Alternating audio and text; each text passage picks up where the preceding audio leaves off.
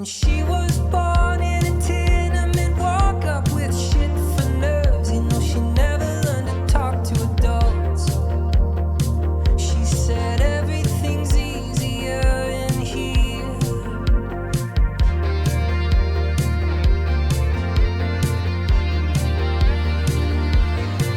And like the dancer with bruises who gathers the cash when the music is through, no, she don't look back. I'd come to look for America too. All I ever wanted was a spot in the mountains with an 8-frame cabin and nobody counting our days, or cursing or praising our name. But the best we could do was to enter the void like a wide-eyed child waking up to the noise of East Harlem. Don't they see that we're starving?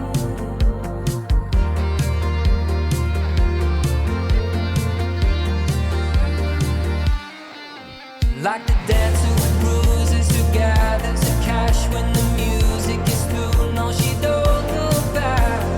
I've come to look for America too. And we stole the car on the 4th of July. I pawned my guitar and we drove through the night. I've come to look for America too.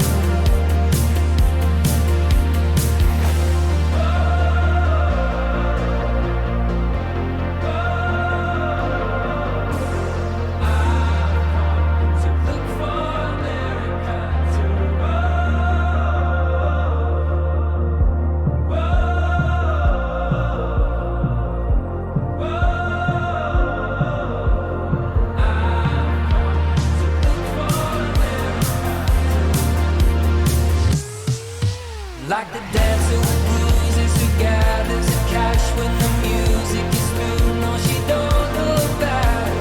I've come to look for America too. And we stole the car on the 4th of July. I pawned my guitar and we drove through the night.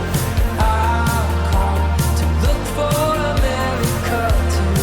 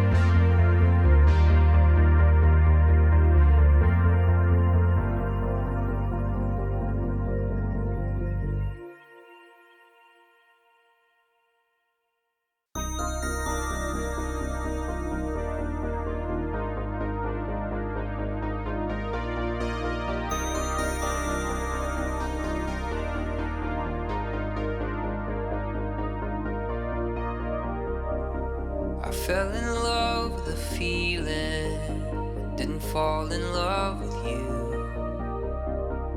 It was a song I was singing, it wasn't meant for you. I'm sorry that I can't stay,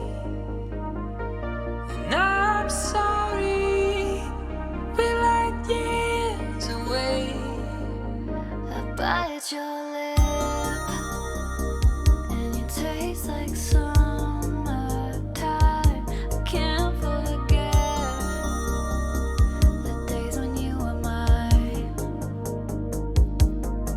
Do you wander the streets every night just to find me too?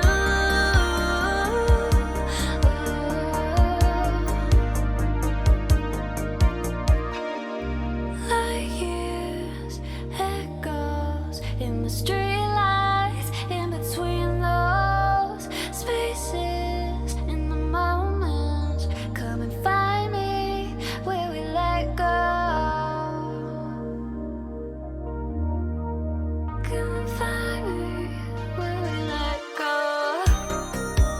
fell in love with the feeling and your funny faces. You were beautiful and broken in all the right places. I'm sorry that I can't stay,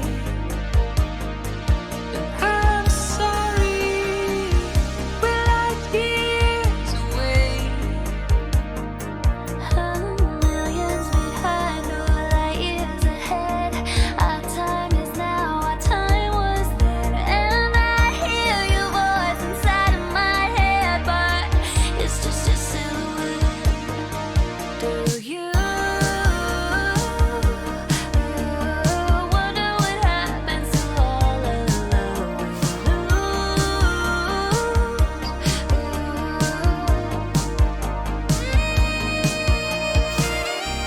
Like years, echoes in the street lights, in between those spaces, in the moments. Come and find me where we let go. Come and find me where we let go. Come and find me where we let go.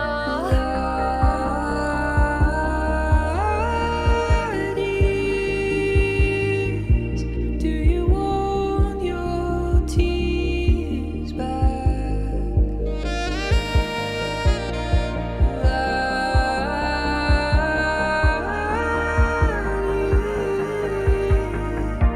They're gone. I'm sorry.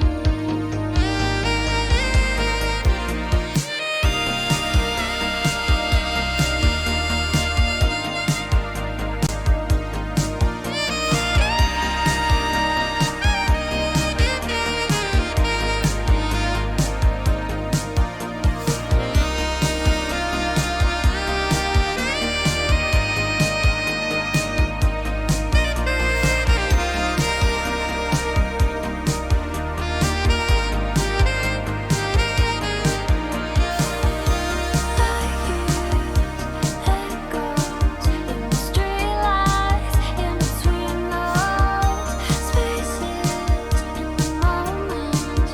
Come and find me where we let go.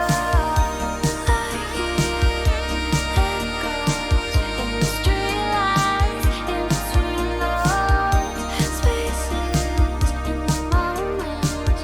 Come and find me where we let go. Come and find me where we let go. Tears back. Come and find me where we let go. Come and find me where we let go. I'm sorry. Come and find me where we let go.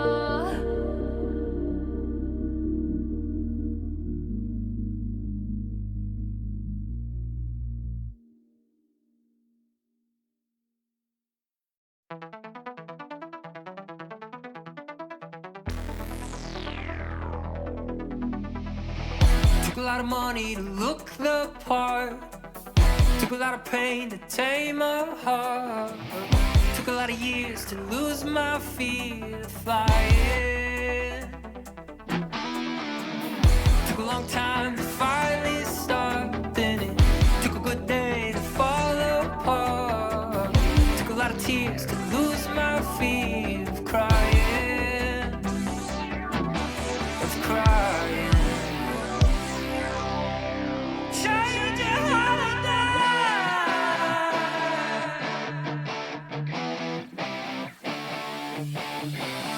Fire, ticking like a time bomb. Fire.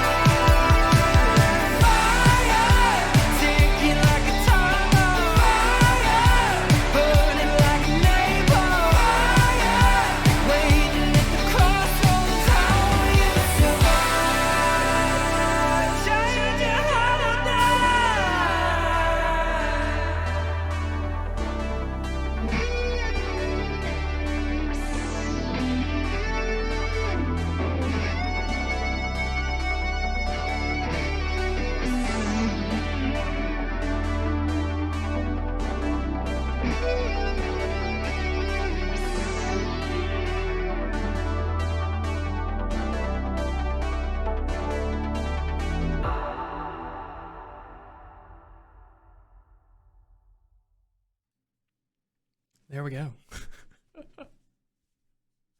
Good afternoon. I also need to trim down my subs. I think I have a few. Actually, a couple of these are gifted subs, so I'll be okay probably. Oh my goodness. There we go. There we go. What a weekend. Oh, today was my first day back from first day back to work. I took yesterday off because I got in pretty late, and then my I guess we're getting right I guess we're getting right into story time. Thanks, Kardesh. I'm thankful that I made it back safely, because there were many things that could have gone wrong. Many things that could have gone wrong. As is always the case with any sort of travel spanning multiple days, I guess. But I'm not usually that great with planes. Like, they're fine. It's just everything around the plane. Like, I'm fine flying.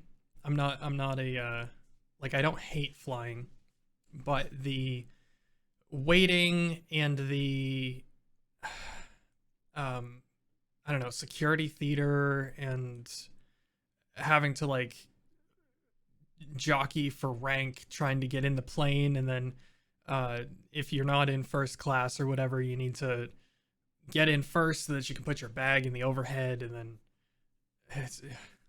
then I'm a fairly large dude, so sitting in seats with other people I don't know is never comfortable. Oh my. What's this? Did you play in the foam pit of doom? It's not funny actually. But no, I avoided that like the plague. In fact, I didn't really do much at any of the booths. I'm trying to think of any booths that I actually went to and interacted with. I don't think there were any, to be honest. Yeah, I'm trying to think. All right, I'm gonna try and find. I meant to do this earlier, but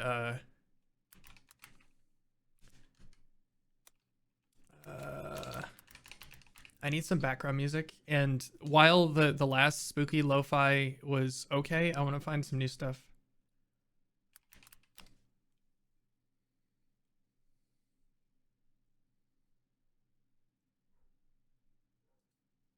All right,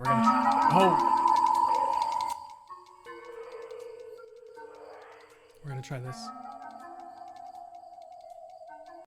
All right, I don't like that. I'm gonna go back to just regular lo-fi.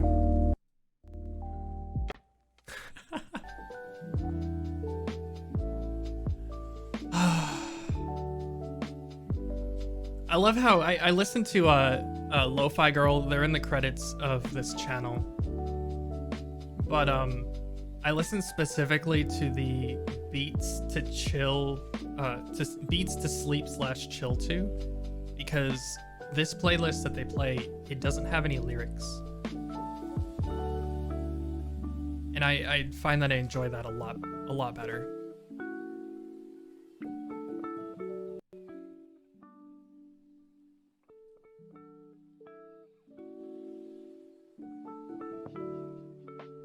All right, there we go. I think that's fine.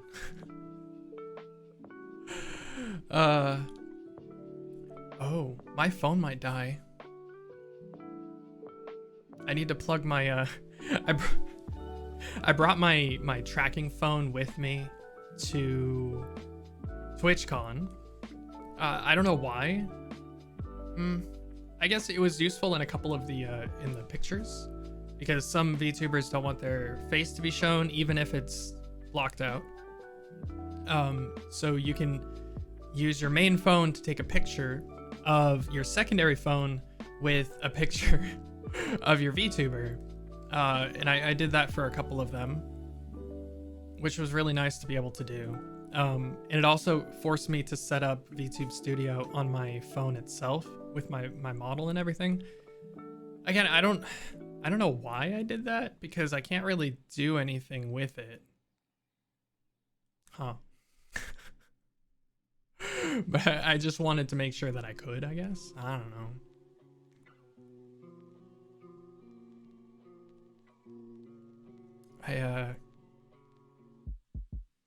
It's got plenty of battery, but I'll have to plug it in at some point. Yeah, options are nice. But yeah, the like I said, I guess we'll start with the most recent story, and then I can probably just go back in time and walk through what happened during the trip. I just want to go through it, like, for my own memory as well. Just because if I don't go over it, all I have to go off of are pictures, and my brain isn't that great remembering things, so it's nice to go over things when the memory is fresh. Hey Notes, how's it going? And Jambroni, welcome in. How's it going, y'all?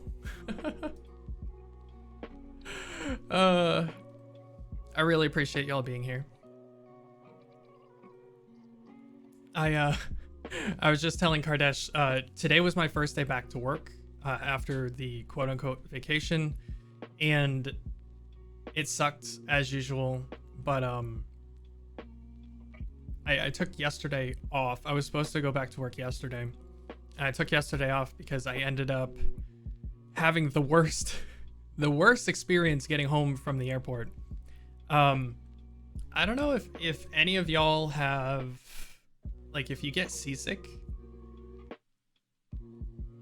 I have a pretty weak stomach for that sort of thing. Like, motion without being able to see where I'm going is pretty bad for me. Like, normally I'll try to take Dramamine for flights, but if it's a shorter flight, it's usually not too bad. So I didn't end up doing Dramamine for these flights. But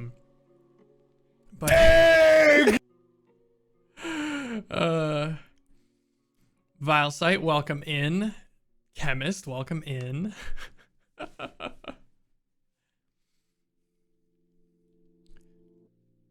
Man, we got the gang is showing up today. I'm sorry for streaming during this Aethel event that's happening right now. And Moffs, I'll get to that in a second. Thank you for the hydrate in this stretch. But yeah, holy crap, Aethel! I did not expect him to come out in a full suit of armor. So that's special. I guess that would explain why he didn't go to TwitchCon, even though he promised me he was going to. He literally told me, Eggy, I am going to TwitchCon. But no, apparently they decided not to go to TwitchCon, and instead he's doing a face reveal stream in a suit of armor. He was too busy. Yeah, he was too busy smelting his own armor. Yeah, he's only a couple hours north. Not too bad. But I'll have to get him back hopefully next year at AX or something like that. Yeah, I mean, like, you still have to, like, you can drive, but you still have to pay for the you still have to pay for, like, hotels and all of that. They did have a bunch of VShojo people there and VShojo events. Apparently VShojo had a party as well. So, like, there were plenty of reasons for them to go down. But I guess it just didn't work out this time, which is a little unfortunate. I know in particular, Nian doesn't seem to like doing IRL stuff, which makes total sense.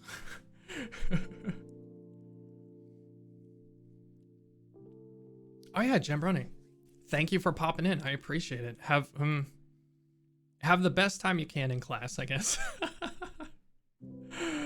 Oh my god.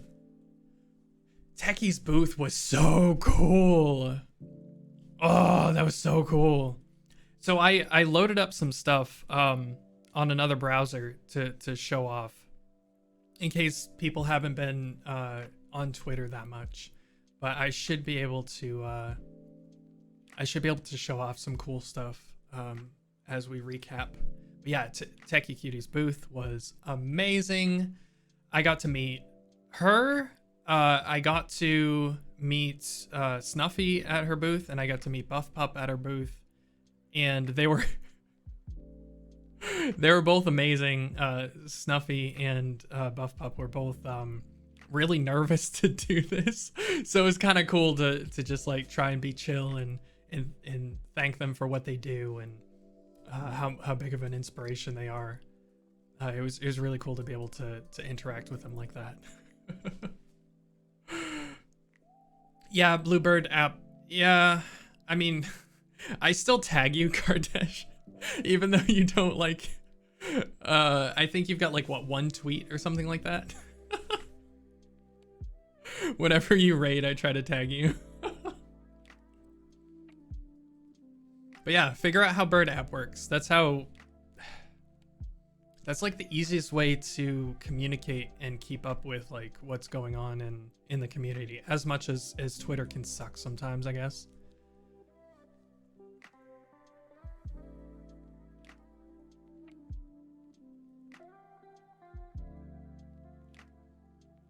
Oh god, yeah.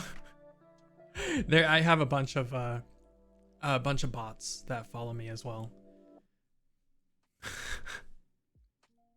Not even sure where my account is logged. Okay, so it's on one of these phones / web browsers. Yeah, it gets confusing. And if you don't use like a password manager or something, it's like you log in every once in a great while, and you have to like change your password every time you log in.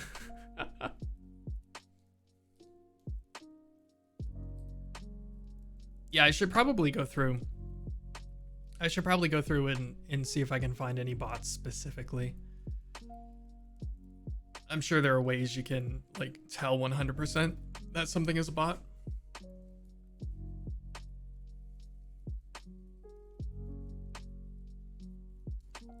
Where was I? Oh yeah, I'm real human. I believe you. But yeah, so the plane flight back, so you all know I live on the West Coast. Like I'm trying not to dox myself for like specific areas, but I do live on the West Coast. The plane flight back was fine. There weren't really that many people from TwitchCon on the flight, which is surprising. Though there was a huge group of some sort of sport, like girls sports team, cheerleader sort of stuff. They took up like half the plane, and they were insanely loud. So that's always fun. That's always a great time, especially on a night flight. They were. So I don't sit like directly at the gate. I'll sit like the gate next over, or like right on the edge of the seats. And somehow I had the rotten luck. I was like all by myself, and then these like 30 plus high school, middle school age girls like came in, and they were all behind me with their like coaches and stuff, and they just popped off. And for like the next, I don't know, 45 minutes or something, it was like the loudest terminal I've ever heard in my life. They weren't as bad on the flight, but you always love to see it. Thankfully, no crying babies, nothing like that. So that was nice. So flight goes perfectly fine, no issues whatsoever. I got my overhead bin space. Also, if you're, I'll give a little bit of advice. If you're traveling and you're only going for a week or less, and you don't really care about fashion too much, buy a large backpack and just carry on. Just do carry on. I have a single large backpack and I have a shoulder bag that's fairly small. Like, it fits like convention rules of the like 1 foot by 6 inch, you know, that those dimensions, and it fits inside my big backpack. So I just put everything I have in the big backpack and I just carry it on. You don't have to worry about losing your bag. You don't have to worry about connecting flights or anything like that. You just take everything with you. And if you're only going for a few days to a week, it's, oh my God, it's so much better. It's like a weight off my mind every time I fly. I've had bags lost before, and it's such a pain to get them returned. And I'm sure most of you know about what happened with the Trash Taste Boys losing like 50K worth of equipment because someone like saw their bags and took one of them or something like that. Yeah, it was really bad. They never got it back.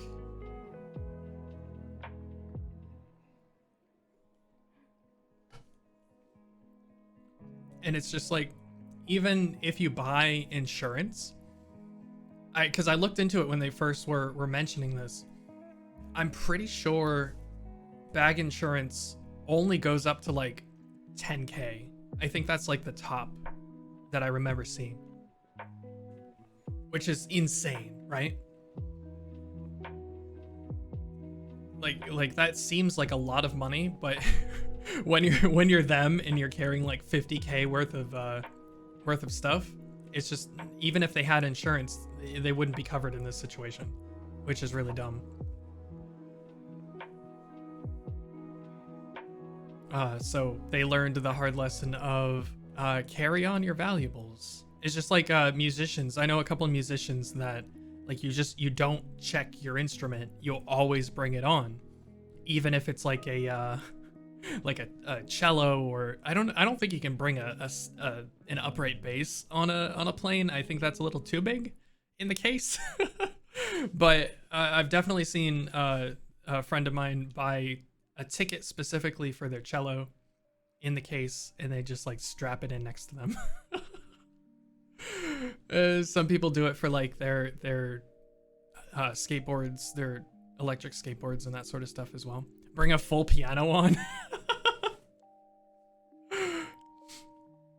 Like, you can certainly magicians, yeah, magicians, musicians bring on like their band equipment and stuff if it's not too large, like guitars and that sort of stuff. Probably those larger key stations and stuff, you can do that as well. A full piano though. Imagine rolling, you know, those upright pianos. Imagine just rolling one of those down the aisle. Just like one of the carts. Sorry guys, no one can go to the bathroom. My piano's here.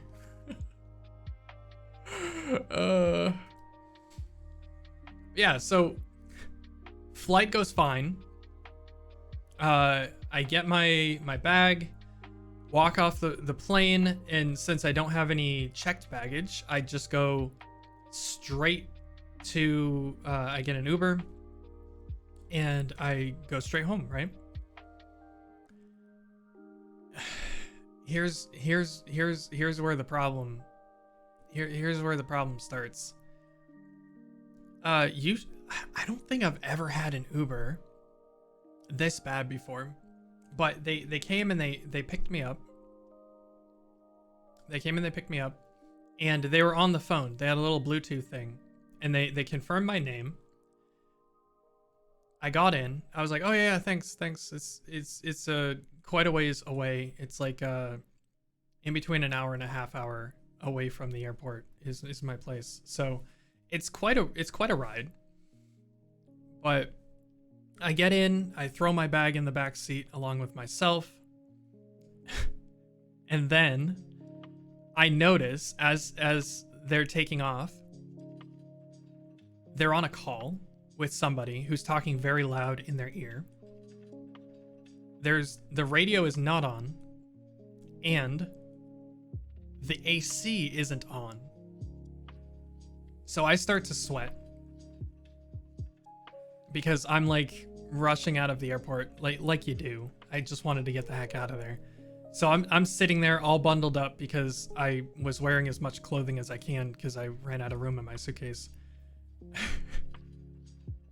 So I start to sweat and I'm like, oh, I'm gonna be stuck here for like 40 minutes. And you can't, he's on a call. I'm not gonna like, excuse me, sir, sir, excuse me, I need AC, please turn it up. Also, I need some music or something. So basically I just put my headphones on and I tried to order delivery that would get to my place at the same time that the Uber would get to my place because I was pretty hungry. It was late. And about halfway through the ride, I was like, man, I'm not feeling too good. Like the class canceled Pog. Let's go. Wait, it's been a while since I did a Pog face. I'm gonna do my Pog face. Ready?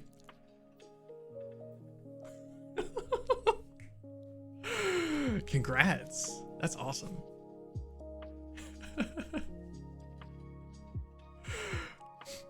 Yeah, so halfway through the ride, I'm like, man, I don't feel good.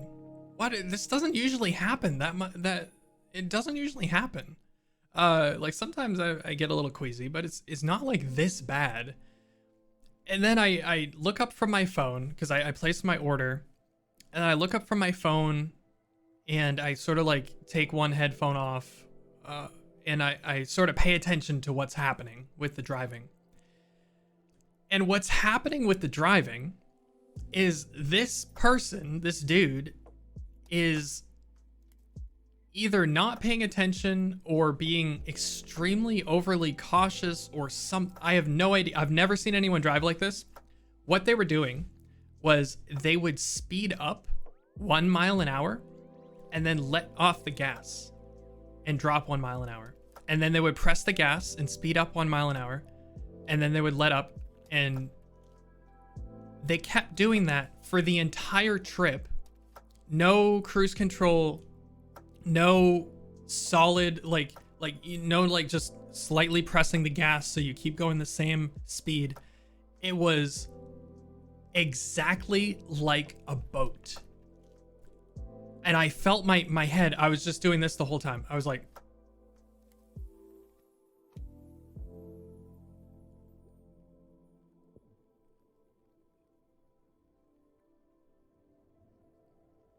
it was so bad. Yeah, like they're an Uber, so I'm guessing any sort of eco mode or whatever was probably turned on their car. But I've never felt that before, even on like an eco mode for a car.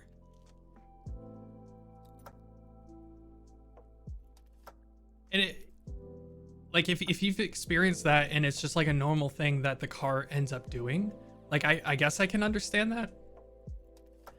But I've never experienced it exactly like that, because I've had people speed up like 5 miles an hour and then slowly slow down and then speed up 5 miles an hour, and that it's a longer period, right? And that's not as bad. It's still annoying, but it's not as bad. But this was so frequent. It was like a ticking clock, and it was just like, ugh. And as soon as I noticed it, my nausea grew like by 10 times. I was like, oh no. And yeah, after the flight, I was definitely a lot more susceptible to that sort of thing, for sure. For sure. But it was so and they were still, and then they started talking to the person on the other end. For some reason, for like 20 minutes, they were just listening to someone talking on the phone in their ear, and then like they started talking back at some point. And I was like, okay, whatever. I'm just gonna try not to focus on this and just make it home. And I barely made it, I'll tell you what. They tried to stop a block from my place, and I was like, no, keep going, go right up to the door, please. And then we get up to the door, and I freaking stumble out. I lean up against the wall, and I start heavy breathing, and they take off, and I was like, thank God that's over. I haven't been that close from like being seasick or nauseous or anything in a long time.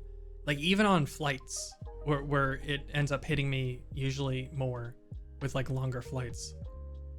Oh yeah. It's Valsite, it's good to have a frame of reference for sure.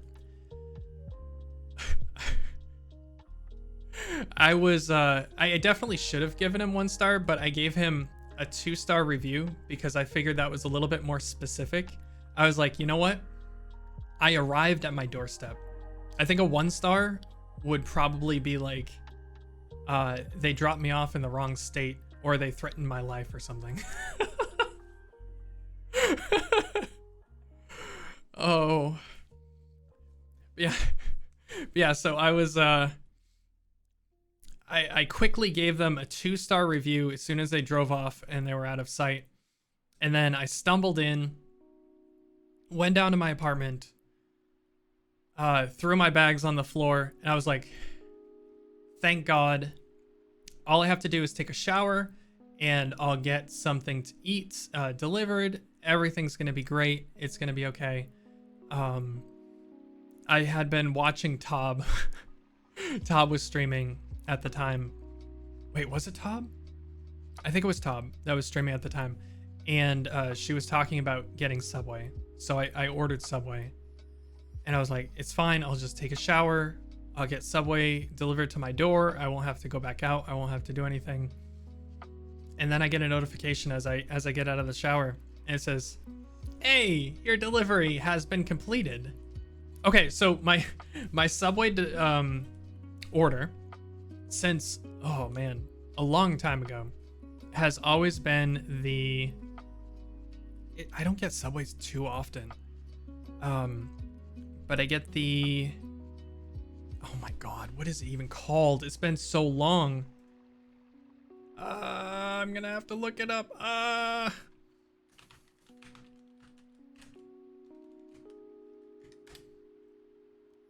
Where's the menu? Where's the menu? It's one of the classics. It's one of the classics. All right, classics. No, just give me the menu. Give me the menu.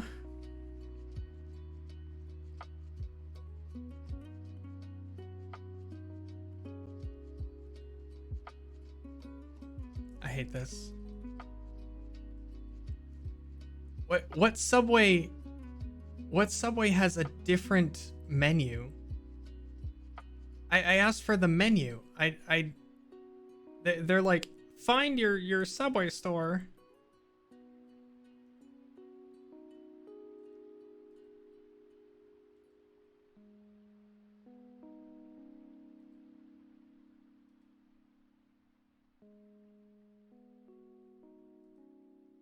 It's not that.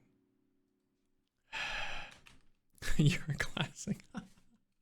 Not yet. I'm still new. I guess I'm old enough to be a classic.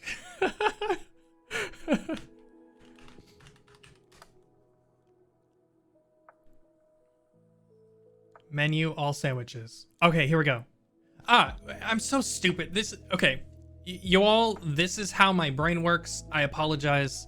If you're gonna watch me, like, you're gonna have to put up with this. But spicy Italian. That's what I get. It's a spicy Italian, all right? But specifically, yeah, there's no different menu. It's Subway. Like they have exactly the same thing whether you're on the East Coast or the West Coast or in Japan or whatever. It's the same. So I get the spicy Italian. However, I get only lettuce, tomato, sweet onion sauce, extra olives, which I'm upset because the apps that I order through now don't let you do like extra something. So I get extra olives. And I used to get honey oat bread, but they don't do honey oat bread anymore, which is stupid. So now I get either the Italian urban cheese or the regular Italian bread. And I get banana peppers. But I used to get pepper relish, which is the most delicious thing that Subway has ever come up with. Pepper relish was incredible. I loved it. I got it every single time I got a sandwich. And then they like discontinued it and you just can't find it anymore. It like slowly disappeared from the, like back when I was on the East Coast, it slowly disappeared from the stores around me. And now you just can't find it at all. Like I would ask and they're like, oh yeah, we did used to have that, didn't we? I don't know what happened to that. And it's like, okay, well. I've never seen that at all when I still ate Subway. It was so good. Oh, it was so good. Yeah, it was just like a spicy relish made with peppers. So on the spicy Italian, it fit really well.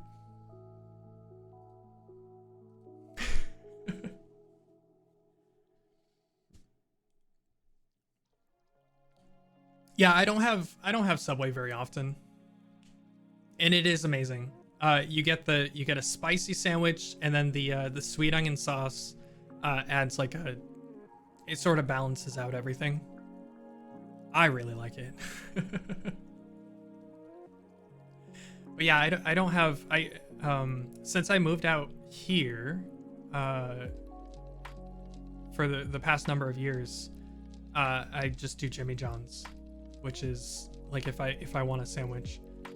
And they're really good. I really like Jimmy John's. At Jimmy John's, I get the vegetarian.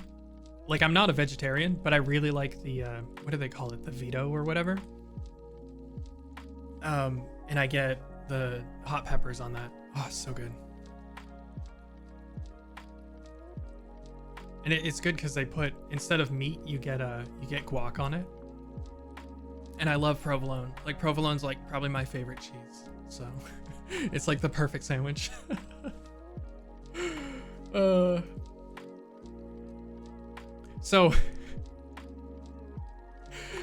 we've made it home.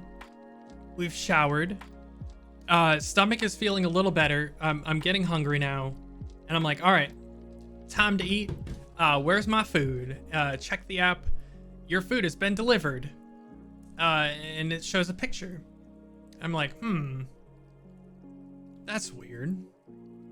Normally I have to let people into the building.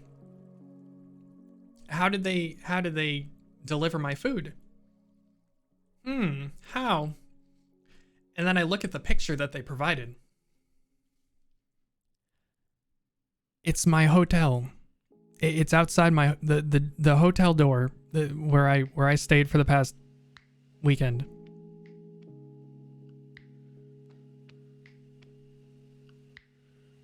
There's my sandwich.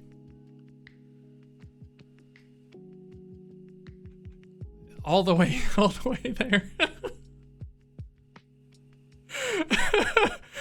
And I was like, oh.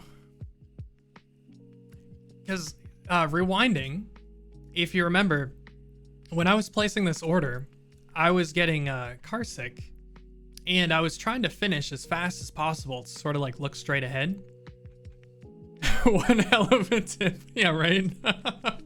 So when you order on an app and it detects that you're not at the location that you're delivering to, it's like, whoa, are you sure you want to deliver it to this location? Are you sure? Because it looks like you're pretty far away. And I'm like, yeah, idiot. I'm in a car on the way from the airport. Of course I'm not at the delivery location. Like, duh. So I was just like clicking through things, trying to get through fast. It turns out they were right. And I was nowhere near San Diego.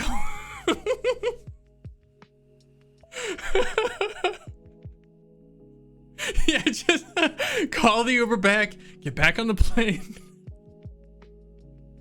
I wonder if anyone ended up eating the sandwich. But yeah, I basically had to reorder and wait another like 45 minutes to get my sandwich. Oh man, it's always something, right? Actually, with that, man, we've been talking for about a little over half an hour already. That's awesome. With a prescription bag of cat food? Oh no. Oh man. I had cats through the pandemic delivered to your old address. Oh my god. That's a nightmare. Oh, and it's so expensive too. Yeah, that sounds like a nightmare. I actually ran out of cat food during the pandemic because there was something happened and there was like a shortage. So it was really hard. Like Amazon was completely sold out of pet food, and it was like during the height of the pandemic. So I was trying to avoid going to the store, right? So I ordered for the first time from Chewy, which is like, they're really good. Like Chewy is fine. They're really good. I haven't had a problem since, but in that instance, I was like, all right, I have about 3 to 4 weeks of food left for my two cats. And I ordered from Chewy and they were like 2 weeks delivery time. And I was like, perfect. No problems. Perfect timing. 2 weeks go by and they're like, yeah, there's a delay on this order. And I was like, okay, no problems. I still got 2 weeks. No problems. 2 weeks passed and they're like, yeah, we're about to ship out your cat food. And meanwhile, my cats are down to like the bottom of the barrel for the kibble bag. And I was like, oh no. So I had to run out and get a small bag. I had to brave the Corvid to get a small in-between bag before they finally delivered the big bag of food. That was, man, y'all remember when COVID was first here and we were all like afraid of even stepping outside? At least I was. Like, I didn't even go out for groceries. I just got everything delivered for like 9 months. Yeah, you're still afraid? I'm kind of, it's no joke. Yeah, I still haven't gotten it, by the way, unless I had zero symptoms at some point. But yeah, I still haven't gotten it. And based on how I react to the shots and the boosters, which each one of them have knocked me out for about a week, like literally like in bed for 3 to 4 days, and then like feeling garbage for another couple days after. If I had COVID, I think I would know. But yeah, knock on wood, I haven't gotten it either. Oh, working at a hospital at the time? Oh my god. You're a saint notes. Anyone who made it through that time working in healthcare is like, you're a saint and you should have a statue somewhere. Oh my god.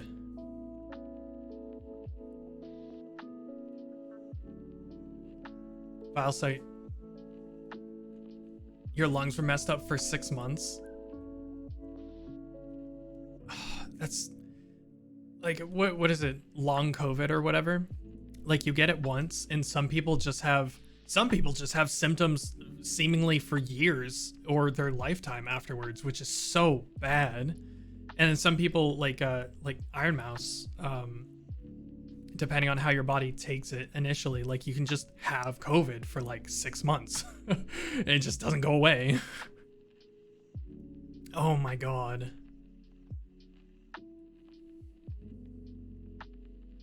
Yeah, it really F's with your lungs, which is crazy.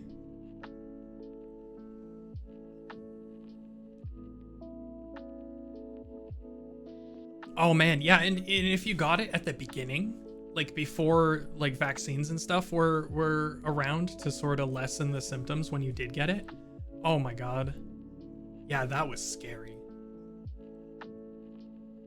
We lost so many people during that time. Really, really scary. Yeah, early strains. Holy crap.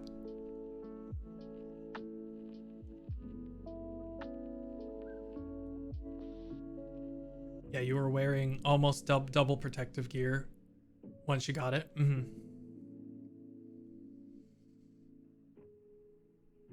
Yeah, and even people like even people that normally don't get sick, they're like, ha, I have a really strong immune system, no problem here, ha ha ha ha. And then they're like in the hospital for 3 weeks. And it's like, well, I guess this is different from normal colds, huh? Oh, yeah, you got a later one, Valsite? Nice. That's like, there's no good in that situation, but at least there's that, I guess. And notes, you got time off to take care of your parents. That's awesome. Yeah, because it's one of those things where it's like, if you get it bad, you can't really take care of yourself. So if you like live by yourself, or if you live with somebody and both of you get it, like that's just horrible. Like I can't imagine. Chemist still wears N95s to work and don't eat or take off the mask at all inside your office. That's probably really smart. Actually, Chemist, I gotta ask you, anyone who talks about wearing N95s, let me bring this up.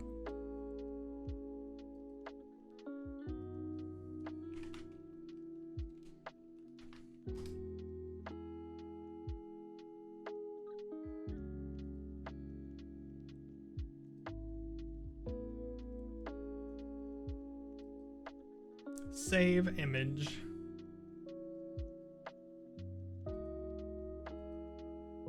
I have to clean out my holding folder at some point. All right, here we go. So I have worn N95s for like plane flights and that sort of stuff since basically anytime I had to travel since COVID happened. I was wearing those, and for my face shape or whatever, I don't know if it's just me or if it's just them in general, but they're the most uncomfortable masks I have ever worn in my life. It's just garbage. They like cut my face and the nose. It's just horrible, right? So I was looking around last year at some point. I was like, are there any alternatives that provide like about the same? And I noticed a lot of people in Japan and Korea and in Asia were wearing something that looked like they look cool. And I was like, oh, these are kind of stylish. These look kind of neat. I wonder if they're good.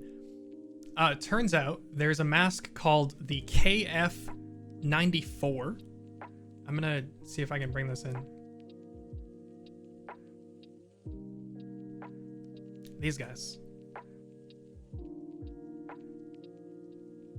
So they're not 100% the same as a N95. But they're 100% more comfortable.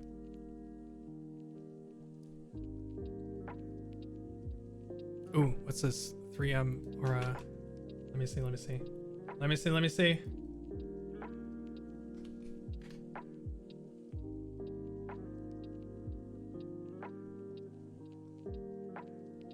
Oh, yeah, yeah, yeah.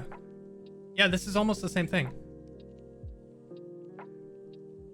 But it's like, what is it? It's more effective than the one that I'm looking at. Save.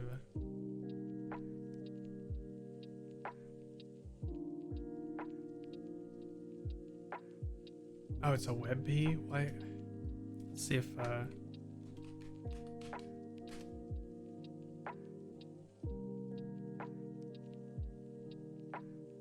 let's see if that'll work. It won't work.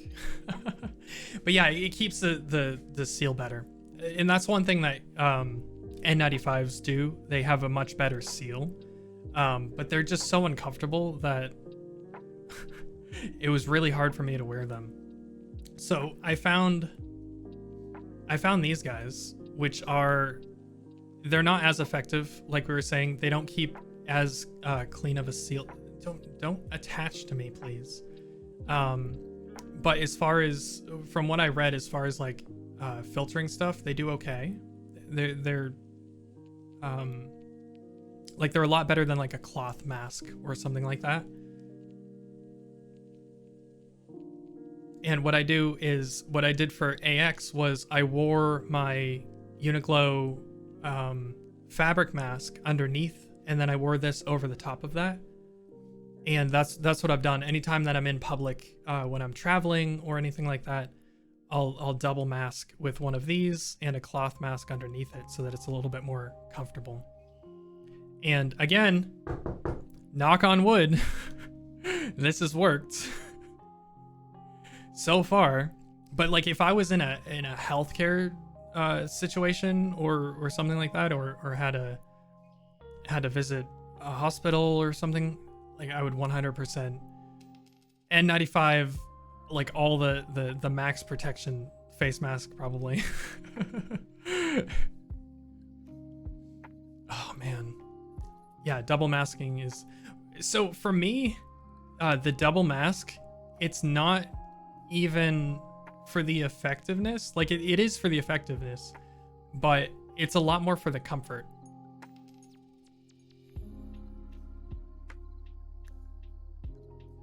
There we go. Just because you get the cloth mask against your face, and then you have this other mask that is hopefully filtering out a lot of the stuff. But again, you have to fit everything to your face and blah blah blah. This isn't actual medical advice. You know the whole spiel. Just my experience. But yeah, Chemist, I haven't seen that mask before. That's pretty cool though. All right, save as.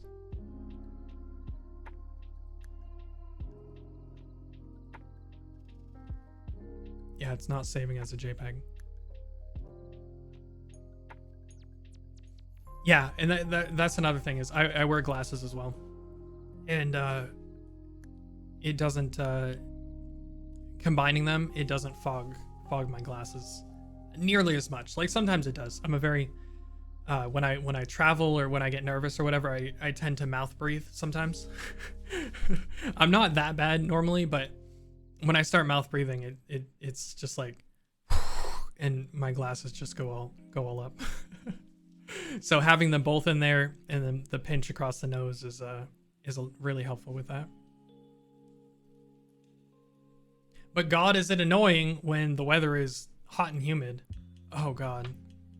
That's why I'm really glad that the temperature in San Diego was pretty moderate. It was like low 70s at the highest, which was great. It was perfect. It was cloudy for most of the time. Last couple days, it was nice and sunny. And then for Japan coming up, it's gonna be November. So if it's hot in November in Japan, I'm the most unlucky person alive.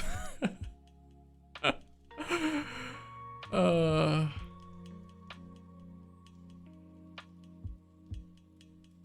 what's that? You need glasses? I couldn't bear to wear them with masks.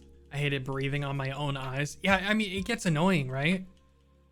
And even if you have like anti-fog coating, it doesn't actually do anything.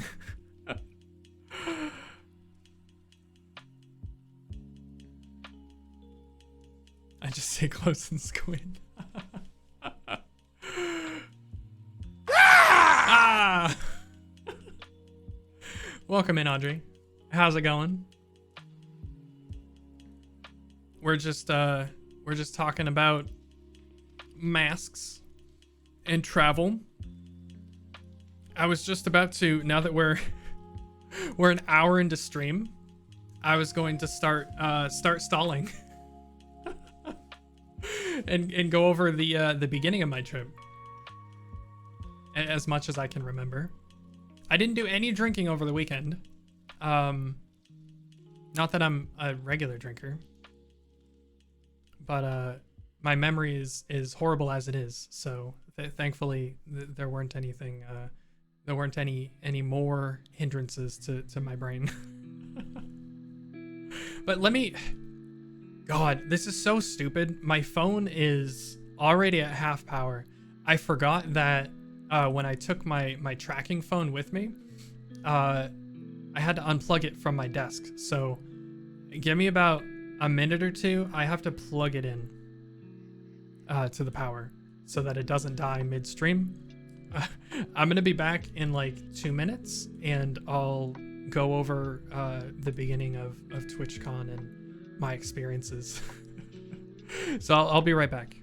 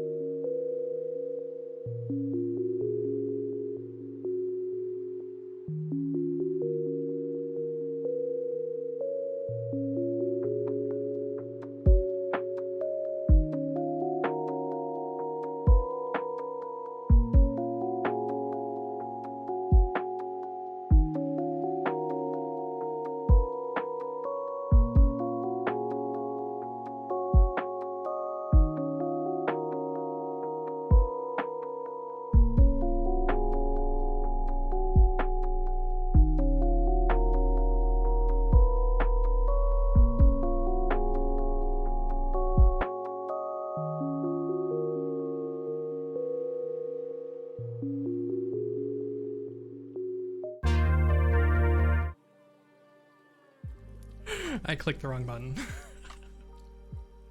There we go. It's charging. Everything's good. What's this, Audrey? Bad news. Jet's Pizza is too far for delivery or pickup? That is sad. God. The VC last night was insane. Oh my god.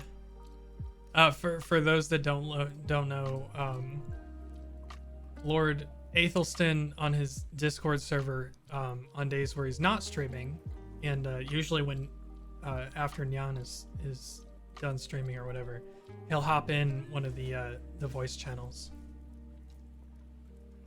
and we all chill. I say we all chill, but it's like the most chaotic 50-person meetup you've ever listened to. Oh god.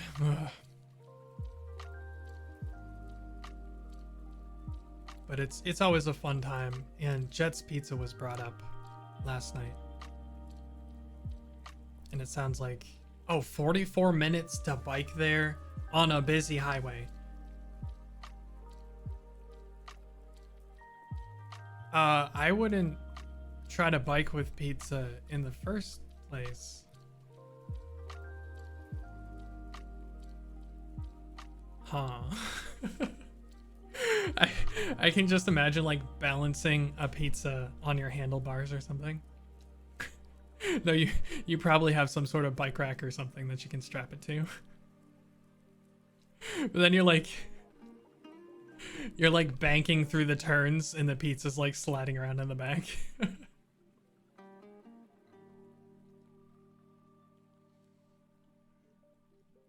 When I was about to leave, I swear I awakened several demons. It was horrifying. You mean in the VC? Yeah, everyone kind of went crazy last night. Just like feeding off of each other's energy. Oh my god.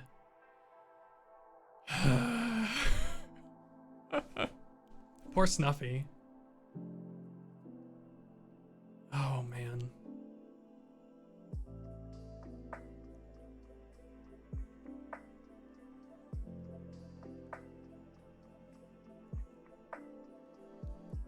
All right, I think I have everything set up.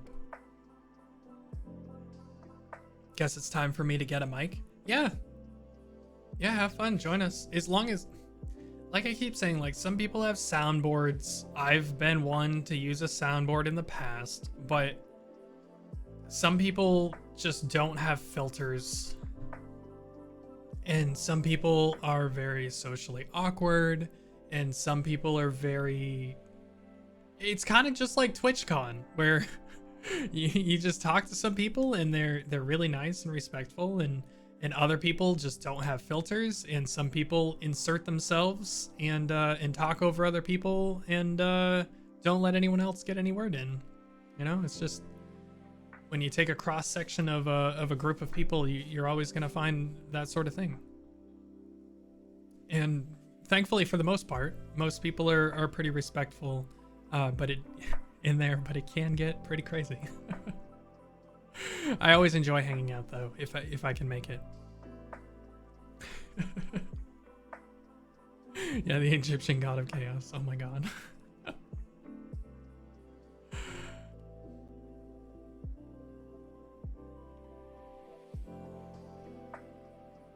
Yeah, so the community itself, the castle, the Discord server is amazing. Everyone is, well, we did have a situation recently, but apart from that, everyone is so nice and supportive and respectful and really, really, really good, really chill people, really chill community. Aethel has fostered a great group of fans and friends and content creators that hang out there. But absolutely no filter. Yeah. Pretty much. Oh my. Oh my. It makes me tired just thinking about it. And then like, I like to hang around after Aethel leaves too, just because like some of the conversation is really cool. But I get really socially worn out after a couple hours of chatting with people. So it's not a good situation for me where I go in and I need to leave, but you have two people that are like leading the conversation and they're just like quickly talking one after another. And I'm like, hey, I need to leave. I need to leave and say bye to everyone. And I want to say bye. I don't want to be rude and leave. And I don't want to be rude and interrupt. And then my anxiety starts spiking, and then I'm just like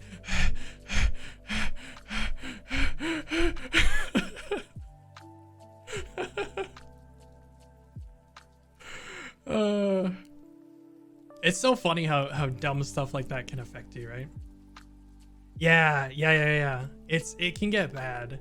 But like thankfully there's a little, like, you can you can use the text box and you can just type night everyone, and usually somebody will see that and be like good night, and then everyone says good night, and then you can say good night and then you leave. But so there is an easy way out. It's fun but wildened sometimes. Yeah, it's definitely not something everyone can handle. I definitely understand that. But it's fun. Sometimes we play some games. Sometimes we just hang out and chill, talk to Aethel and talk to the community members, see what everyone's up to. I said, what was it, like 6 months ago when he started this? I was talking to Baxter and I was like, you know, he probably can't do this for very much longer because his community is getting so big and crazy. And we're both like, yeah, it probably won't continue for very long. And it's continued. But yeah, we haven't had really any issues. So I guess it'll continue until something blows up really badly, which I'm hoping doesn't happen because it's so fun.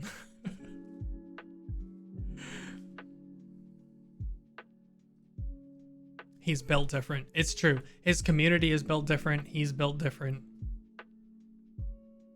Very true. All right, I'm going to open up my Twitter just so I can get like a frame of reference on what happened.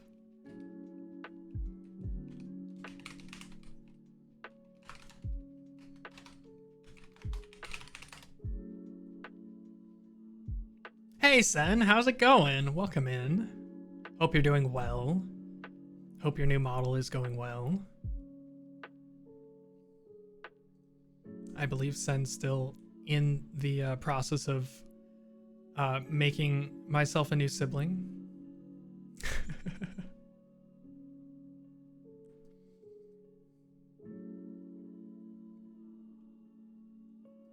Yeah, Aethel is very much one of the boys. He's so chill that it rubs off on everyone, you know? Everyone sort of like takes the mantle. Like he raises the flag of chillness and broness and bruviness, and everyone's just sort of like, yeah, I'm gonna follow that. And it's great. And yeah, I'll say most of the content creators that I follow regularly are very similar, where they foster a very awesome, loving, caring community that's not toxic. And it's really cool to see. Awesome, Sen. I'm glad to hear that. It's exciting. I can't wait to see what comes out of that.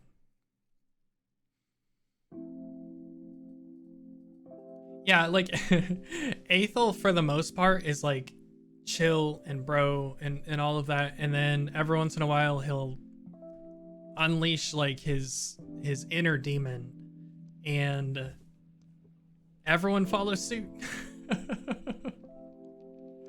Right now it is super energetic. He's got like a lot more energy recently, which is funny. He's probably just excited for all the things that are coming up.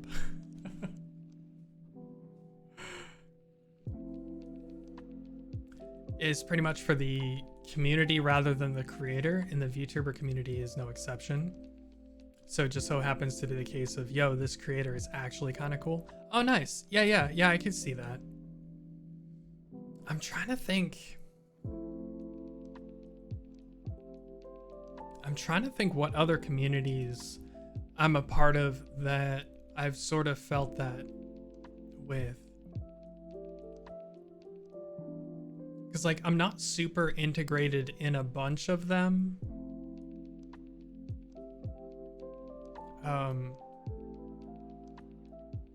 Like I really like Sushi Dog's community. They're all really nice and chill and like sharing their food and talking about stuff, talking about art.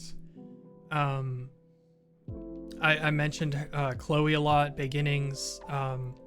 She plays mostly Fall Guys on stream, but her community is so supportive and affectionate and very, very nice, very kind. Even like they support people who are struggling to like learn the game and all of that. Her community is awesome. But then I am part of some communities that are, I would consider, somewhat toxic. And I just sort of like pick and choose the things that I interact with in those communities. Yeah. Yeah, Valsite, I've since meeting Lena and talking to you and looking through some other stuff, I really want to visit her streams more and sort of check out her community as well, because I've heard good things. And yeah, of course, Emily Chem's Discord and community is just great. They're like in the cathedral is an offshoot of the castle, and they're mostly awesome people over there. I really forgot. Yeah. It's so hard. It's so hard to keep up with all these communities and stuff, you know? It's like, even like if you're just part of one community, like as large as the castle is with Ethel's community, it's so hard to just keep up with everyone there. And then you add in like 2 or 3 smaller communities.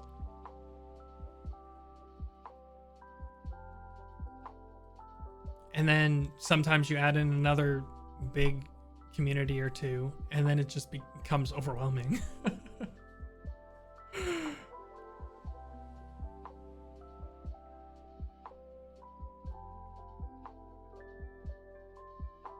I like that there's something for everyone. Yeah. Yeah, I actually, speaking of that Vilesite, I actually met Vilesite at the convention. They were the only one that I knew really from the castle or any of the other like communities that I was really a part of. And especially like here, like the only person that I've really seen in chat that went. It was super awesome to meet up. We just hung out for like half a day, just going to different meetups together. It was pretty funny. It was pretty awesome. Valsite got to see how socially awkward I am.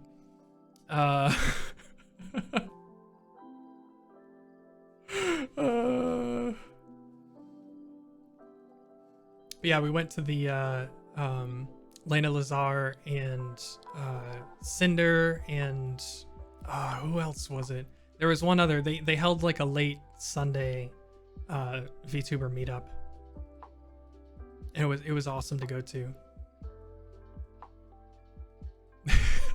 Stop. Oh yeah, Girl DM was there. Yeah. And then a couple other VTubers showed up. Giri was there. Aru was there. Cursed wasn't there.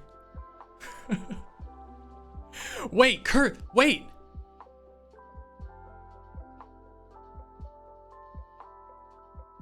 Cursed, I think you're our first teaches chat how to do solo. Why? Cursed, you're our first 2-month sub. Thank you. I really appreciate that. God, how many people do we have in here? That's insane. Welcome everyone. Thanks for stopping by.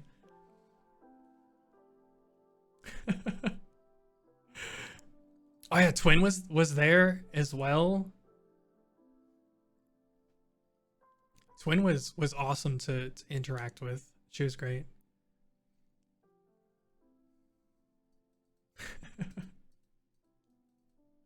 Oh, okay. So if we're getting into like stories from the convention, I should probably go back to the beginning. We've sort of been like started we literally started with me getting home, and then we went back to me and Vile's light with like the last VTuber meetup of the weekend. So let's go back to the beginning. I'm getting my stuff up here. All right. And I still have it started like an anime, right? I still have pictures that I need to show that they're stuck on my phone that I didn't post.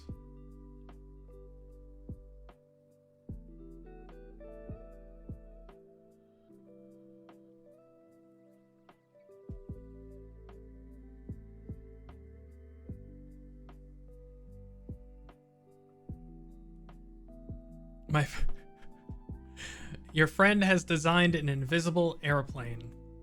I can't see it taking off. Nice.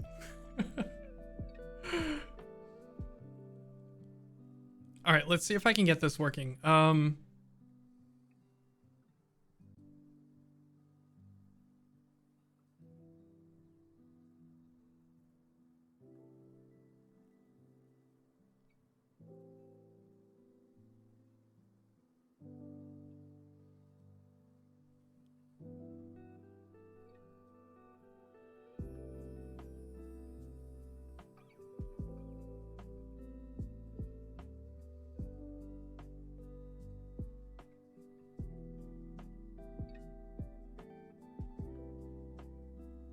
All right, I'm gonna try this.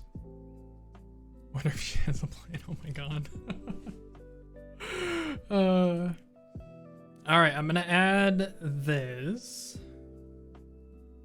Add a browser, or add a window capture. We'll do Chrome.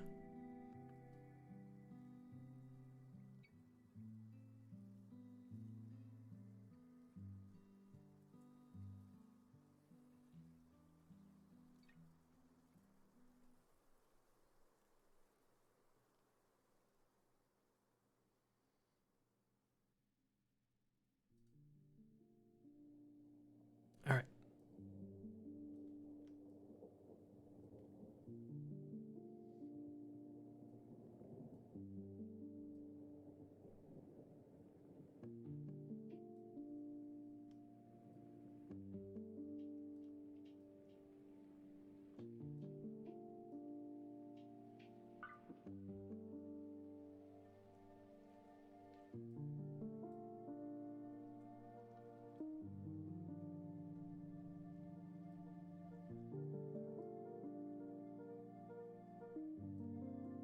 All right, there we go.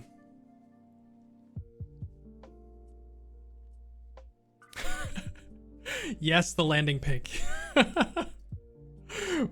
I said we were gonna start at the beginning.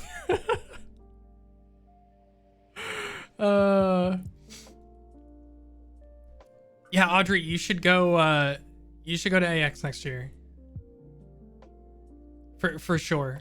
I'm hoping to meet so many people at AX next year. I'm so excited. That's gonna be so fun. Oh man. And I'm hoping that I can actually talk to some creators and stuff next year. Like some of the people that I look up to, I'm hoping to be able to like meet for drinks or something, but again, that's very ambitious of me, so we'll see if that ends up happening, but there's quite a lot of time in between now and then. Nice, Valsite, you're planning on it as well. Sick. I am not a content creator though. Like I'm saying for me, like I would love to have those interactions. But yeah, like all of y'all, if you're showing up, I want to see you. I want to shake your hand. I want to say hi at the very least.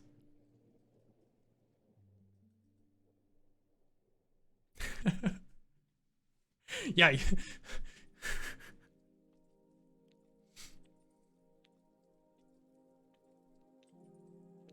Oh, you didn't end up going to AX this year, Valsite? Yeah, there's a lot of stuff that happened this year at AX that really didn't happen before, because like this was the first year that they really leaned into having VTubers and stuff, right?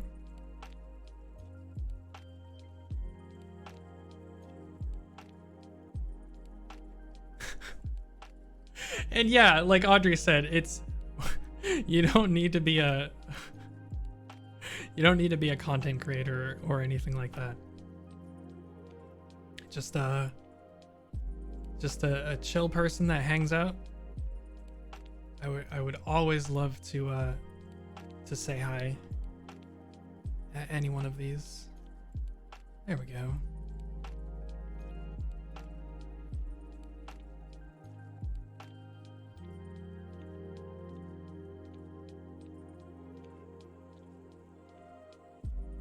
I chill. Nice. You chill, you win. All right, so I probably should have like curated this beforehand, because I'm pretty sure I liked and or retweeted some crap in between. Yeah, this. Yeah, the literally in line for the. Which one was it? It wasn't the fruit signing. It was it Silver Valsite, or was it Mouse?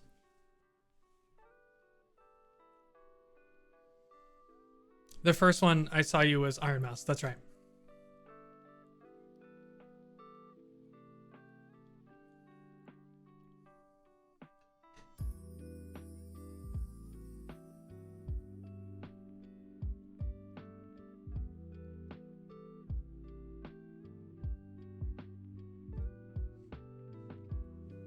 And yeah, Audrey, it doesn't matter. Though AX is a long way away. So you could very well be a content creator yourself by then. Fully fledged and doing really well. We will see.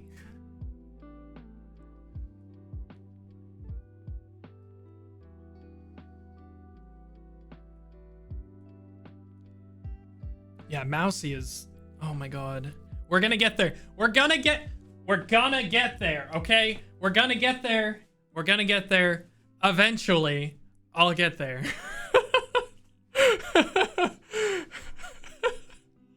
I'm so bad. My scatterbrain is scattering, and y'all aren't helping. Okay, so we're actually gonna start with this. We're actually gonna start with this. So yeah, Aethel stalling is like S tier, S plus tier stalling, SSR stalling.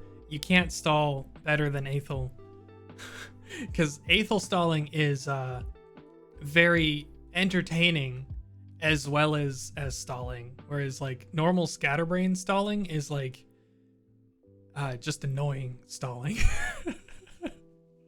Okay, so yeah. So if you look, so we're gonna start here.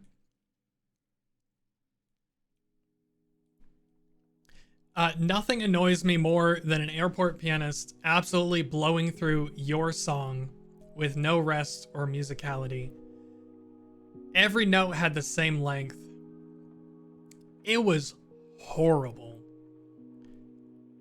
It's I've heard airport pianists and guitarists and that sort of soulless playing 100%.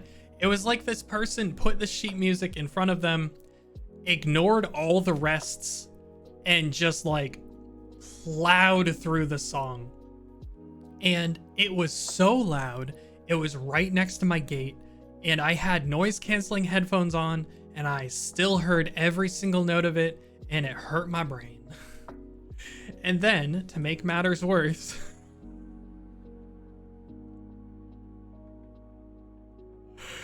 they started plowing through the Charlie Brown theme song, which is already a chaotic theme song, right? Just plowed through that as well. It was so bad.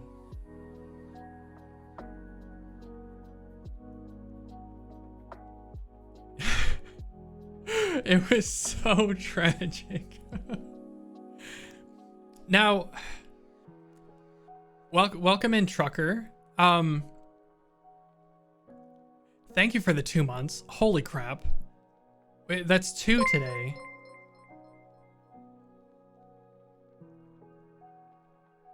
Wait, what's up with alerts? What the crap? I feel like that was the first alert that I noticed come through. That like made a sound. What?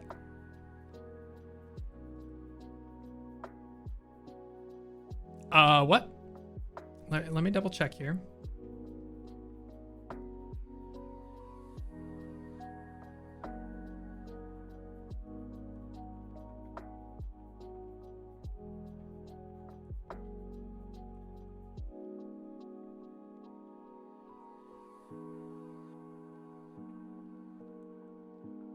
It looks like my internet is okay. Oh, Twitch might be having some issues. Oh, can y'all hear me?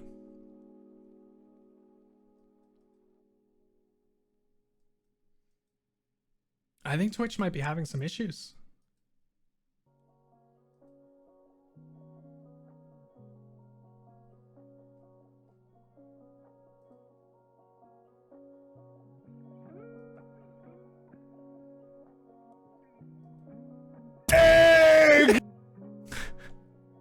Okay, that worked.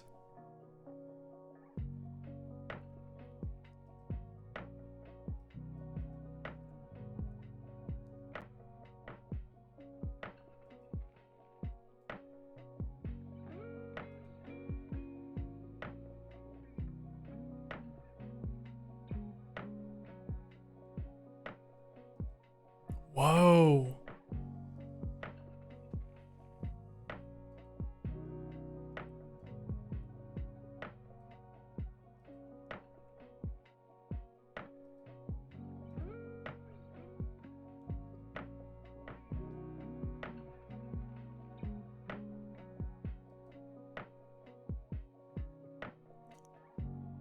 We're dropping frames. We're dying.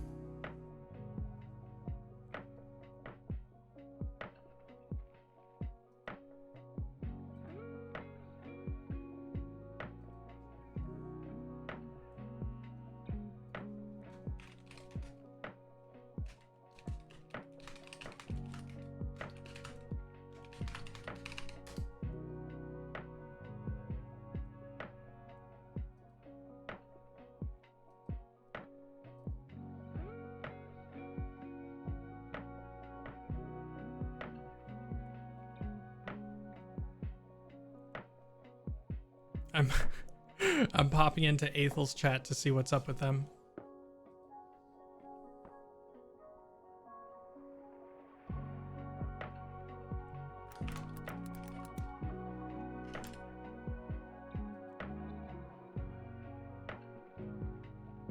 All right, this is a good time to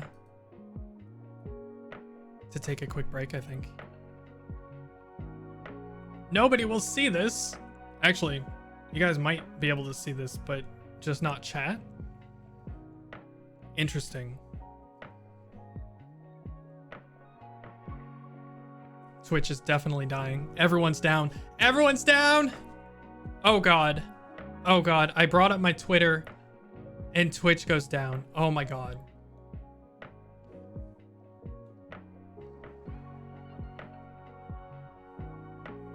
This might be my fault.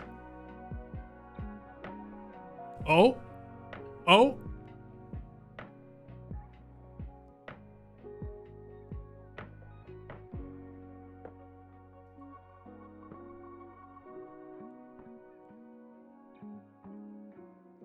Oh. I see Valsite. I see your chat on the stream.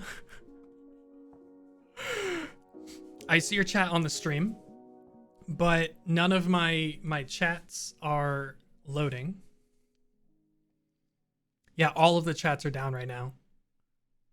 Error logging in, disconnected. Oh. Refresh. All right, I think we're back. We might be back for a little bit.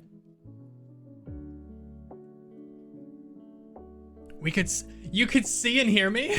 I wasn't sure, like I had dropped some frames. But yeah, I can see all now. Awesome. A Twitch wide issue. Yeah, I was just checking out Ethel's stream and they went down too.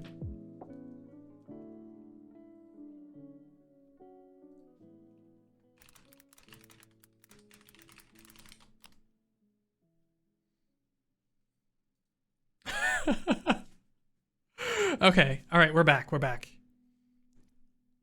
not the second. How about now? Yeah, I can see y'all on the stream, and I can see y'all in both of my chats. Open Twitter, Twitch goes down. You had to completely close your browser? Yeah, I don't know if that was just like a login thing or what. The story about the boxers with the heart design. No!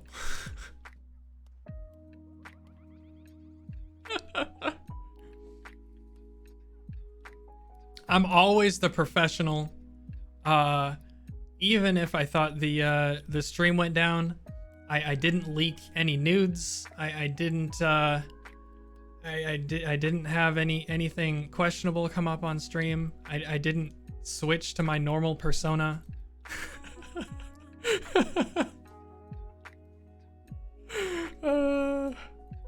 That is a win. Another day. Not canceled. Excellent.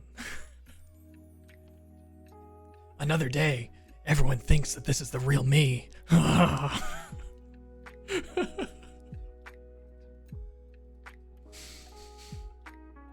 my god.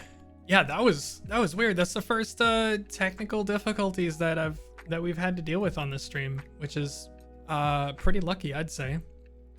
time to form a clique. Let's go. All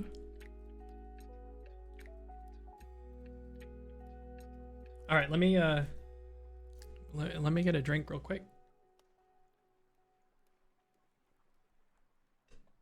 I really should stop drinking caffeine while I'm doing this, because it like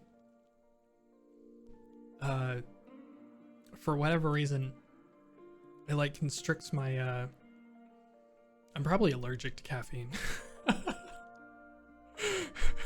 Now that I'm thinking through it, I'm probably slightly allergic to caffeine, which would make a lot of sense. Coffee enhances your personalities. All of them?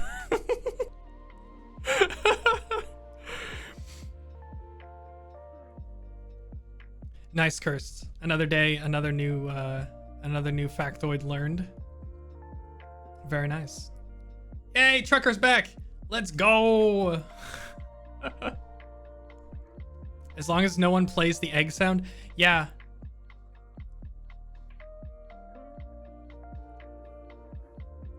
Yeah, Trucker, I'm gonna blame you for all of Twitch crashing. I thought it was me opening up my Twitter, but I think it was you trying to play the egg sound. Definitely. It comes!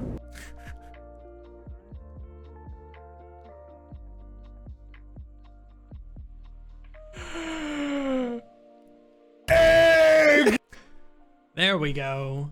We got there. Oh my god. Thank you so much, Trucker, for 2 months. Holy crap. I can't believe it's already been over a month.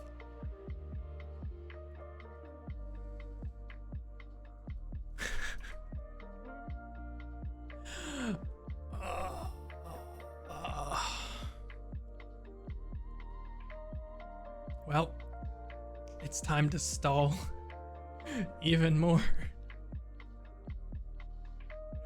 To celebrate 2 months. Let's go. All right, give me a sec. We gotta do this. We gotta do this right.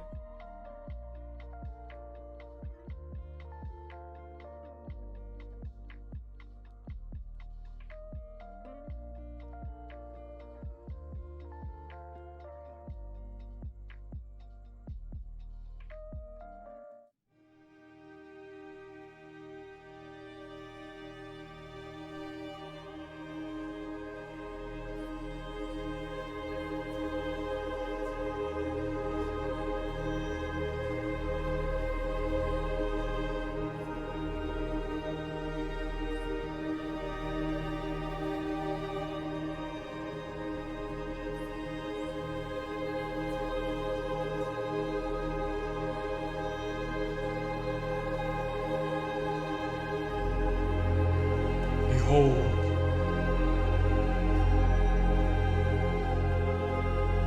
the glory that is the bidet throne.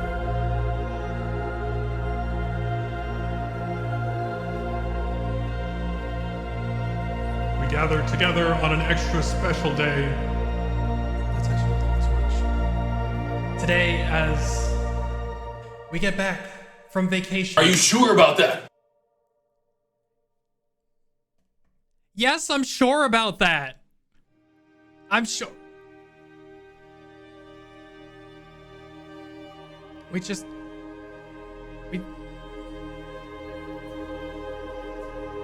right here.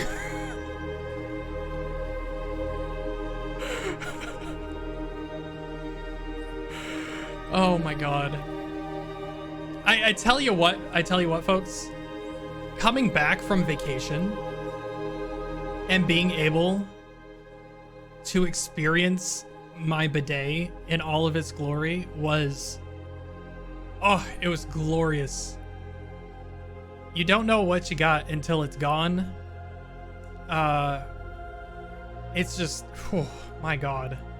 It was bad. It was bad.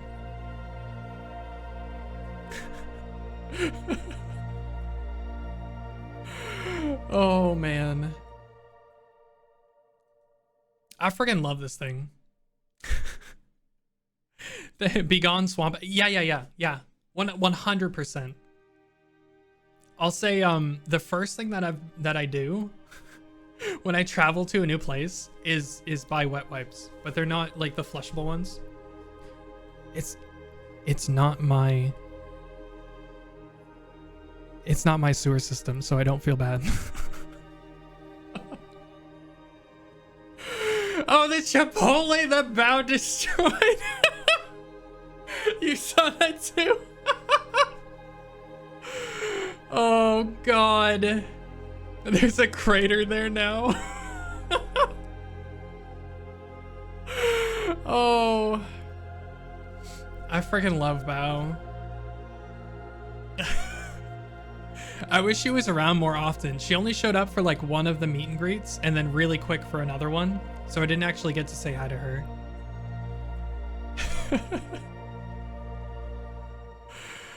Oh my god. So yeah, that's the bidet throne redeem.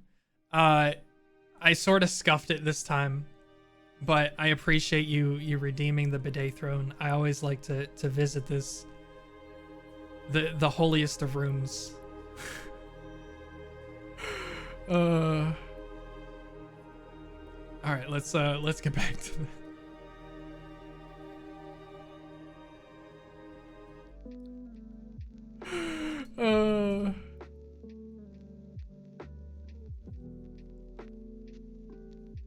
yeah, always brings joy in my life to see that scene.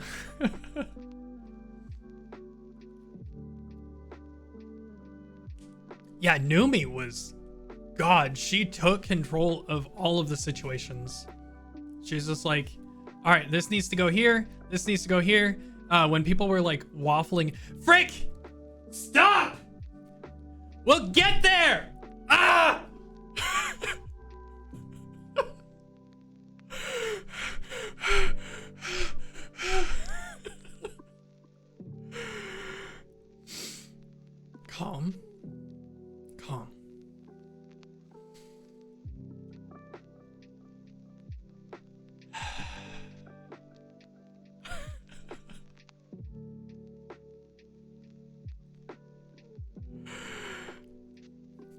First, do your thing. Oh no. Oh no.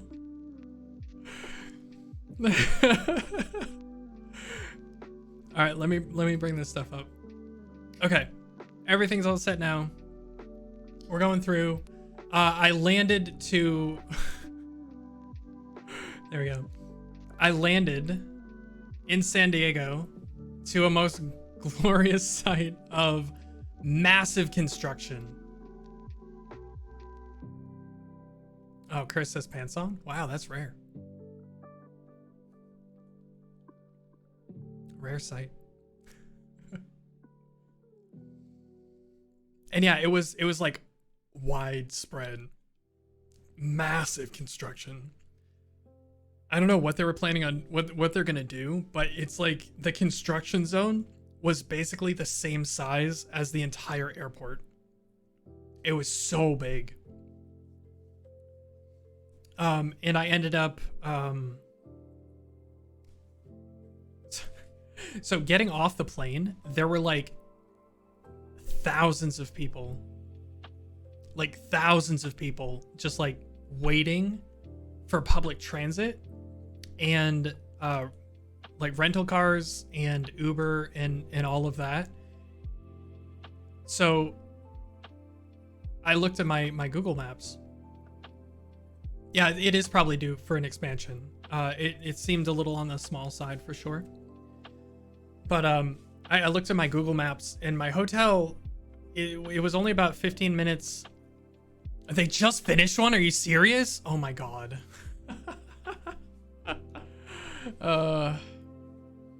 Yes. Oh my god. Wow. But yeah, they there were so many people. I haven't seen that many people waiting for like, it was like everything had been backed up for a while. I don't know if there was something special happening, because when I left, there were nowhere near the amount of people there.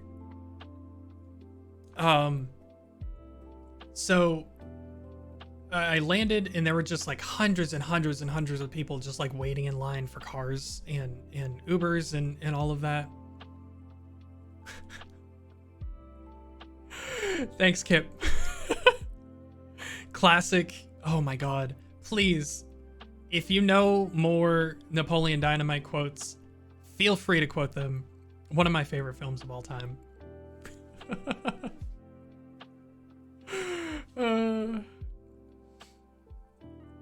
But yeah, so I was like, my hotel was in the block that was provided for TwitchCon. So I got in there. The prices weren't too bad. The prices weren't too bad. It was still expensive. But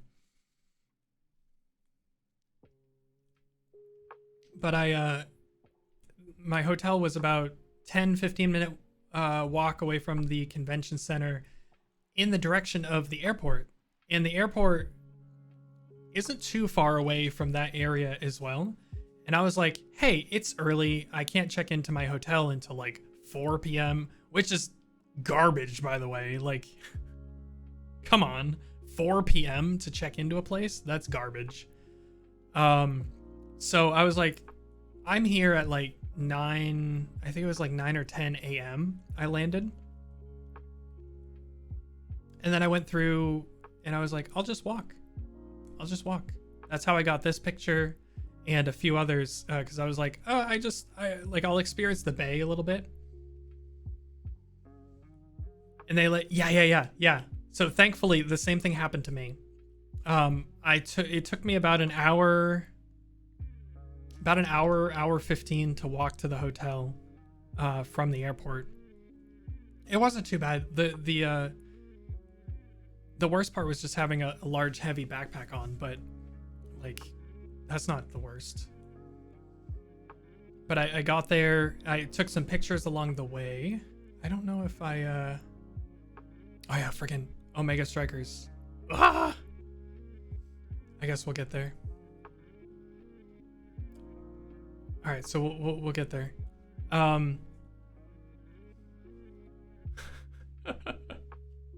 My One Piece fan is showing. So I walked to the hotel, got there in an hour, only ran into a few homeless people. Nobody really bothered me. Got some great pictures of the bay. It was really nice. Really great weather. Oh man, the weather all weekend was awesome. It's so funny. Some of the creators, like some of the VTube girls had posted, man, it's so hot. And I was like, yeah, it's a little warm, but like I wore a hoodie and pants all weekend and I was fairly comfortable.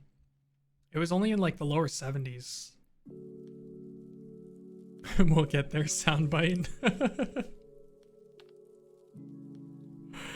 Yeah, we hit the perfect time because I know there's plenty of heat waves and it gets very hot down there. It wasn't too humid either. It was really nice, really nice. I enjoyed it a lot. But yeah, so got there, checked into the hotel. I don't know if you know this, but before you check into a hotel and after, and it has to be a hotel. It can't be like an Airbnb or whatever. It has to be like a regular hotel. Before and after you check in or check out of a hotel, you can go up to the desk and be like, hey, I have a room here / I had a room here, but my flight doesn't leave or I can't check in for a number of hours. And you can ask them to hold your luggage for you.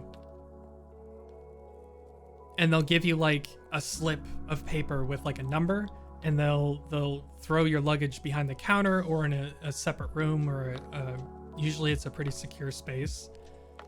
And they'll hold your luggage for you until you can check in or until you can get like it's time to leave for your flight, so that you can explore wherever you are free of luggage, which is like one of the best things that I found out about. I know I'm older, but I only found out about this recently. So don't be like me and drag your luggage all around like all day with you. Just take advantage of your hotel and ask them to hold your luggage. It's really great. Yeah, someone would be a northerner if they call 70s hot. 70 Fahrenheit, yeah. Probably from like Canada or something, maybe. And it all has to do, like, everything's relative, right? Like, I'm from the Northeast, and I used to make fun of people for like getting upset for like really cold or really hot temperatures. And it's just, everything's relative. Your body acclimates to where you are. And if you're not used to something, no matter how extreme or not extreme it is, if you're not used to it, your body is going to complain, and it's going to be a pain in the butt to deal with, whether it's cold, whether it's hot, you know? So it's like, if you're used to weather in the 50s and you go somewhere with weather in the 70s and the sun's out, it's going to be freaking hot. And you're going to be like, oh. And it's the same thing. Like, if you're used to the 90s and you go somewhere and it's 70 degrees, it's going to feel cold and you're going to want to bundle up and everyone's going to look at you weird. But your body can't tell the difference because it's used to one range of temperature.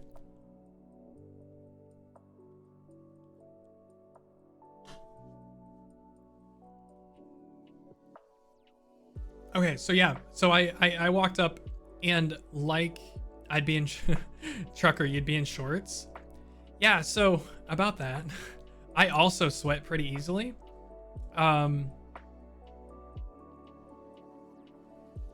But I'm fairly yeah, yeah. I'll say if it was any warmer than it was, I would be extremely uncomfortable. Thankfully, the convention center, for as many people as were there, didn't overpower the AC, and it was fairly nice in the convention center itself, which is rare, from what I can tell. And outside, since you're on the coast, most of the time, it was either overcast or there was a very strong breeze blowing off the ocean, which helped so much. It was very, very nice. Yeah, the sea breeze was so nice.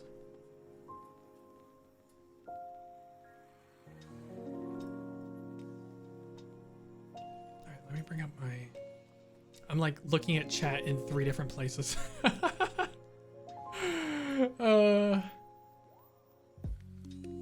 Yeah, low 6. I live for sweater weather. Hoodies, give me a hoodie. Like, look at my model. Like, this is my natural state. Any weather that is like cold or, oh my god, fall is my favorite season. Give me the leaves changing and give me like a little bit of rain here and there, but mostly like dry, 50s, maybe 60 a little bit, but once I'm used to it, give me like 40 to 50 and I'll be happy.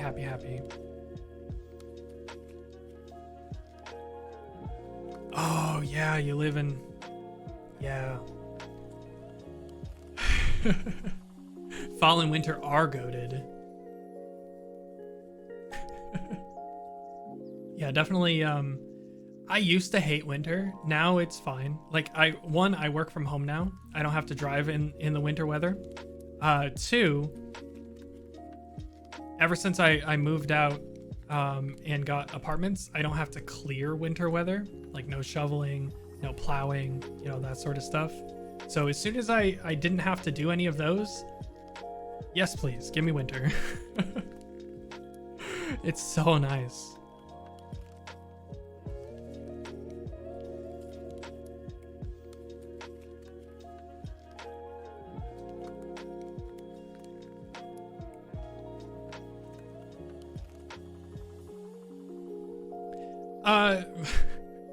Vile site, it sounds like you need to move a little bit north. There are plenty of places, a couple states north of you that would probably be perfect for what you want. Maybe start looking for jobs in the Pacific Northwest, because it sounds like that'd be perfect for you.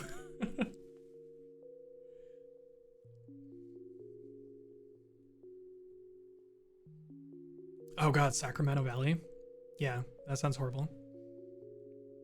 Oh, you want to move to Seattle? There are worse places to move to.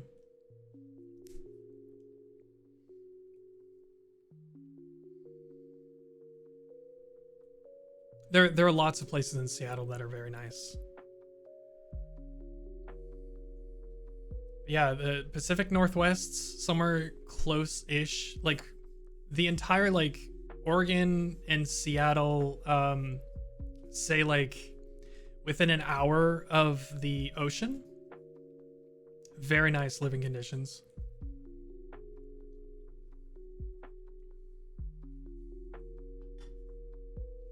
Trucker, don't move to Florida. Do not move to Florida. Oh no. Oh no, Trucker's gonna become Florida man.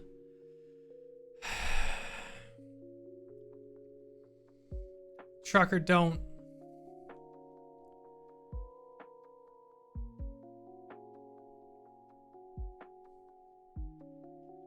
No. The people are the worst.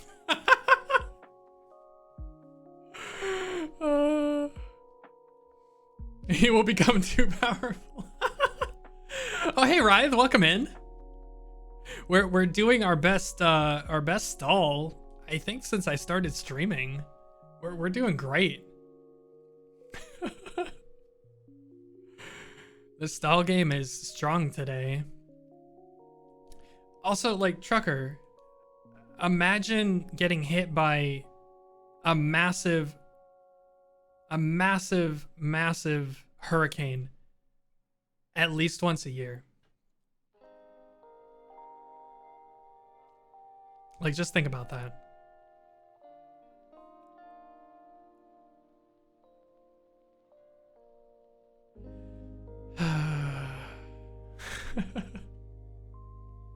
Yeah, like, I've visited Florida and it was great, right?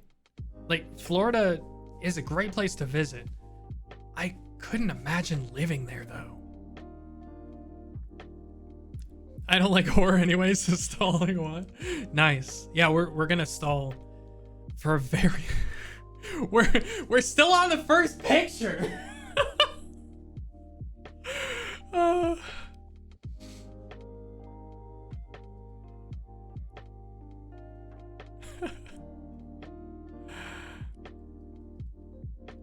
I survived the Nashville tornado. I think I'll do I. Probably. You're in truck. Yeah, like you're probably fine. Stall game is gaining strength, cheer 100.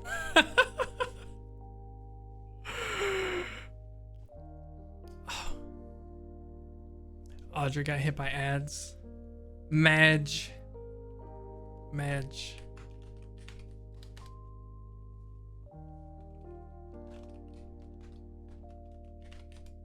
Ads, Madge.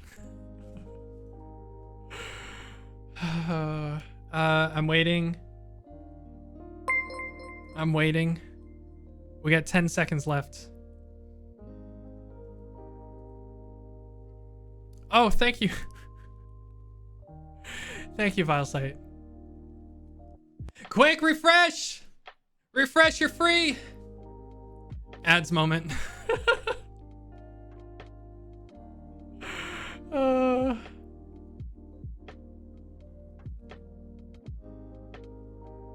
Alright, ads should be over anyway.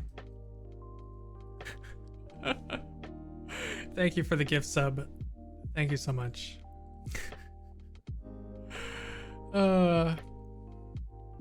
Alright, so moving on. Now that the ads are over. Using the Prime sub when you get the chance. Nice. I appreciate it. Joke's on you. I watch his stream to see ads. I love this face. It's the best face.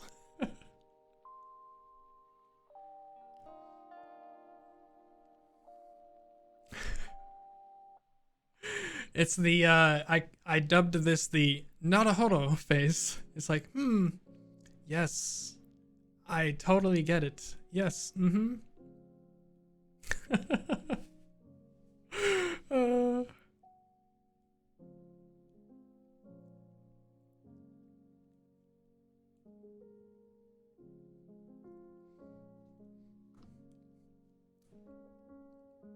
Oh my god, cursed.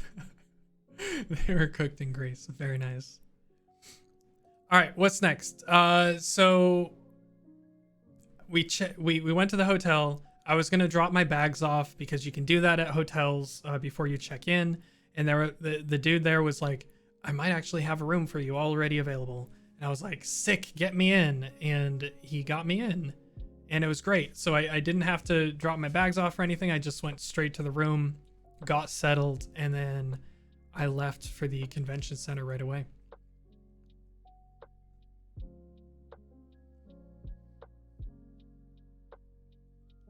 And then this actually right here.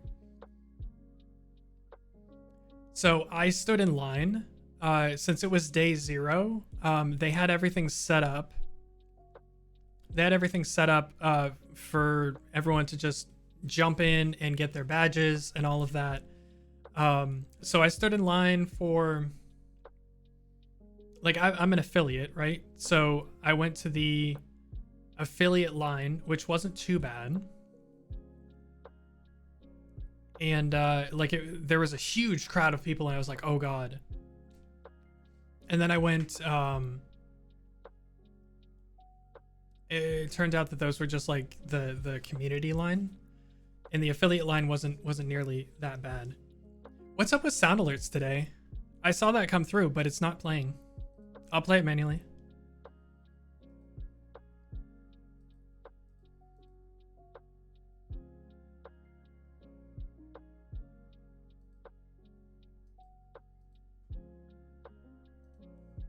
Are you sure about that? That's so dumb. Yeah, affiliate before TwitchCon helps a lot. Not as much as partner. Partners get taken care of. Affiliates are kind of like second-class citizens. But at least we had a separate line, which was really nice. I get to the end of the line after waiting in line for like a half an hour or so, and they print out my badge, and it says community at the bottom. And I was like, huh? Why? Like, I'm affiliate. Like, bro, aren't you working off like the latest information or something like that? No. It turns out that when you buy your tickets, that locks your information. So I was not streaming at the time that I bought my ticket. So I was stuck with a community badge. And I thought about just leaving, and I was just like, just leaving, just go home, fly home. It's all for naught. But I walked up to someone before I left, and I was like, hey, this says community, but I'm actually in a... I walked up, and I did my best Karen impression. I was like, excuse me, I'm actually an affiliate. Don't you know? Ugh. I'm not a community member. I'm an affiliate. And they're like, oh my God, I'm so sorry. I'm so sorry. It's everyone, we got an affiliate here. It's an affiliate. And they escorted me to the help desk.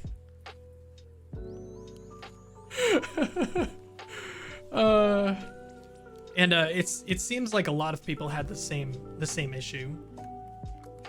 Yeah, I'm kind of a big deal. But I was like sad, right? Because I was like, man, we worked hard to get affiliate on the channel, and I was really happy that we got that achievement. And then so I asked about it. It's fine. Like they just had me wait in a secondary line. Like I said here, you have to stand in line for extra help. So it took me another half an hour of waiting, and finally they were like, oh yeah, we can update your information manually once we confirm it. And they confirmed it. They printed out a new badge, and yeah, that's what it looked like. I have no idea, by the way. Whoops. I have no idea what this means. I meant to ask somebody, but some people have this. Some people had another thing here. I have no idea. But yeah, they printed everything on site, like at will, which was really cool. They had giant printers behind the desks, and they just printed on the tag to the appropriate badge, which was really, really cool to see. But I actually, in that line, I ran into, I didn't know who it was at the time, but I ran into Kage, and I only knew it was like someone VTuber adjacent because Evanito was there with a few other people, and they were like chatting it up in line, waiting to get Kage's badge fixed or whatever happened there. So that happened. That was cool. And then basically there's nothing to do day 0, right? Absolutely nothing to do. So I was just exhausted. So I hung around a bit. I took a few pictures. I haven't uploaded them yet. But I just walked around. I looked. There's really nothing to see because nothing's really set up. So I just I went off to get something to eat, and I went back to my hotel room, and I looked at my credit card information because I tried to buy something, and my credit card wasn't working. And I was like, huh, that's weird. My credit card isn't it was declined. Weird. So I thankfully I had a debit card, and I used that, which, by the way, always use a credit card. Never use a debit card. If you're an American citizen, always have a credit card, pay it off every month, build that credit. Debit cards are extremely dangerous. If they get stolen, there's nothing you can do. All your money is gone. The bank will not help you. If your credit card gets stolen, it's not your money, and the credit card company will fight to get that money back. So it's like double incentive. You want the credit to build, just pay it off every month. Don't worry about it. And, and you don't get your money stolen. But yeah, so this happened right up here. Imagine seeing a charge for $1,084 on your credit card instead of the $884 plus $2 tip you gave. And yeah, my credit card was locked for fraud because the cafe that I stopped at the airport, where I bought my iced mocha before my flight, that I paid $10 for.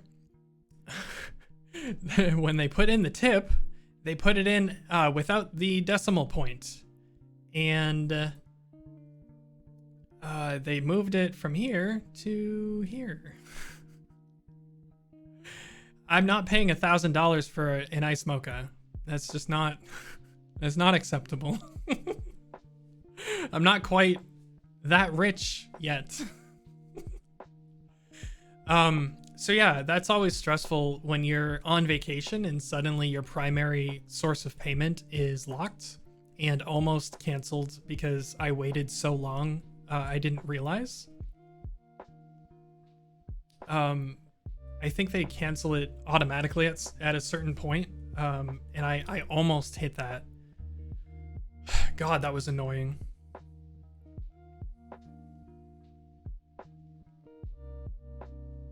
You're like the guy on TikTok that does the credit card fraud department videos.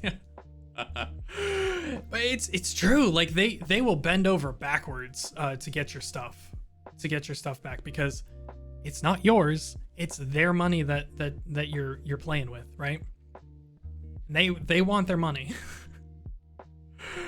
But yeah, so I ended up spending a couple hours on the phone, and I explained it to the first guy. I was like, "Oi, I realized what happened. This is not fraud. I still have my card. Everything's okay. All I need to do is just call them and dispute this charge. I'm just letting you guys know, please do not lock my card. It's all good. Everything's fine. Please do not cancel my card. I'm on vacation. That would suck." And he's like, "Oh, yeah. You just have to call the place. It's all good. Would you like us to take the shot?" Oh.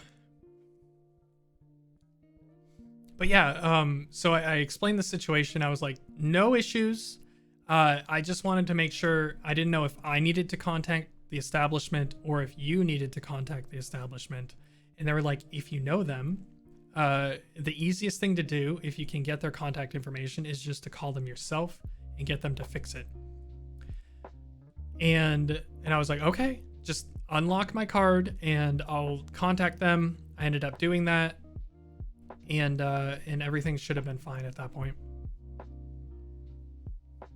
I had to email because apparently the place in the airport doesn't have a phone number, so I had to email them. It was really sketchy. I was like, "Oi, here's the information you need. Please fix." And they fixed, and everything turned out okay. But God, that was very frustrating. All right. At this point, we can take a fork. We can stay on track and move on to the next TwitchCon story, or we can go back and we can go into Eggy con nightmare story time.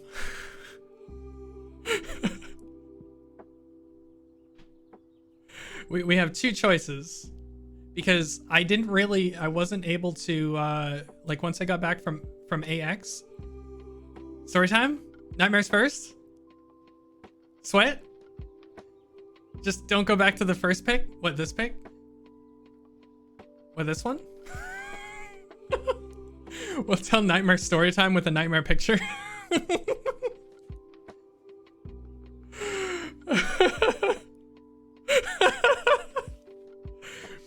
Okay, so I wasn't streaming when AX happened, right? I wasn't doing this. I started a couple months after I got back from AX. So I wasn't able to get this story out there. Like, I told a couple people, like, in person and online, but I've been meaning to tell this story for a long time. And it's not like the worst thing that's ever happened to me. And there's certainly like plenty of people who have gone through a lot worse, especially, oh god, the stories I heard from TwitchCon. Yeah, Ryth totally doesn't know this story. Not at all. Let's see if I can.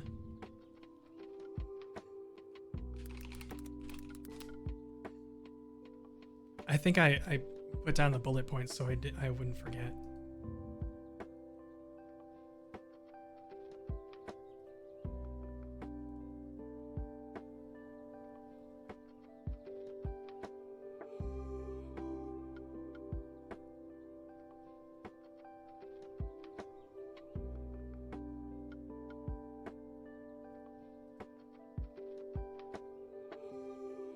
I might just have to do this from memory.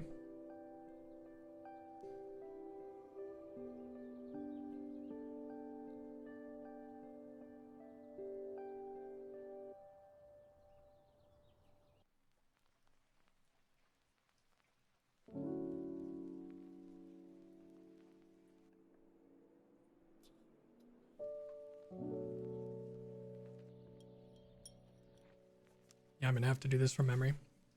Is this an Axe body spray nightmare story? No. No, when I say AX, I mean Anime Expo, which I'm sure you know, you're just making a joke, but my oblivious self will always over-explain things. Okay, so what happened was AX it takes place in LA, right? I haven't traveled very much at all since COVID hit. So I just like reverted to my super frugal, like, I didn't even know if I was going to go to AX, right? And as soon as I found out that, like, I had, what was it? I'd sort of like tentatively made plans just in case. And then as soon as I found out that Trash Taste was going to be hosting a panel there, and then I had already known that a few VTubers were planning on showing up, right? So as soon as I found out that Trash Taste was going to be there and doing like a live show of some sort, I was like, all right, that's it. That made my decision, and I booked my flight and I booked my hotel. However, I got my tickets. However, at the time that they announced that, I think it was only like a month and a half. No, I think it was like 2 months away. It was very close to AX. And if you know anything about conventions, hotels are the first things to go. And everything just skyrockets in price, right? Because like you're sort of forced to stay like where, like you have to be close, and if not, then you're paying like hundreds of dollars in Uber rides and stuff every single day. It's just horrible. So what I ended up doing was I went through a website called hotels.com, which I've booked things in the past, and I was like, okay, I need something that is within 20-25 minutes walking distance from the convention center, and something that is fairly like, I just wanted something that was like around $200 a night, to be honest, and that was difficult / impossible at the time.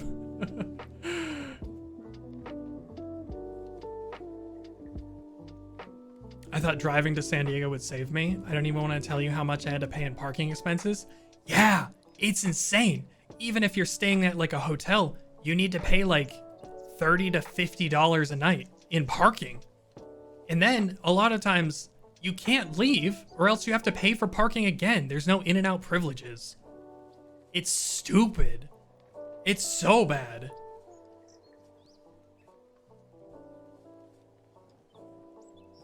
Yeah, so as dumb as it is, it's almost cheaper to fly and Uber everywhere. Especially if you can split the costs with like friends and stuff. It's yeah, holy crap. But yeah, so I booked everything. When I booked everything, there was almost nothing available. Especially nothing available that was like in my wanted price range. It was still probably cheaper, but it didn't feel like it. Yeah. You just get screwed either way. It's just stupid expensive no matter what you do. So I found a place that looked cool. It was in an older building, but it was like a historic building. And I looked at the street and I was like, oh, this place looks pretty cool, right? Looks pretty cool. Let me hide this and I'll show you. There we go.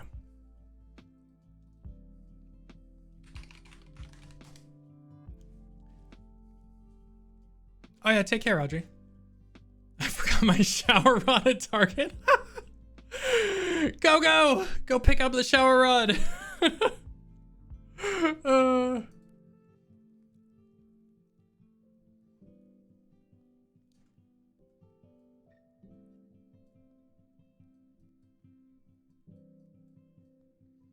I'm just looking for Los Angeles.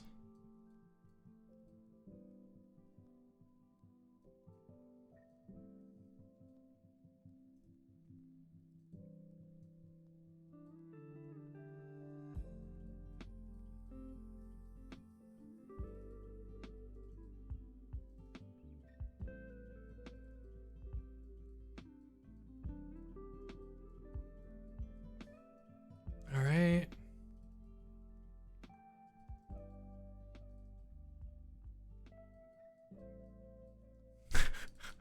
This is so stupid.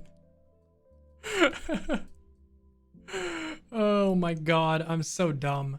Okay.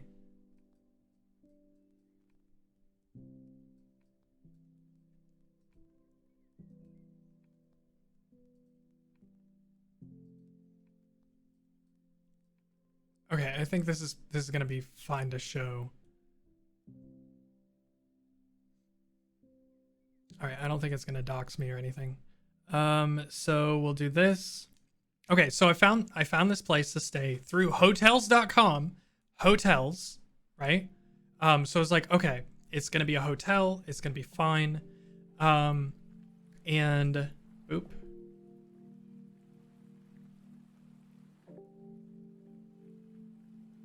Okay. This is what I was looking at.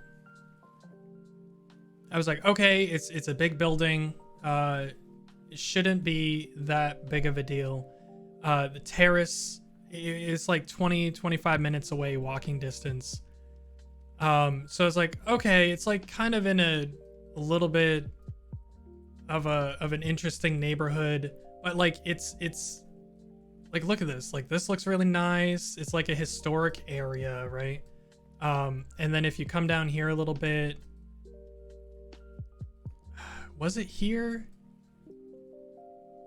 Like look at this. It's got a nice park, some nice old houses, you know, all of this. Like, this was the street that it was on. I was like, okay, like, cool, like no big deal. And it was like $220 a night, something like that. And I was like, okay, no big deal. Like, this is the cheapest that I can find and it's within walking distance. No problems. So I get there. I'm going to turn this off for now. I fly into AX and I go to the convention center. I have my big backpack, which is always what I use to travel with. I've got no checked luggage, but I do have a very large travel backpack that I use. It's about the same size as a suitcase, but it's squishy, and it's like a really, really nice, comfy backpack, as comfortable as a large backpack is, right? And I have that on my back, and I have an extra little bag with me. So I get an Uber from the airport to, well, I take Lyft because Uber was like $90 and Lyft was like $25. So I took a Lyft to the convention center, and I get there, I do the COVID check-in, I get my badge, I do all of that stuff, and I'm like, all right, so now I can focus on hotel. AX Hotel, no problem. It's in this little, it's a little bit far from here, so I want to make sure that everything's in order before I like start the trek. It's about 11 o'clock in the morning at this point, and I check my information, and it says check-in is at 3 o'clock in the afternoon. That's okay. That's fine. It's not the worst thing.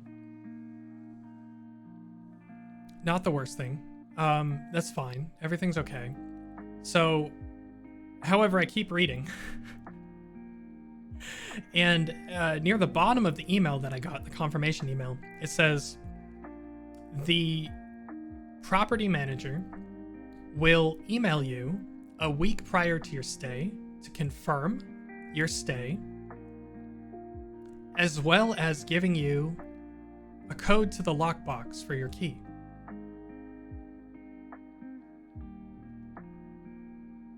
Guess who hasn't gotten an email from the property manager? This guy. So I'm like,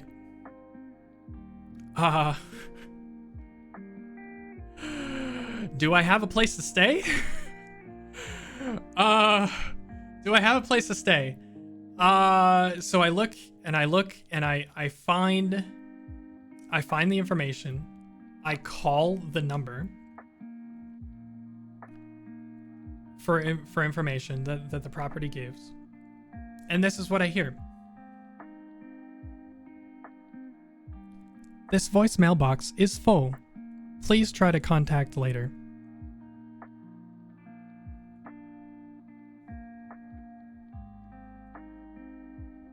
Oh. Oh no. That means I'm probably not the only one running into this issue.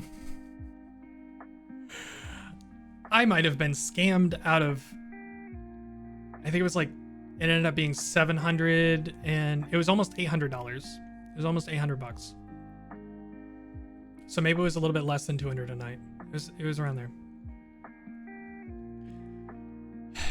So I'm sitting in the courtyard, just like contemplating my life choices, wondering how I got here. And I was like, you know what? Let's just eat. I'll eat a burger. I'll feel a little better, and then I'll call back. So I go, I eat some food. I wait in a long line. I get my food. I eat some food. And then I sit back down in the shade. I call again after like another, I think it was like 45 minutes later or something. Call, same thing. No pickup. Voicemail box is full. At this point, it's almost noon.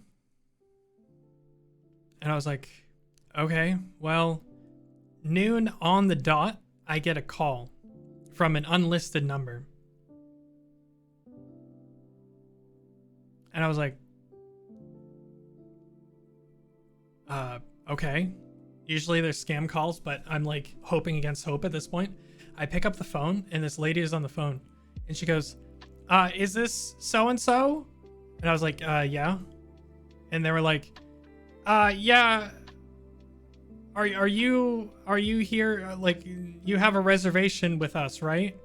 And I was like, yeah. I tried calling multiple times and the voicemail box was full and I couldn't contact anyone. And I was supposed to get an email like a week ago with all the information. And she was like, yeah, we've been having system issues. But if this is your name, it's you look like you're all set. And I was like, okay, really? And she's like, yeah. I think you're all set. I'll call and give you the details later. I was like, I mean, sure, but sure. Oh God, I forgot. I missed the first time that I called at 11 before I got the food. I started freaking out because they charged my card. That was why I called the first time. Because they charged my card for the full value. And I noticed the charge come through, and that's why I called. Because I hadn't gotten any confirmation email or anything besides the first one. And I was like, oh God. Like, that's why I thought I got scammed, because they charged my card for the whole thing without me even like being there or anything. And so finally, after an hour of freaking out and not being able to leave messages, they come back, and then she calls me and she's like, I think you're okay. We've been having system issues, but we think you're okay. You're okay. All right. You're okay. I was like, okay. Are there like more people having issues? Like, God, I'm glad I'm okay. Like, okay. And I was like, hey, so it says check-in is at 3:00. Is that still okay? And she's like, yeah, that's probably fine. And I was like, how many red flags can you throw up at this point? Like, what is even going on? So I'm like, okay, I'll just wait until 2:00, and then I'll start making my way over there. I told myself that, because she hung up the phone and told me she would give me more details later. So I wait 2-3 hours, like in that courtyard, just like fretting, anxiety spiking through the roof, wasting daylight. Still have all my bags, so I can't really do anything. So I run at about 2:00. I start going from the convention center. I rent a little scooter, which ended up costing me more than taking an Uber, because it was whatever. I took way too long, I guess. I don't know. It cost me like $20 to scooter over there just because I had my bags, and I was like, it'll be easier. And it turned out it wasn't really that much easier than walking. Anyway, I get there at about 2:30. I walk up to where I thought I was staying again. I thought I was staying like in this building or somewhere around here, because it was like, it was on this street. Like the pin that it had was like around here. Okay. So I was like, okay, that makes sense. It's a hotel. Sure, whatever. I actually plug it into Google Maps and I walk, and it's like, oh no, this is an apartment building. You're not going there.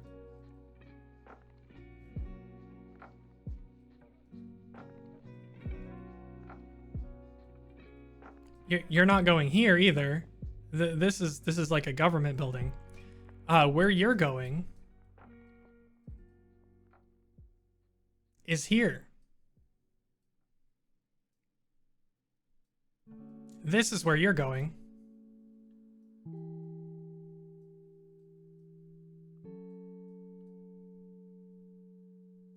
This is your hotel.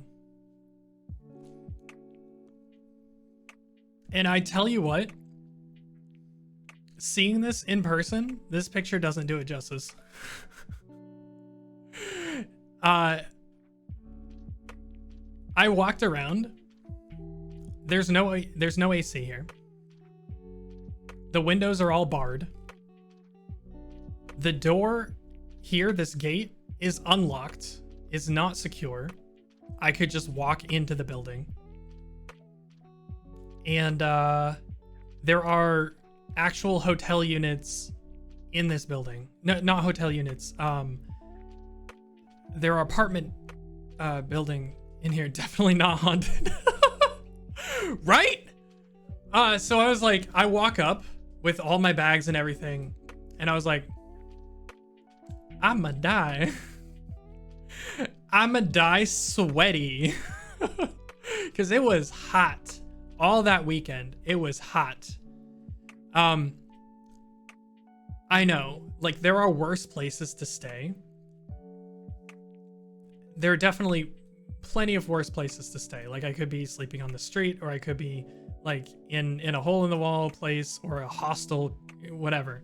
But I like paying $800 and walking up and seeing this. I was like, I was already sweating, and I started sweating even more. I was like, oh God, what have I gotten myself into? So I tried calling again, since it was almost time to check in. Again, mailbox is full. So I sit and I wait. 3 o'clock comes. Nobody.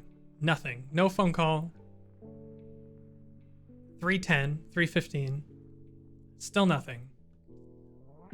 I'm just sitting here on the sidewalk with my bags. People are walking past, looking at me. I don't like it. And I think to myself, what am I doing here? Let me pay any amount of money to get out of this situation. So I call up, I think it was like 20 past when I was supposed to check in. Still no contact from whoever it was. I finally get a call from the manager or whoever. And she tells me, she goes, "Oh yeah, sorry, I'm running late." She tells me, "I can't find our property manager."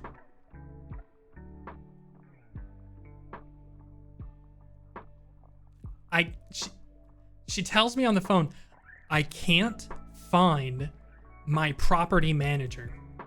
I can't contact them. I don't know where they are." She tells me this. And then she tells me, "I am the property owner, and I am about an hour and a half away, and I'm about to get in my car and head towards you to let you in and check you in." And I was like, no. I'm not waiting here another hour and a half for this crazy person to come let me into this haunted ass building with no AC that's almost a half an hour away from the convention center in this sketchy ass neighborhood. It's just like everything was wrong about this. Like everything was wrong about this. So I was like, all right, sure, whatever. You have fun. And she hung up the phone. And then I instantly called hotels.com and I explained the entire situation. I was like, look, I had zero contact. They charged me already this morning. There've been multiple issues. It's already a half an hour past check-in and I have to wait another hour plus for this sketchy person to come let me in / check me into this sketchy building. I feel unsafe. I don't know what's going on here. I would like to get a different hotel, please, because I know their policy allows you to do that when like circumstances kind of like this happen, right? Like sometimes things happen and you book through a site to get protection against stuff like that because they have a lot of hotels, right? So they're like, oh yeah, no problem.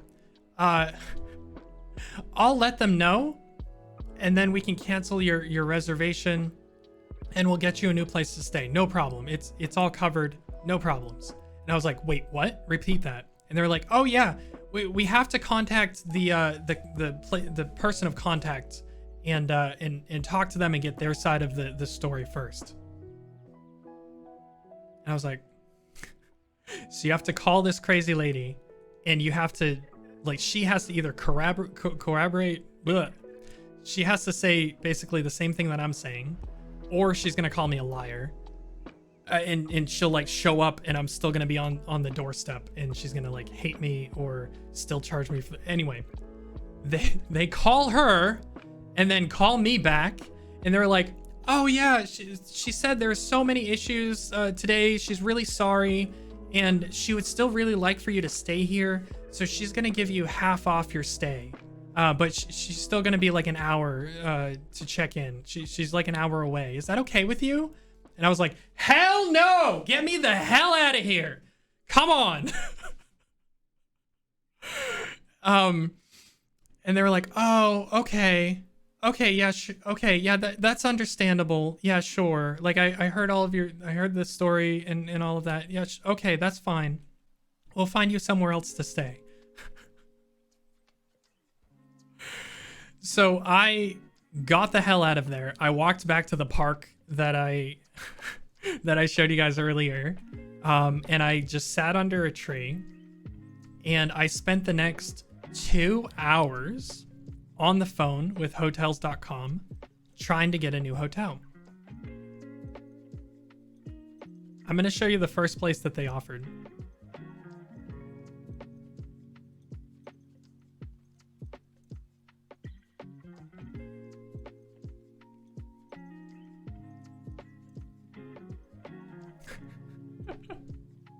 I'm just making sure I'm not doxing myself here. This is in an incognito tab, so I should be fine, but... Okay, for those that don't know, Los Angeles is up here, okay? This is the convention center district. Like, I mean, it's the fashion district, but the convention center is located right here, like right in the crook of these two highways. It's like right here. And where I'm standing right now is like right around here. So it's just a little bit of a walk. It looks not that far, but we're pretty zoomed out. It's about 20 to 30 minutes walk right here. So I'm standing over here. Hotels.com, after putting me on hold for like 20 minutes, gets back to me, and they're like, all right, we found you a new hotel, and it is right here.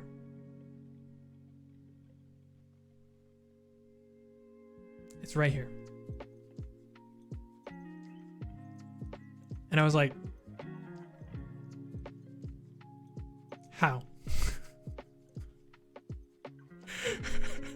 I was like, bruh, I literally told you guys when I was on the phone earlier, I literally told them, if I need a hotel, it needs to be comparable distance or shorter, because if I'm switching hotels and it's like the same-ish price, I still need to be able to get to where I'm going. Like, I'm here for the convention. It needs to be within walking distance of the convention center. And this place that I booked through you guys caused me so many issues. I am not spending hundreds of dollars on Uber rides this entire weekend just because all of this happened. Like, it's not my fault. And they were like, oh, yeah, I'm sorry, I forgot that. Give me a second. They put me on hold for 15 more minutes. And they were like, all right, sorry about that. Wait, I found you a place. It's right here.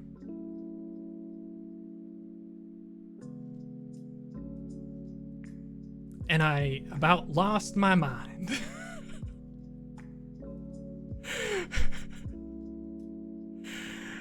I was like, bruh, that's literally not better. It's still about 30 minutes away by car. It's not right. And I was like, I need somewhere literally within walking distance. And I showed them a place. So like, this is the convention center right here. And I was like, look, here's a place. There's a place right here. It's within walking distance. It's about the same distance. I know that they have availability. They are more expensive, but I will pay the difference. They have open rooms right now. It's within walking distance. It's on your website. Book me through this. I will pay the difference. It's like double the price of the one that I wanted, or that I originally paid for. Just, I will pay the difference at this point. I just want to be done with this. So they're like, oh, okay, I'll look into it. Another 45 minutes of back and forth goes by. They claim that there are no open rooms in that hotel. I was like, there are. I'm looking at them right now. I can book them right now. There's multiple open rooms. Finally, they get back and they're like, oh yeah, the real reason why we couldn't give you that room is because it's more expensive than the room that you originally booked. And I was like, I told you that I would pay for the difference. And they were like, oh, you're gonna pay for the difference? Oh, well, we didn't know that. It turns out you can't actually do that. It has to be the same price. We're not allowed to let you pay for the difference. It just doesn't work that way. It has to be the same price.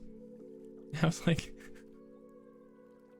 you guys are so stupid. I hate this whole situation. I've been on the phone for 2 hours in the sun after all of this. Reach through the phone. No. Okay. So I at that point, I snapped. I'm a very patient man, okay? I'm very patient. I know sometimes it seems like I can not be, and I can be kind of high strung sometimes, but I am very patient.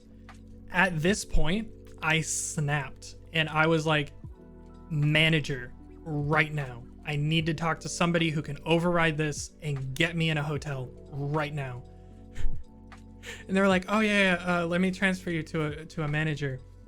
I laid into them and I was like, I'm gonna go through this entire story once more so that you understand my situation. I am stranded.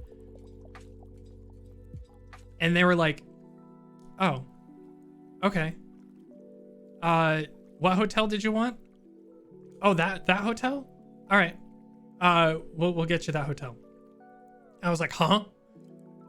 They're like, oh yeah, it's no problem. We'll just get you that hotel. You don't have to pay anything extra. We'll just charge you the same amount that you would have that you were charged for the first hotel.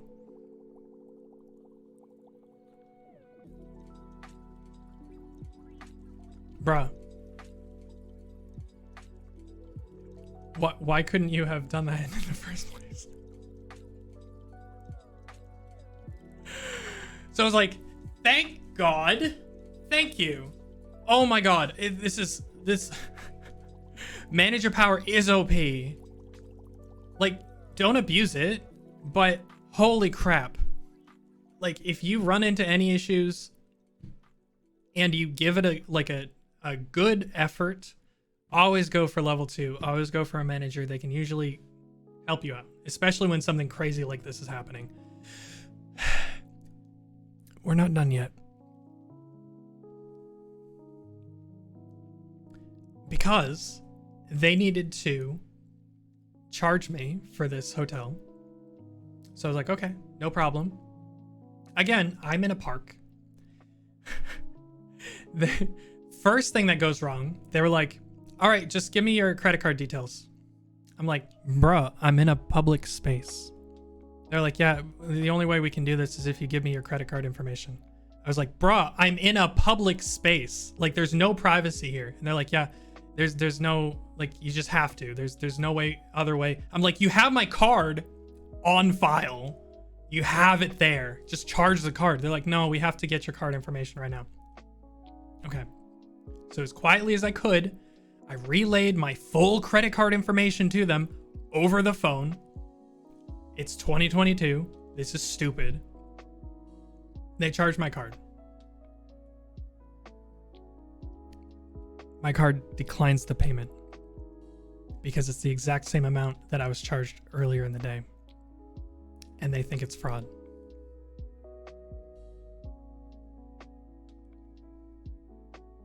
I break down.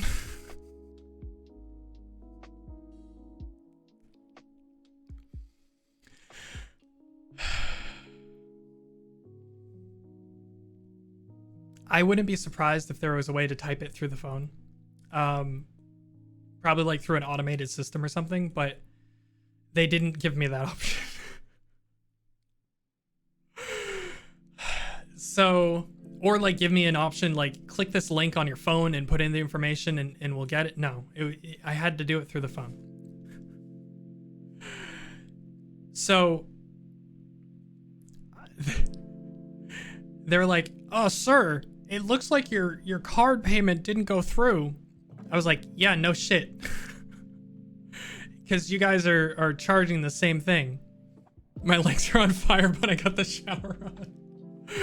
Congrats. You got there before they closed. Nice. Okay, so card declined.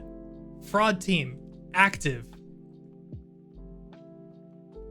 My phone blowing up with text from my credit card company. My phone also blowing up from hotels.com because my card was declined. I tell them my card was declined because it's the same amount and they think you guys are committing a fraud. Give me a little bit and I will sort this out.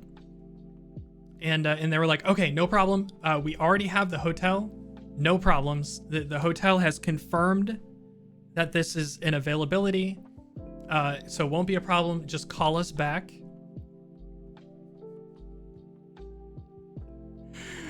Call us back when you have your card unlocked. I was like, okay. So what I did was I took an Uber over to the new hotel. It was a very nice hotel. I took an Uber over to the new hotel. On the way, I talked with the fraud department of my credit card and I answered their 50 million questions. And then I called back hotels.com once everything cleared.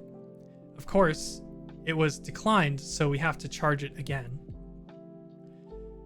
I call them up and I was like, hey, yeah, about 15 minutes ago, I was on the phone and I ran into a bunch of issues. This is my confirmation number and all of this. And the support person goes, oh, there's no notes on your account. What's going on? What seems to be the problem? Is your current hotel not satisfactory or something? I had to explain the entire situation all over again.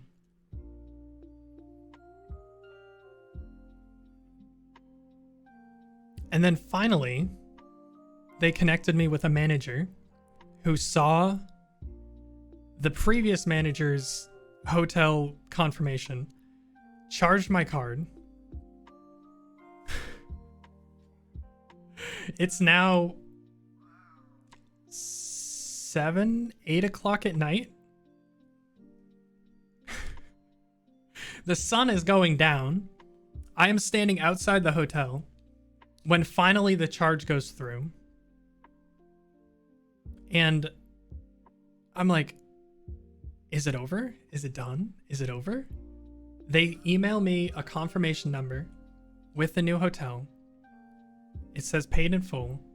Everything should be good. I walk in like a king, feeling so good. Finally, after all this time, I walk in and I'm like, hey, I have a confirmation number. I'd like to check in, please. And the guy goes, oh yeah, we don't have that on file. I was like, that's a funny, cool story, bro. Look, I've got it right here on my phone. And he was like, oh yeah, sometimes it takes up to a half an hour to update in our system. So just hang out. It shouldn't be a problem. We've seen this happen before. No issues. All right. No problems. I was like, yeah, sure. No issue. Yeah, sure. Okay. I'll trust you. And I went down and I sat down. I waited for about 45 minutes. I walked back up, talked to them, and they're like, yeah, there's still nothing in our system, man. There's nothing here. And he's like, it's okay, though. Sometimes it doesn't update on this side, and we have to check the back end. I was like, could you have done that in the first place? Okay, sure. And so they checked the back end, And they're like, it'll just be a little bit. Go back, sit down. We'll look into this. I wait another half an hour. Another half an hour. And finally they call me and they're like, yeah, we got all your information right here. You should be all set to check in. Just give us your credit card and bruh, what am I supposed to do? Like, what do you do, right? Like,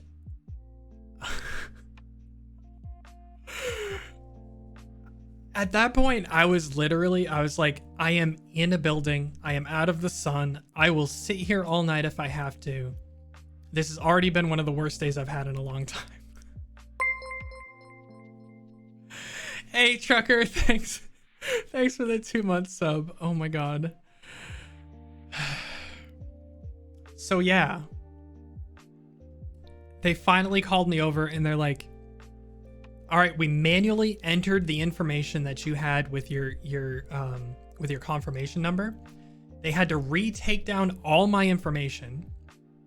It did go through in some ways, but it was like, for some reason, it was like missing information. So they had to retake down all the information. They took my credit card, like normally, like you always have to give them your credit card on file. And they were like, all right, you're all set. So I went up to my hotel room. I threw my stuff on the floor. I took a shower and I tried to sleep. And I looked at my phone. And my phone says, 2 most recent charges. One for the 700 something, almost $800 charge. No, 3 most recent charges. Okay. One in the morning for the 700 and we'll say $790 for the first hotel.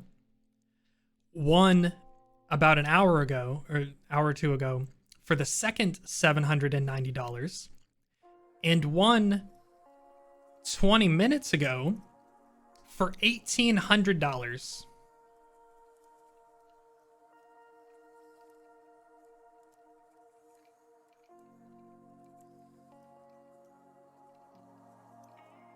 And I was like, I thought this was over. I was about to fall asleep, and then I see a charge on my card. Actually, I think it was more like, it was almost $1,500, because I think the full charge, like if I would have outright just got the hotel room, I think it would have been between $1,500 and $1,600 for the full stay. And it was close to that. It was close to that amount. And I was like, how? Like, how this day just doesn't end? And I called hotels.com again, and I was like, bruh, I thought that I wasn't gonna have to pay extra for this. Like, you guys told me it was just the original charge. And they were like, oh, I have no idea what happened. Let me find out. They call the hotel, and the hotel explains to them very nicely. They call me back. It turns out, I don't know if this is a new thing or just a California thing or what, but basically almost the entire amount is charged to your card initially as like a deposit in California. So it's been a long time since I stayed in California, like down south like that, in a hotel. So I don't know if it's just like that sort of thing or what, but it turns out that was just like a damage deposit that they charge everybody. That's like a percentage of the total cost. And if you do not damage your hotel room, they refund that money at the end of your stay. I'm sure somebody explained that to me at some point during this entire process, but I didn't know. Most waive it? Yeah, you'd think so, right?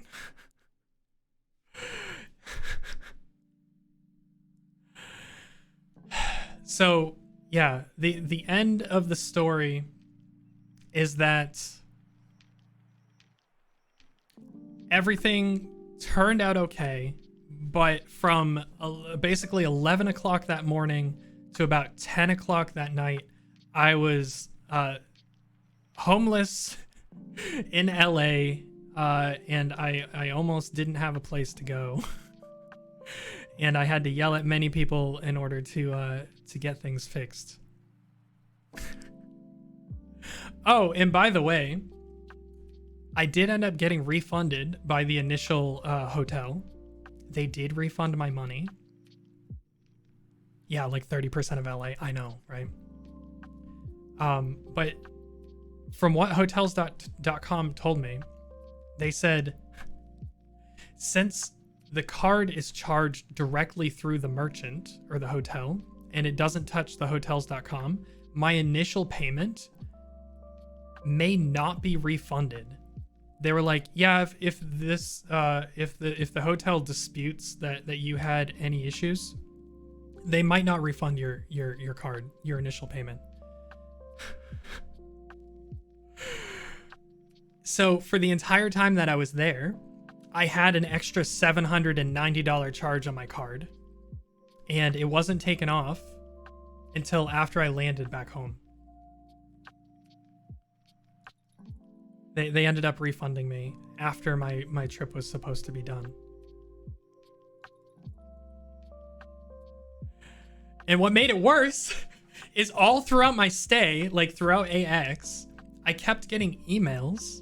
I guess their system finally started working, but I got emails from the crappy hotel that was like, thank you for confirming your stay. Here's your lockbox information. And here's your room information, and here's checkout information. And I got an email twice a day from them, like I was actually staying there, and multiple follow-up emails from them, like I was staying there. So at that point, I was like, I'm not getting refunded for this. They're just pretending like it never happened. But they ended up refunding it. So, oh my God. Oh, just remembering that whole situation. Hey, Larisha, welcome in. So yeah, between that and my credit card story at TwitchCon, I think Eggy and Cons might be cursed. Speaking of cursed. Oh my God.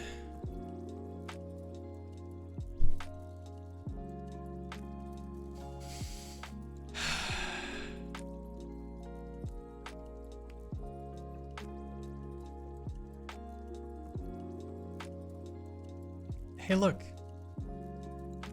I've been talking for 3 hours. And we're not even done with the first day.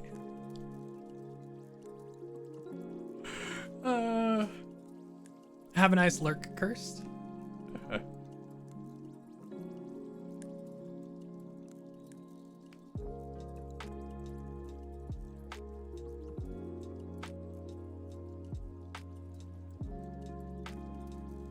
Oh, thanks, Larisha. I had a fun time sort of documenting my trip the way that I did. It was really cool.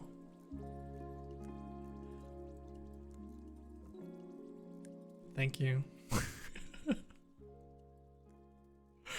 I realized after the fact that I was like, oh, that's like almost that's pretty much a full face reveal. Oops. In front of thousands of people watching his stream. Oops.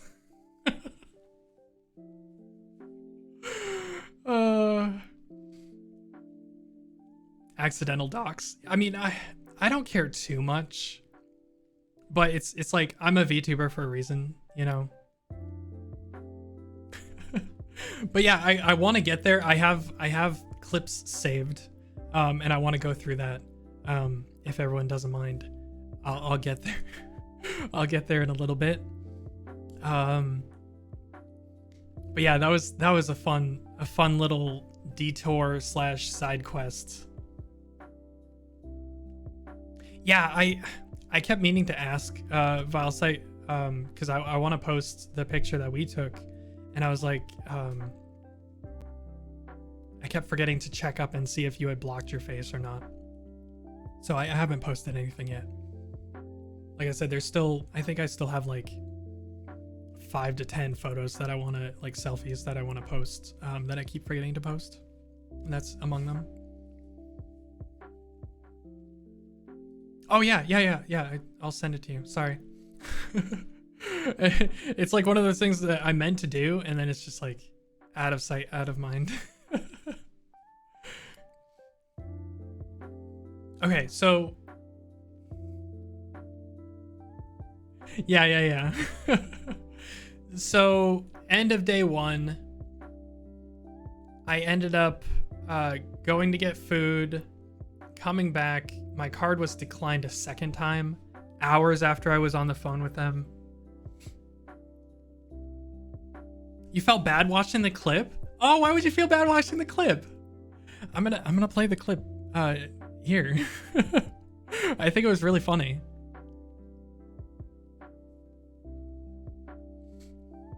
Yeah, don't feel bad.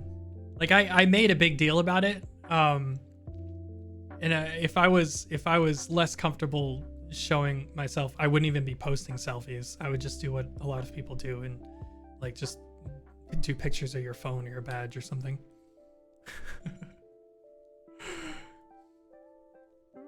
Yeah, so I finally day 1 ended the fraud ordeal.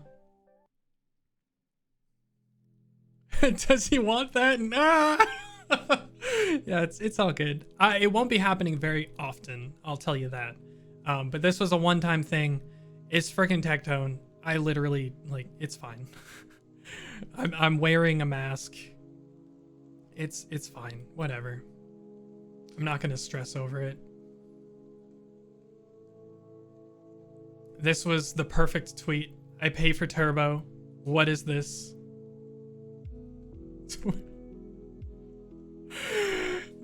They literally had this Twitch ads projected on the side of a building. Why? I have no idea. It wasn't like an ad in itself. It just said Twitch ads. Oh, that was fun to see. All right. Oh,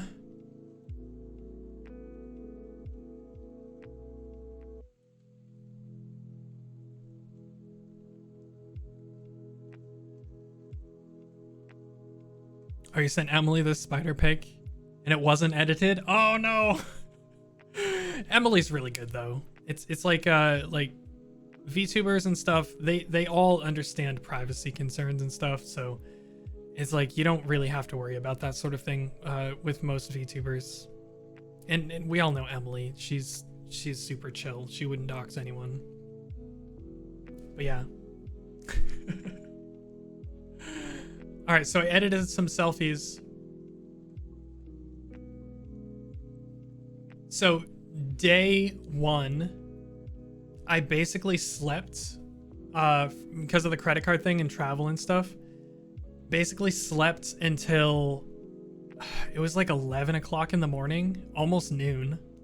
I like slept for like 12 hours. I just don't want to look at my face. Same. Relatable. I think a lot of us, like, we're VTubers for a reason. Just like our voice, right? We don't like our voices. We don't like our faces. Very self-deprecating. I feel that. So yeah, so I slept till like 11. Yeah. I'm getting a little better about it since I started streaming and editing my own content and that sort of stuff, but it's still one of those things where it's like, like rewatching the Tectone clip, I'm gonna cringe so bad. Oh my god, I'm gonna cringe so bad. But yeah, so I knew the only thing on Friday that I knew was happening was Nemu's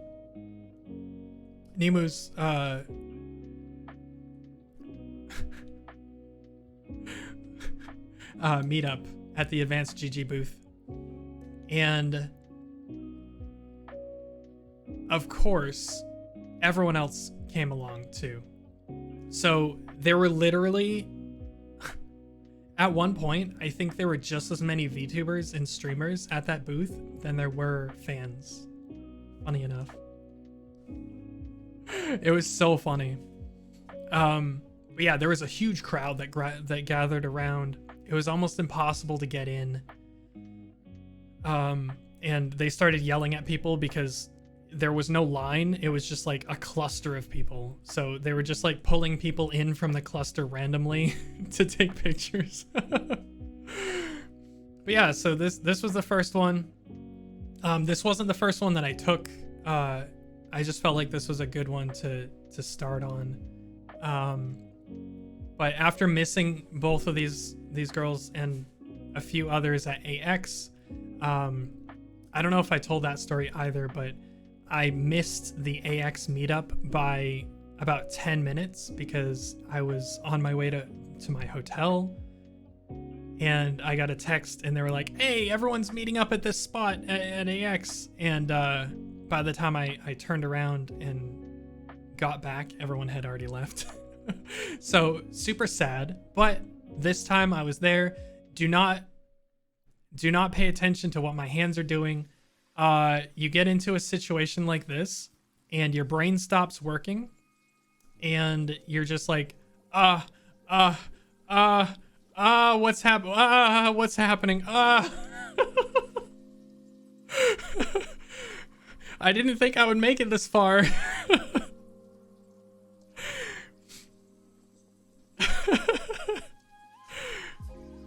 But yeah, so they were both, oh my god, they were both so nice. Again, Numi is a boss.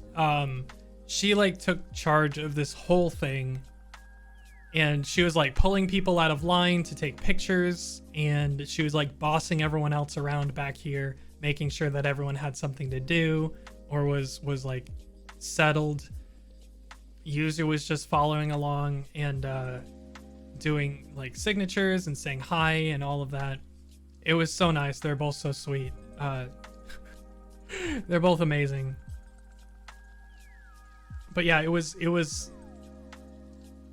for Numi, but literally everyone else showed up. So moving on. I got to meet Nags, which is insane. I did not expect him to be there. But like I said, there was a cluster of people hanging out in sort of like a half moon around the booth. But Nags and a bunch of other creators were up against the wall, and there was nobody, like, if you kept going around the circle, there was nobody over here, like to the side, where all of they were just chilling. And so I walked around there and I was like, hey, what's going on? And I started chatting up Nags. I brought business cards. And very foolishly, I was like, these will help me network. They don't really help network. I just think it's a cool thing to like give out if anyone ever wants to meet me. I think that's more of an important thing, like just something cool to hand out, like the stickers that the girls hand out. But I was like, at the end of our conversation, I was like, oi, I forgot, I actually have business cards. You wanna check out a business card? And he was like, yeah, sure. Let me see what's going on. So I hand him the business card. And he's like, oh, this is pretty sweet. And then he looks at me, and I should have known this because it's Nags, and this is everything that he's always about. He goes, so what do you do? What's your pitch? Give me your pitch. And I was like,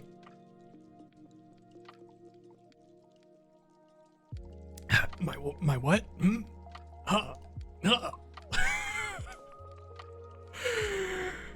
And I sort of struggled through a 2-second, no, I think I like rambled for like 20 seconds on how I wanted to provide like a chill space in the VTubing scene. Like I just want to be a nice, comfy, lo-fi type space where we play games and we hang out and we chat. And I tried to communicate that, but I was so nervous and caught off guard. He was like, you gotta work on that. I was like, I know. But he was so nice. It was so nice to meet him and chat him up for a little bit. It was so funny. He's like, you gotta work on that. I went into his stream because today he streamed for the first time after the con, and I did one of the TTS redeems and thanked him for meeting me. And he was like, oh yeah, I remember you. And he like looked into the camera and he's like, he pointed at the camera and he's like, 30-second pitch. Figure it out. And I was like, yes, sir.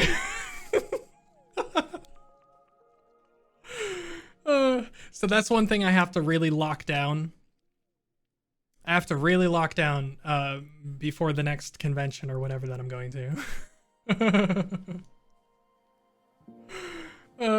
Yeah, elevator pitch, elevator speech. If you don't know Nags, he is super into marketing. Like that's his passion, is like commercials, marketing, managing people. Like that's what he wants to do when he retires from streaming. He wants to be a manager for other content creators and like make sure that they're getting the most of out of what they're doing, which is really cool. Like you can tell the guy is super passionate. He loves that sort of stuff. And he's going to be awesome at it when he eventually switches over. So that was fun. Again, I'm still sticking with the shocked blushing face. I don't know. I don't really have a good mark to use. So I've just been using this. And now everyone knows what my face pretty much looks like anyway. So, but I'm still going to keep marking on my face just cause. So next, this was really special actually, because oh no, notes, we're gonna get there. I'm gonna play the clip. But getting to meet RPR was so cool. He's one of the most chillest dudes that I've talked to. He was so cool. I was talking with him. I was like, yo, I'm a big fan. I really enjoy your Apex content. And then when you switched over to your VTuber model and you did the full debut, the animation, all of that crap, I was just completely blown away. And he was like, yeah, dude, we're finishing the animation. He said, I don't know if any of you have watched that, but he basically had like a 5-minute fully animated sequence with his VTuber going through like a little story and fight, and it's incredible. It's so cool. He did the full VTuber debut. Just it was everything that I've ever wanted. Like he took the VTuber debut and he did it very, very well. And that was one of the things that I really wanted to do for myself. And I didn't quite get there. Like I don't have the funds or the connections to really do something to that scale. And obviously he's a big content creator already, but I definitely wanted to emulate that sort of style with my own debut. And I think I did that to the best of my ability. And I was really proud of what I did. But I sort of tried to tell him that. And then like halfway through when we were talking, he noticed the hoodie that I was wearing. And he was like, wait, is that my merch? And I was like, yeah. His, I think I posted about it on Twitter a couple times, but his debut merch was Like the style on it is insane. Like so cool. It looks amazing, and the hoodie is so high quality. Like I was sweating because it's really heavy. It's very thick. It's like a winter hoodie. But I wanted to wear it just in case I ran into him, which I did, which was awesome. But I got to gush over that, and I think I was probably the first person that was actually wearing his merch that he had met. So he was like, he was freaking out a little bit, and that was pretty cool to see. He like tapped a couple other creators on the shoulder, and he was like, look, this, it's my merch. He's wearing my hoodie. But he actually said, since it's like it's been sold out forever, but he said that he's gonna try and do another run of all of his merch, including the hoodie. So I'm pretty excited for that, if that's actually gonna happen. But he was super excited to get more of that out there. Let's see what happened next. So literally everyone was here. I think I only got a couple pictures with a few people. But who else was there? Like Sayu was there. Evanito was there along with his posse. Bao was there for a little bit. Onigiri was there for a little bit. Like there were so many people there, so many content creators there, and it was just like everyone was packed. IPN was there.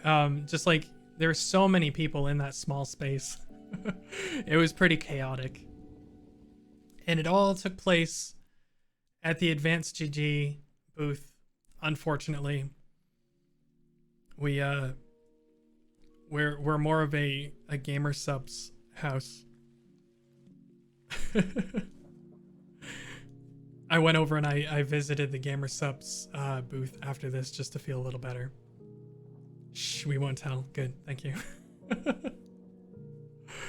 I actually who did I tell? Oh, in voice chat last night. I was actually talking. I wanted to meet. So Aethel has a rep for gamer subs named Chad, and Chad is an actual Chad. He's been like super awesome for Aethel to deal with. So I just wanted to meet him and say hi and thank you for being awesome to Aethel and all of that.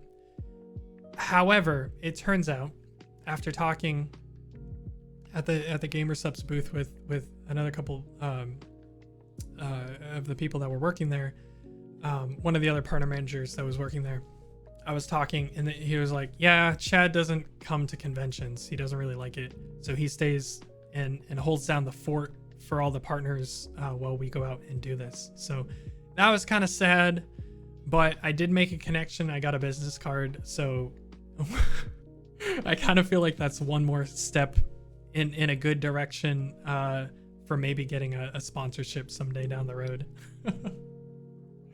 Which I would love. That'd be so cool. All right, next. So this was awesome. I randomly ran into Lakari. We're going into non-VTuber territory here, but I was a big, like, I watched all of Camp Canute through the OTK and Canute like streaming partnership that they did. A bunch of OTK people got fit and they trained with a bodybuilder whose streams on Twitch. His name is Canute, spelled like Canut, but it's pronounced Canute.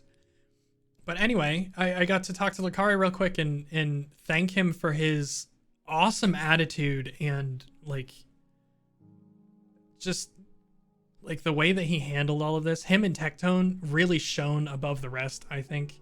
If you watched any of that content, their attitudes were amazing. Tectone's super loud. I hate it when people yell at the gym, but you know what? He's Tectone, so he kind of gets a pass. But these two, him and Tectone, were just amazing to watch through all of that positivity, and really helped me get through the summer. like I told him, and I've told some people this year, after working through physical therapy, after hurting my back last year, like pretty badly, I've lost over 40 pounds, and I've gained quite a bit of muscle over the past 4 months or so. Because I've actually started, once my back mostly healed up, I started using my home gym and all of that. Very much because of Aethel and the castle, always being there for everyone who's trying to lose weight and make some gains. And then through Camp Canute and all of that was such a huge pushing force that I hope I can keep going. And we found out on stream, was it a couple weeks ago, that I am no longer considered obese. So for the first time in my life, I'm no longer considered obese for my size and weight, which is like, I never thought I would be here. I love how my wide camera angle makes me look pretty chubby here, but some of the other pictures actually show I'm actually really proud of. Yeah, right? Like I've definitely lost a good amount of weight. I was pretty chubby the past few years, especially through COVID. I gained so much weight through COVID. Holy crap. I was pushing, I think at one point I hit 260, which is, I know it's not like, it doesn't sound like, I know there's plenty of larger fellas, but that's the heaviest that I've ever been, by a large margin. I've always been around like 230, 235 ish. And now I'm getting down close to 210, which is awesome.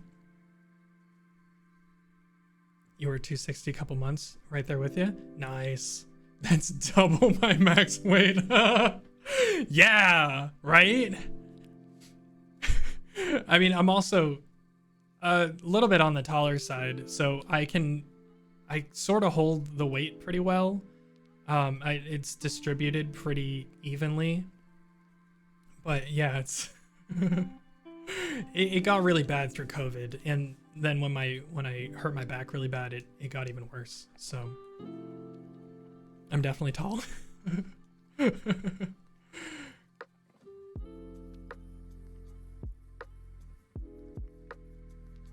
Yeah, some of these pictures, I'm like astounded at the way that I look. It's crazy. Just like remembering myself a couple years ago and the change that I can see. It's crazy. All right, so let's see. So there was an outdoor meeting after this meeting, there was a secondary VTuber meetup, and I got to meet Noble, which was cool. Noble, I only know really through like collabs and stuff. Yeah, Lost Pause, Noble. But he's amazing. Like watching him in like a Nux collab, or he's collabed with Nags a few times, you know, that sort of stuff. It's always good. He's always a good presence, always pretty positive. And you'll see sort of a theme here. I know a lot of people. I don't watch a lot of people. It's really hard to keep up with like everyone that you like. So it's kind of awkward to like jump in. Yeah. It is nice to see him. It's so awkward to like walk up to somebody and be like, "Hey, I know you. Can I get a photograph?" And they're like, "Yeah, like what's going on?" And it's like, "I don't watch ya, but I know you." It's so hard. But it's cool to show appreciation and show like there are the like be a representative of the faceless chat, you know.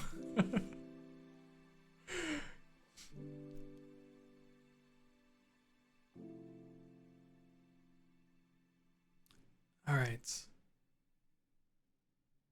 Oh yeah, so with them it was a complete surprise. This photo got completely garboed when I tried to upload it. I meant to flip it. I meant to do some other things with it.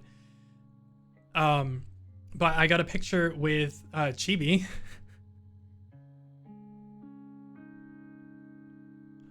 Oh no! Hold up.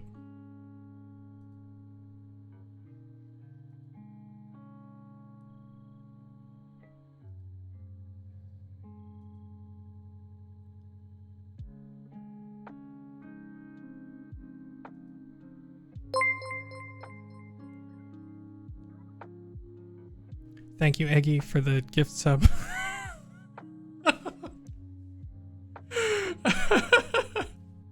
I'm not refreshing.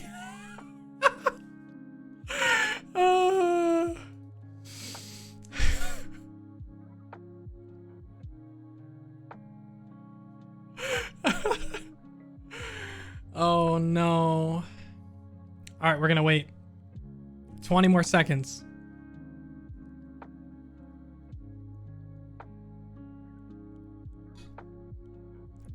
Five more seconds. Hey, there we go. I had to. I think it's funny.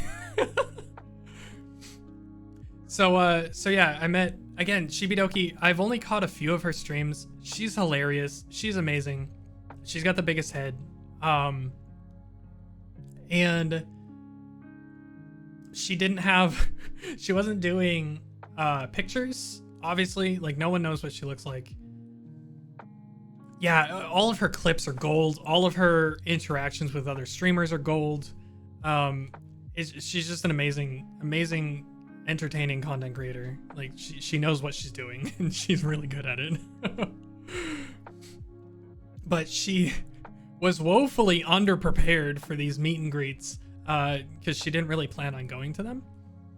But she was hanging out with Nags and Noble in that group, and I happened to see that it was her because they were talking to her. I'm not going to comment on anything. I'm not going to comment on any appearance except Nags. Nags was taller than I thought he would be, but everyone's said that, so. But yeah, she wasn't doing pictures, and I didn't want anyone to really sign my lanyard because I like it clean. Which I guess next time I'll probably have people sign it. I had gotten through most of my meet and greets. Good, I passed the test. Yeah. I had gotten through most of the meet and greets already without having people sign my lanyard. So starting halfway through, I felt bad. So I was just like, all right, you know what? I'll just get pictures with as many people as I can, and we'll just go from there. And yeah, so that's what we did. I just took out my phone. She didn't have a picture of herself on her phone, so she did this. This was like the only picture that she had that was related to her character on her phone. Hey, Vergoth, welcome in. We're going through my TwitchCon experience, but she was amazing, really cool to chat with. She was so sweet. Definitely didn't expect her to be there, and I don't think anyone expected her to be there, but she was around for quite a bit of the con. It was really nice to see, and through her Twitter, like, she really enjoyed it. So that's always nice to see. And then I got to ask Nor for a photo. Nora's amazing. She was walking up to people. Wait. I think I'm messing up pronouns again. I'll just use they to be careful. But yeah, Nora was awesome. They were walking around chatting up a bunch of people. You could tell they were nervous to meet with people, just like we were nervous to meet with them. And I asked for a picture, and I was like, "Hey, do you mind taking pictures with our our VTubers on the phone?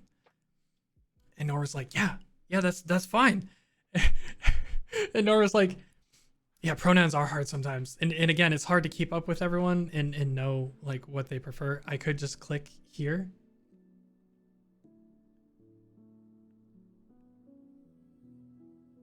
It's not in the description. Oh well. Sometimes it's in the description. It's a little easier.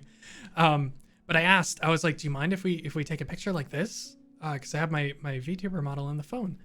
And they're like, yeah. You're the first person to ask for this. And I was like, huh? Like, I'm not the first person here. So apparently nobody had really been asking for pictures like this. And I was like, but I always think they're so cool to see, you know? So we got a picture with this. It was really sweet, really awesome to talk to. And then somebody I really didn't expect to be there was Twin Tails. Modeler for Shy Lily and Mouse's new punk rock model. Just insane. How did you take a pic when your phone is in the...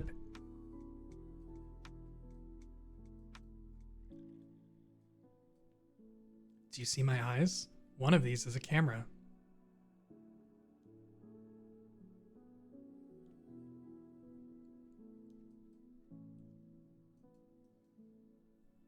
Just kidding. I don't have a camera in my eyes that I know about.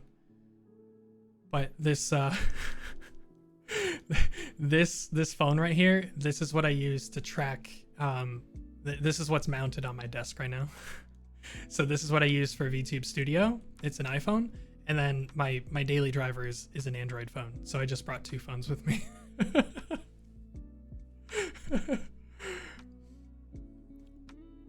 Yeah, I've only caught a couple. They probably put a phone in your eye, not gonna lie. The people that... Yeah, I wouldn't be surprised. I'm finding new things every day, so I wouldn't be surprised.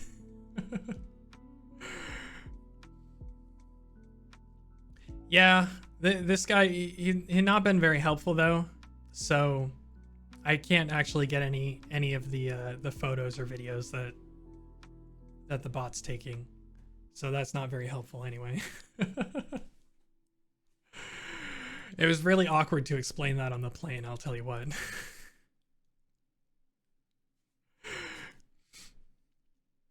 But yeah, got a picture here. That was really nice. Twin Tails was insane to meet. I did not expect that to happen. One of the most talented modelers and artists I think that we have in the space right now.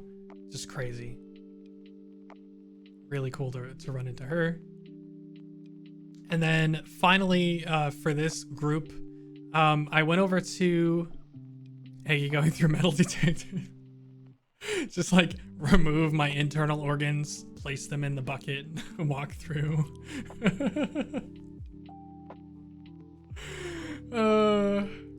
Oops.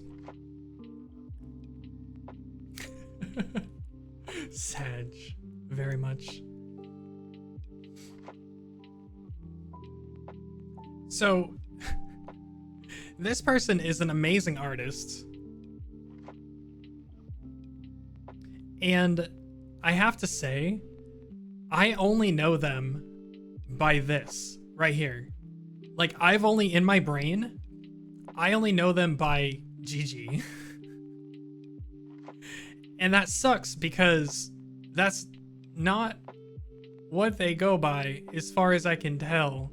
Because all of their stuff is Kaminiki? But they do awesome art, and I've followed them on Twitter for a very, very, very long time, and I love their art, and it's amazing. They do stream quite a bit when they're not at conventions. So when I went to their booth to buy stuff, I was like, "Ooh, can we take a picture?" And she was very nice and let me take a picture. And yeah, I admitted that I'd never watched a stream, but I follow religiously on Twitter. It's so awkward. All right, so now we get into it. Now we get into the problem. The big problem. Day 2. So I just basically, I don't know anyone. Nobody knows me. So after the second meetup, I just sort of left. I was very tired. So I left, I got food, I went back to my hotel room, and I ate my food and I slept. No parties, no extracurriculars, nothing. No eating out with people, because I really didn't have any friends or anything that I went with. I just went with myself. And that was fine, because I needed to recharge, to be honest. Whew, it was rough on my social batteries, I'll tell you what. So I slept. I woke up for day 2. Yeah, it was a lot. Oh, man. It was a lot. I know there's some people that, like, it's a lot. They have social anxiety and smaller social batteries than I do, that put up with a whole heck of a lot this weekend. And I don't know how they did it. It was really, really intense. I don't know how they did it.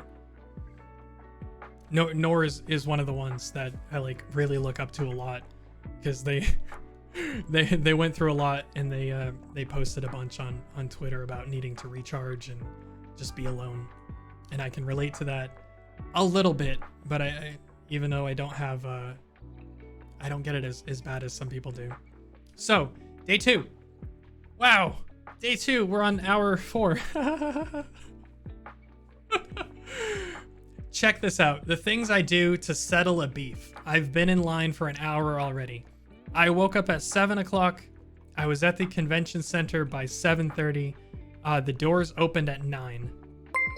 Hey, Enzo! Welcome in. Thank you for the 2 months. Oh my god. This one made you laugh out loud?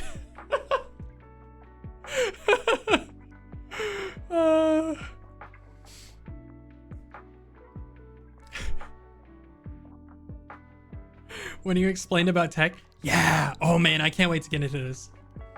So I think, let me look. Yeah, okay, so that's coming up. All right, so I'm gonna switch over to the other browser, so that, yeah, we're gonna get there right now. I think I'm just gonna switch into that right now. But yeah, I woke up at 7, got to the convention in line at 7:30, and I was probably one of the first maybe 200 people to walk through the gate when they opened up at 9. And they did. They opened up at 9. Thankfully, at about 8 o'clock, they let us all into the staging area. To the left of this is all the booths where they printed out our badges and stuff. And this was all air conditioned, thank God. So we only had to wait about a half an hour outside in the heat. And then we came in, nice AC, very nice. Yeah, it was probably within the first, like, probably 250 to 500 people in. I don't know. I'm not good at estimating. But yeah, let me switch over to my other one. Oh.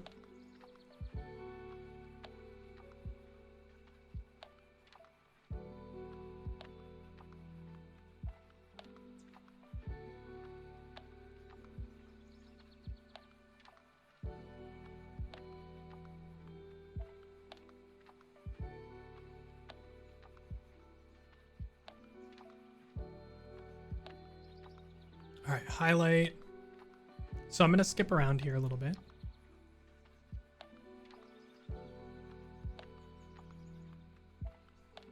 And let's see. Do I have anything? I don't think I have anything on here that's going to dox me. It should be okay. Here we go.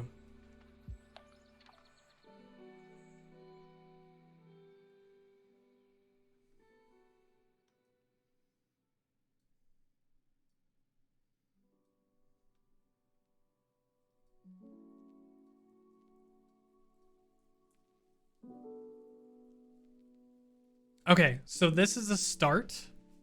I'm gonna pause the music.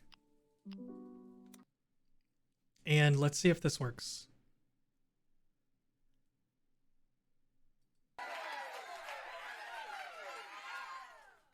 Okay, so this is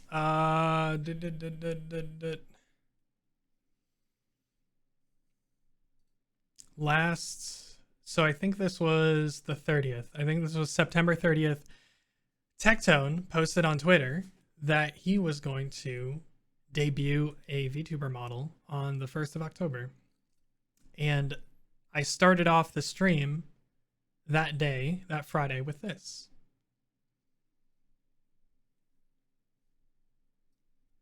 Welcome in. Welcome, welcome. Unfortunately, on this happiest of Fridays, we have some bad news.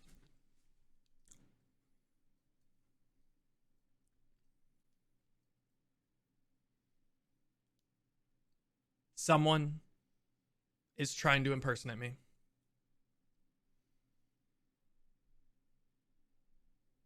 And that someone is Tectone. Yes, it's true. It's true. It's true. Look for yourself.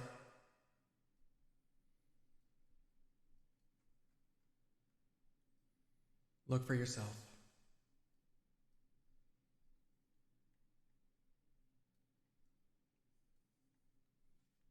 Tectone is stealing my thunder. There can be only one Eggy VTuber. Actually, there's already an Eggy VTuber. She's been around for a long time. Yeah, it's true. I found that out after I planned everything out too. But no matter, we are going to war. We must rebuff the new Eggy, for there is already one. There is already one. I will attempt to confront this man at TwitchCon. Actually, I don't even know if he's going to TwitchCon this year. He probably is, but that's beside the point. Anyway,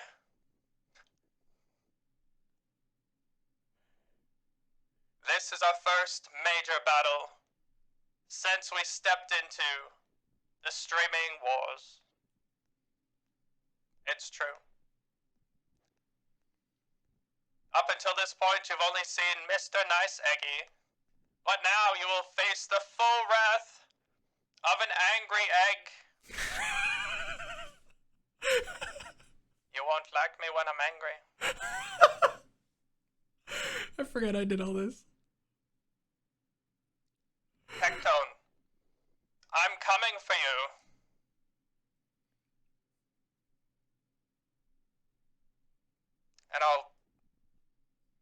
And I'll like probably give you a hug or something, because I'm a big fan.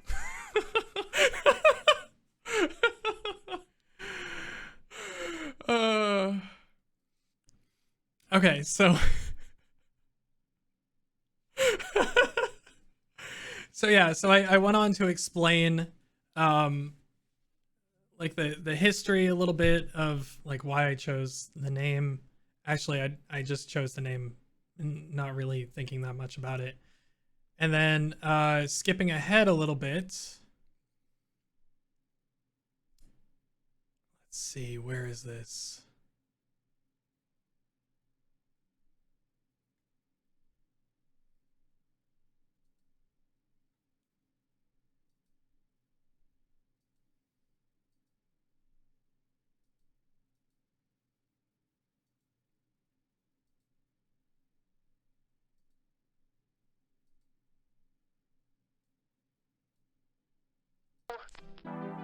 introducing Cyborg Model 399CY, nickname Eggy. All VTubers. No! year of planning and I find Tectone uses Eggy. I'm so proud of my promo video.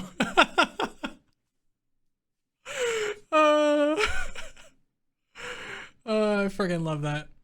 So,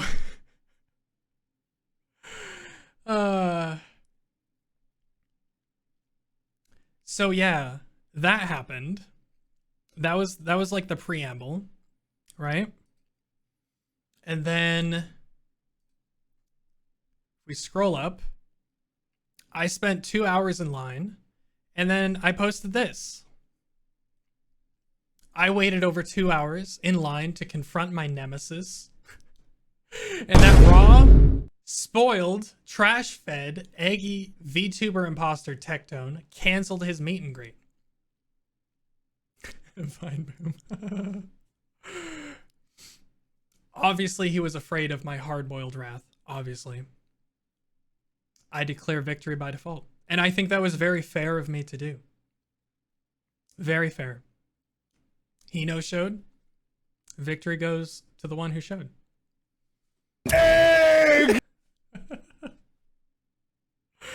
He was about to get poached. I had a couple photos that I was going to ask him to take with me if we had time. Unfortunately, that didn't happen. It would have been a little bit better, I think. But the way that it turned out very, very fine. So, turns out what they told us about this was the staff, they only said Tectone canceled. He didn't show up and he decided to cancel his meet and greet. And what actually happened was Twitch had double booked him for the time slot, and he was working for a sponsored booth at the time that they had booked him for this meet and greet, right? So he was at the convention at the time, but he was all the way across the convention hall doing his own thing for a sponsored bit for one of the booths. And he was actually on stream for that sponsor at the time. So I didn't know that at the time. Like I didn't know that he was streaming with that sponsor, but I figured that even if he had something going on, like maybe he would just pop over for the like an hour or something and then return to whatever he was doing. Didn't turn out that way. They just said that he canceled. And then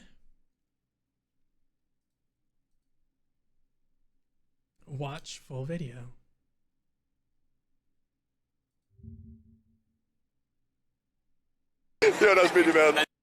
Okay. And then now we get, we're skipping ahead to the next day. So this happened on Saturday, right here. This happened on Saturday morning. But what happened on Sunday is Tectone posted to Twitter and he was like, actually, I can show you. Here we go. He actually replied to this. He said, bro, they double booked me. It's not my fault. I forgot he replied to this. So I said, seems that way. I'll be looking for another opportunity then. Muscle egg. So that leads into Sunday when Tectone decided to live stream his entire day, basically. He was live streaming almost the entire day. I missed his OTK meet and greet because I wanted to see Buff Pup, and I felt like that was more important than running into Tectone. Whether you want to debate that or not, I think it was really cool to see Buff Pup, and then I went to see another VTuber meet and greet where I met Lena and Cinder and a bunch of others, which was really cool. But basically, I went back to the booth for Fruits meet and greet because I heard that they were still doing the remote signing VIRL signatures. Yeah, exactly. Like I got to put my priorities in line. I would definitely rather do something like that. And then I got to meet Fruit. She was, of course, such a sweetheart. She was amazing to talk to. Even the short conversation that we had. I freaking am a dummy and I forgot to compliment her art when I was face to face with her. She's an amazing artist. I can't wait for her new model. It's going to be incredible. But we'll get to that in a little bit. But yeah, Fruit. Oh my God. Oh yeah, you forgot to. Oh no. Skill issue. Brain issue. Brain don't work. I did get to thank her for being a positive face and personality in the Apex space. I really appreciate having someone that's pretty chill to watch. Motor skill issue. But I got to thank her for that. They're fighting for third place. So now we come to it. Once I was done with that, I hung around with the booth a little bit more, and turns out Tectone was done with his meet and greet at the OTK. I think they were with the Razer booth or something this year, but he was done with that, so he started live streaming and walked around the convention center and went straight to the VShojo booth, where I was just watching. I was watching people get stuff signed by Fruit, and it was great. And then I happened to look over and I was like, oh, that's Tectone.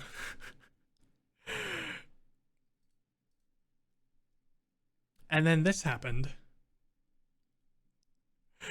Warning, it me and in my face. Here we go. Nice meeting you too. Tectone. You! I was the Eggy Vtuber. It was me.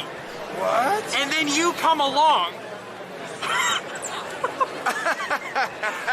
To be fair, I saw your fucking post on Twitter, dog. I freaking waited 2 hours, dude. No, I know. What did they say I did? They literally came up to us and they were like, he canceled on. He canceled. They said I canceled. They said you no-showed, basically. Oh, no, that happened to somebody else too. Yeah. I think it was, I forget who. But if you don't show up for any reason, even if you're in the hospital, they would say he didn't make it because of their own lateness. Yeah, they just canceled. They totally blame it on you. It's kind of fucked. But you saw that I was streaming for TwitchCon. Yeah. It's fucking crazy, man. It's crazy. Somebody else had that happen. I was thinking maybe you'd stop and you'd pop over or something in time. Yeah. Wait, can I send your card? But... Yay! That's a conflict of interest, bro. God, it makes me so fucking mad, bro. They said you no-showed. Madge. You remember what I wrote in a tweet?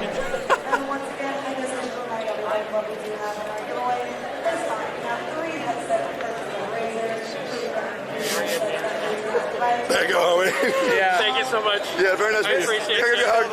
Yeah. Cool. Very nice meeting you, man. Nice to meet you. Not dystopian, I guess. Have a good rest of your time. Thank you, man.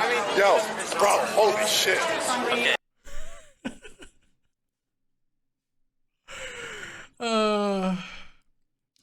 What a time.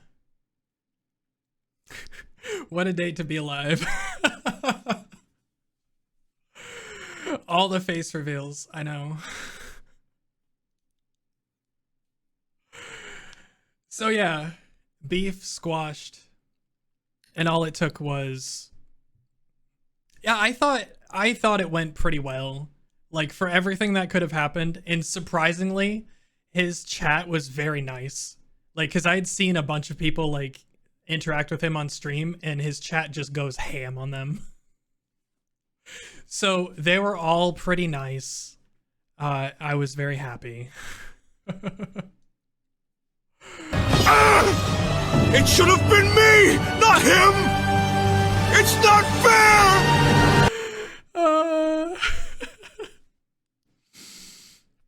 Yeah, that's a perfect sound clip. You love the aggression at the start and then it completely vanishes. Yeah, like you can't. I like how he matched the intensity for a second and then we both just dropped it instantly.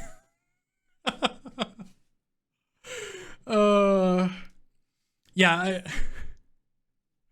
thank you. I am not good with people. So I surprised myself how well that turned out. I still cringe at my voice, but you know what? We can't all win. Oh man. What a day. What a day, man.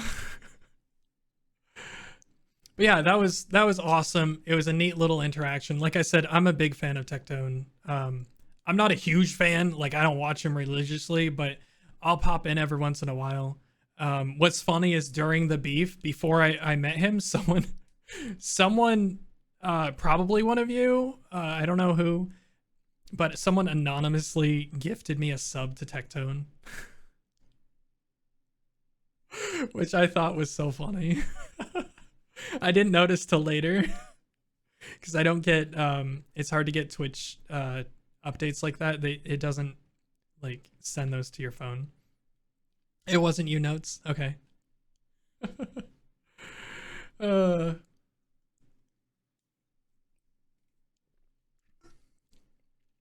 wish I had thought to do it. I figured if it was one of you, like it wouldn't, you wouldn't have to do it anonymously, right? So I wonder who it was. But yeah, so that was the thing that happened. Bop. Bop.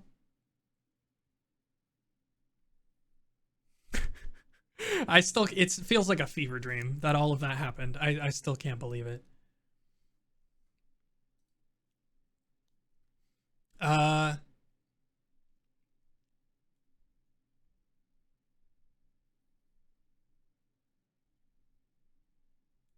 Okay, so yeah, so going back in time, Tectone canceled, not canceled, but the meet and greet was canceled.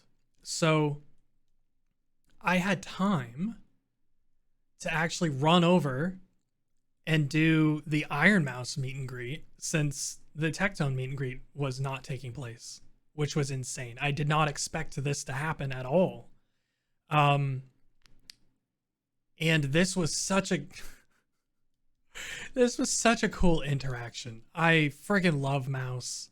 She's such a sweetheart and she's so inspirational. Like, oh my God, I can't state how much of an inspiration she's been to me. And we all know so many others. But somebody before me in line, like when I showed up, there were only like 10 people in line, something like that. And I couldn't believe that. I know it was still early, but I had already waited like probably an hour after it opened, like waiting in line for Tectone.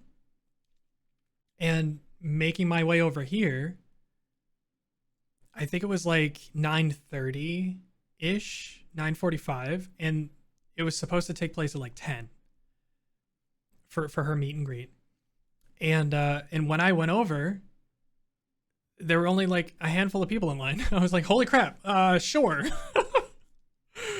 So yeah, I got to see Mouse, and that was awesome. This was we're back on Saturday morning, by the way.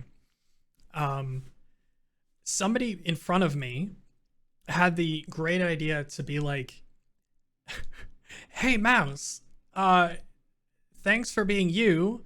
Because of you, I'm a VTuber now, and this is my model. And they showed her their model from their phone. Yeah, I got lucky, for sure, 100%. And I was like, me do that too? Why not? Because that's exactly what happened with me. I might as well, like, at least tell her very quickly. Like, she's one of the reasons why I'm a VTuber, and I am a VTuber now. So I got both my phones all set up, and one ready for a picture and one ready to show her. And I showed her the model and I shouted out Sen and I said my modeler and artist is super cracked and they're amazing. And she was like, oh, she looked at my model and she thought it was really cute and really funny. And she was like, what's your name? And I like held up the name to the camera and she's like, I'm following you on Twitter now. And I was like, huh?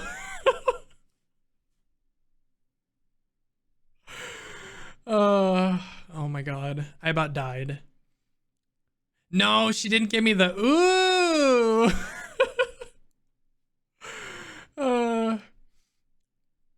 But yeah, it's like I know it's not something, it's like she's probably not gonna follow up or anything, and she's following so many people.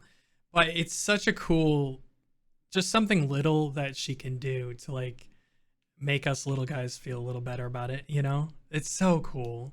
Like not everyone does that. And she like goes out of her way to make people feel special. Like that's just like it's Mouse. Like she just does stuff like that. You know, it's a little bit of how Aethel is too, you know. They treat everyone as a special person that means a lot to them. And I feel like as big as both of them grow, I feel like it's going to be really hard for them to change that aspect of them. Yeah. It's really, really cool. That's the reason why I love both of them, and I'll support them to the day that I die. And also, this is probably one of the best pictures that I had of myself over the weekend. I like looked at myself and I was like, I look like that now? Holy crap.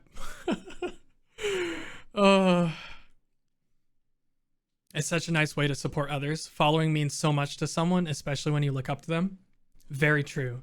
It's such a small thing to do, and you can even like mute them afterwards, but it's so nice.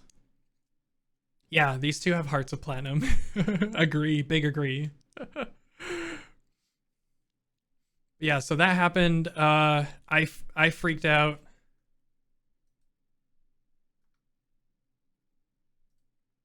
Uh-oh. I think I have to refresh and scroll back down. Scroll, scroll, scroll, scroll, scroll, scroll, scroll. More scroll. Here we go. Is it not gonna let me? All right, I might have to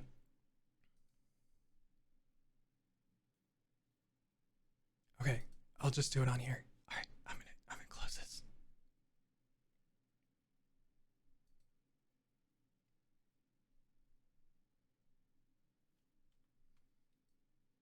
Oops. I'm gonna just switch to my main.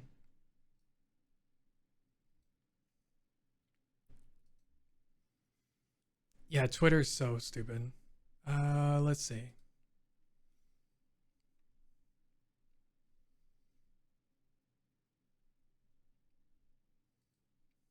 All right, scroll, scroll, scroll, scroll, scroll, scroll, scroll, scroll, scroll. Go, go, go, go, go, go, go, go, go,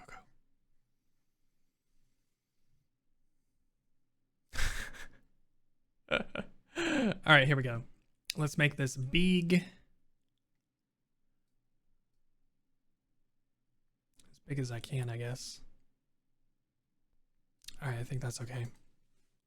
Aethel IRL was super nice to meet too. Honestly, best encounter at AX. Yeah, like easily. No, sorry, Eggy. Yeah, no problem. Easily outclasses me by a long shot. Yeah, Aethel was so cool to meet at AX. Again, he just has the mentality of like he's just thinks that he's still a small streamer. And whenever somebody like comes up to him and is like, I'm a big fan, he's like, you're a fan? It's so cool. Oh no, Vile Sight posted about meeting Lena on her Discord and got roasted alive for it. How did they roast you? Twitter's stupid in general. Agree, but it's the best way of keeping up with everything, so we're like forced to use it, unfortunately.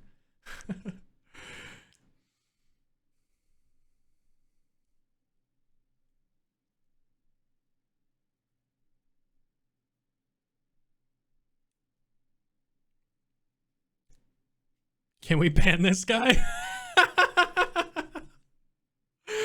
Oh, that's good. Yeah, it's because they're jealous. That's funny. Let's see, what else?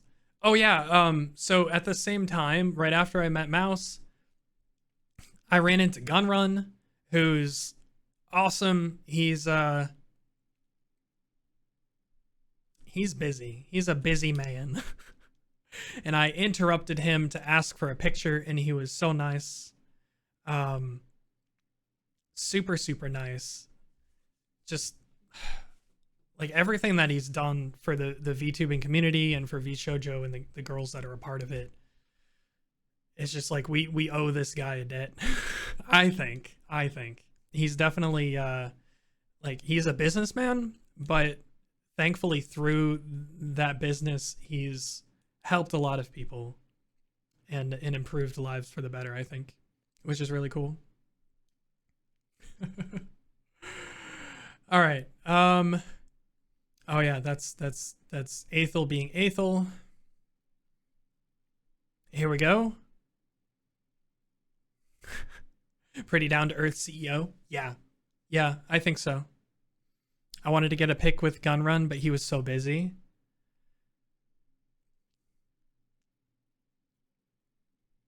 When they got Mousie's tech issues taken care of Sunday, he ran past and he was like, "It's working, let's go." Yeah.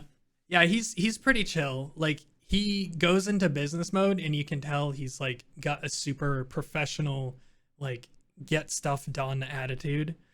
But he also has that fun side that comes out every now and then. Which is cool. It's sort of like the HoloLive like what is it, Yagu? He sort of gives me that vibe too, but less so, because he can do silly stuff as well, even though he's like a super businessman as well. But yeah, so this took place a little bit after. I got to go, actually met Techie. No, I didn't. I waited until Sunday to meet Techie. But yeah, Snuffy helped, got to do a live meet and greet because of Techie Cutie's booth, which was so cool. She had a full setup at her booth with like gachapon machines with screens on them. It was so cool. Definitely look it up if you haven't seen it yet. There's some cool videos on it. But this was a full setup, basically just like the VShojo stuff. A little bit like not as high tech, but basically the same. She had like little cameras. Let's see. Can you not see? Oh, you can't see my mouse pointer.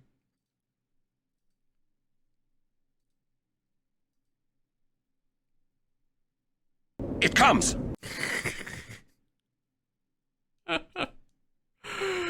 Oh my god.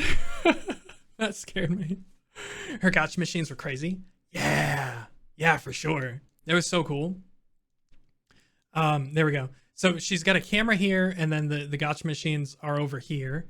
And there was a camera over there, and Techie Cutie could pop from this one over to these screens, and she can see from two different directions. Which is oh man, it's so cool. But yeah, Snuffy helped her beta test her stuff. So usually Techie was here for a few hours a day, just like talking to people who visited her booth with the microphone, and she had a sound bar where her voice came out. And Snuffy was able to come in and meet with people for an hour or two. I was luckily one of the first people in line for that, and that was awesome. Again, it's just like her and Buff Pup I didn't expect to meet at all. So it was super cool just to say hi. Again, I'm not in her chat that often, but she's so inspirational. Like, just her journey of through VTubing and stuff. Yeah, it's I'm just repeating what I'm saying here. But yeah, with her the way that she presented herself in the beginning, and then she changed everything up to be more true to herself, and use her real voice and all of that. It's just been super awesome. Yeah, the tech that Techie Cutie had was great. Like, we definitely, it would be nice if we could like copy and paste her setup for other things. And it actually sounded like she was there. Like, I feel like she was actually at the booth or streaming from like a nearby hotel, because it sounded like some of the things that she was saying, it sounded like she was actually there. I barely visit any VShojo places, but most of them I would say I'm a big fan of. Yeah, pretty much, right? Like, you're aware of most of the things that go on, but you're not a super regular in their chat, and you just like them as content creators for sure. So yeah, she was nervous, but that whole line and interaction were super cool to see.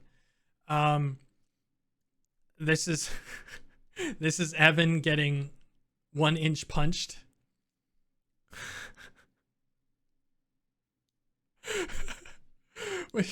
which I could watch over and over again.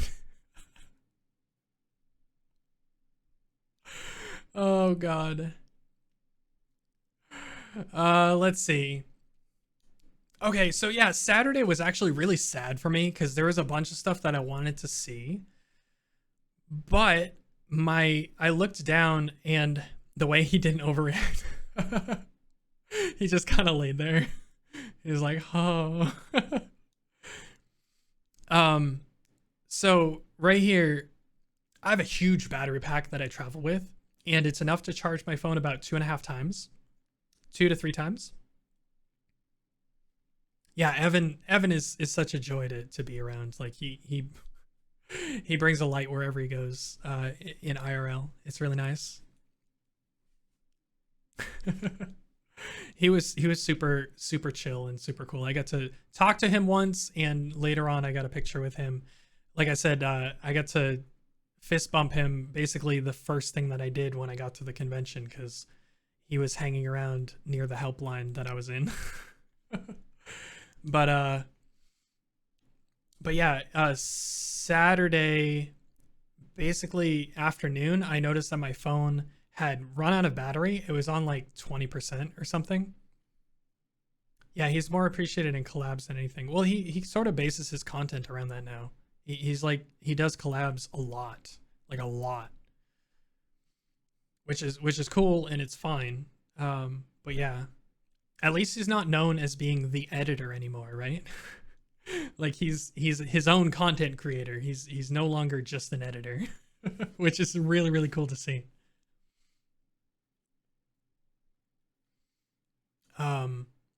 But yeah, I found out that all of my batteries were dead, and I had to spend about 2 hours, 4 hours. I think it ended up being about 4 hours in my hotel room trying to charge to get back out. Yeah, because the TwitchCon party was happening, and I didn't want to go with an empty battery. So it turns out that this kind of sucked, and I was there by myself, so it extra sucked. And yeah, I kind of wish I had just gone to the con and not worried about charging my battery for this, because I didn't have to. But basically, let's see if this works. So their whole setup was really cool. I didn't go to the party at all. Yeah, it was one of those things where it's like, it was an extra like $30 on top of like the $250 that the ticket cost, which is insane, by the way, for TwitchCon. $250 for a weekend pass is insane. Is this the location of the back-breaking foam pit?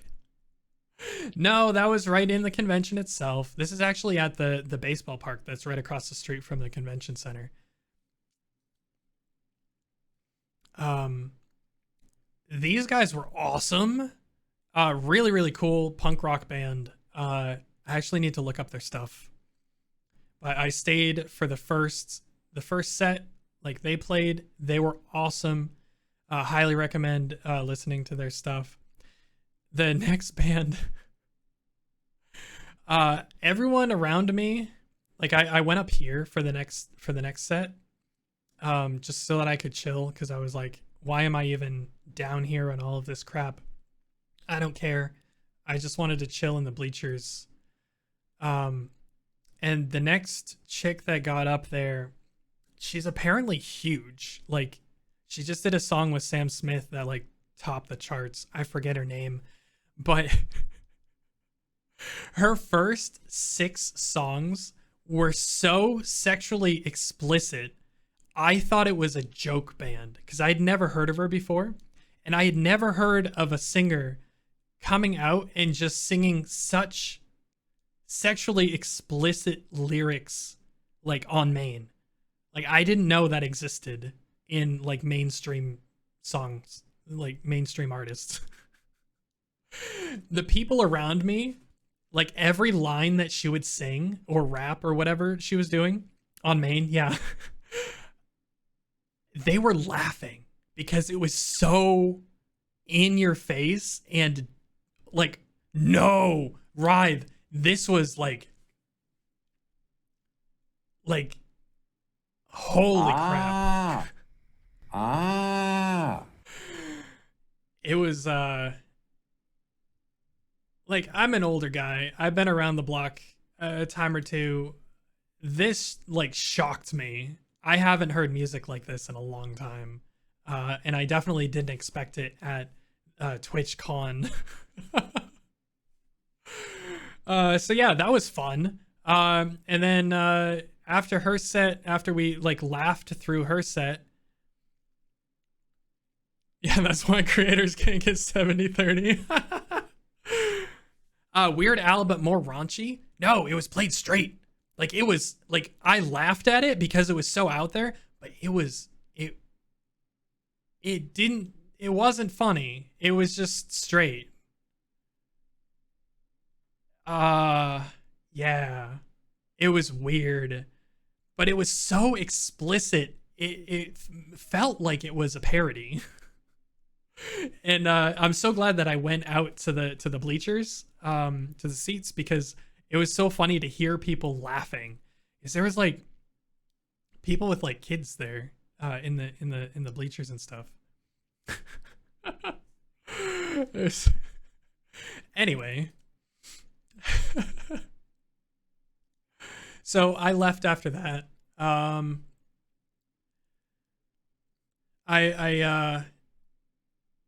went to this Mexican restaurant. It's like a hole in the wall. But this place called Poke's, awesome little hole in the wall place.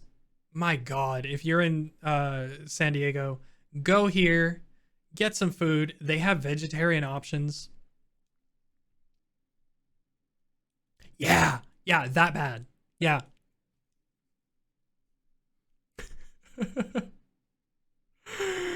Yeah, it was that bad.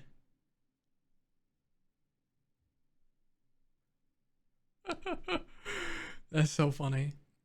But basically I was just sitting there having FOMO because I could be eating good food in my hotel room instead of getting bombarded with this type of music. So I was like, yeah, it was, yeah. It was Kim Petras. Yeah, that was her. I know a little bit of Megan Thee Stallion's music. Like, I'm aware of it, but I've never like really listened to it, especially not from like, not off the radio, you know, that sort of stuff. So I understood that some people have pretty explicit music, but I wasn't aware of the level that it reached. So I'm sure I'm sure Megan Thee Stallion was pretty close to this, if not worse, but it was so funny. Oh my god. Yeah, so I was just sitting there. I was like, why am I here by myself listening to this terrible music? To be fair, though, Kim, the second half of her set was really good. Like, I really enjoyed it. Like, really good music. Like, she sang songs. It sounded like she kept calling them like older songs of hers, and they were really good. Like, she's a really good singer. Really, really good. Really good songs. And I was like, why did the first half of this concert have to be like that?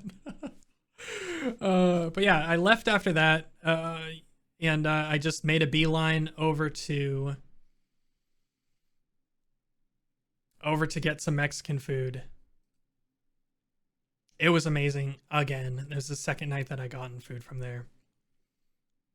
Ordered too much, turns out. So on the way home, on the way to the hotel after getting my food, these two women were walking past in like business casual, and one of them stopped me and she was like, "What's there's a convention going on, right? What is that?" And I was like, "Oh yeah, it's called TwitchCon." And she was like, "Uh-huh. What's that?" And I was like, "Oh, it's well, Twitch is like a streaming platform." And she was like, "Uh-huh. What's Twitch?" And I was like, "It's a live streaming and I was like, "It's okay. It's fine. It's fine. You got it." She's like, "Oh, okay. Yeah, that's fine." And they just walked off like mid explanation when I was trying to get into more detail. I was like, "Okay, I'm just leaving."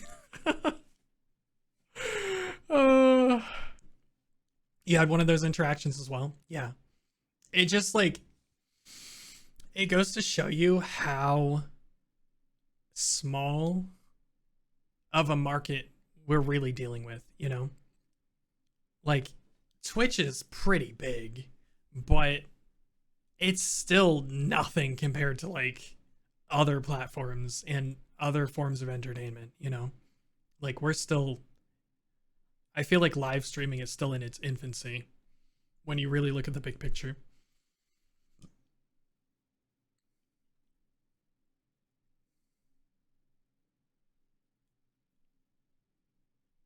Okay. So I ate way too much. I went to sleep and I slept through my alarm because my alarm was set for a weekday and not a weekend, which Sunday is most assuredly.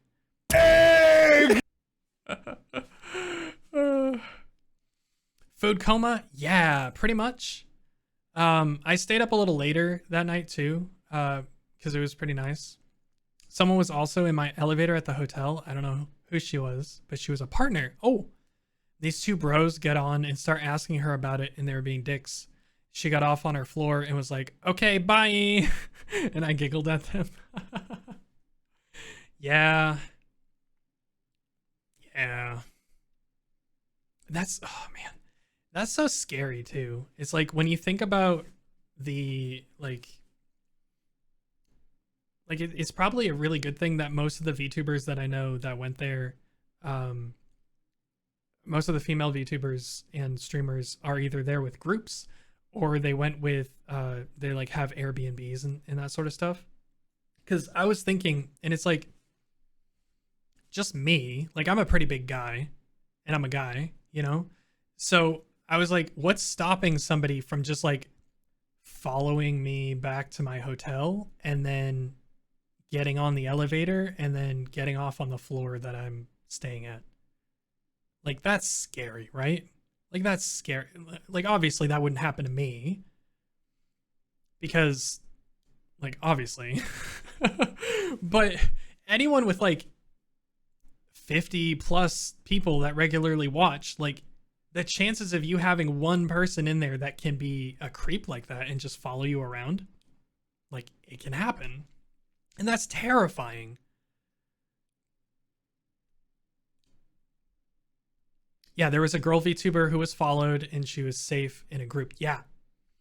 there was a lot of stories that I heard coming out of TwitchCon. People had their drinks spiked. People were followed. People were discriminated against. Oh my god. Yeah, lots of unsafe activities. Really scary. Was it Audrey? I need to be in an elevator alone or I might have an actual panic attack. Like, that's fair, right? That's fair. Yeah, there was some pretty like transphobic crap that went on, and there was some people there.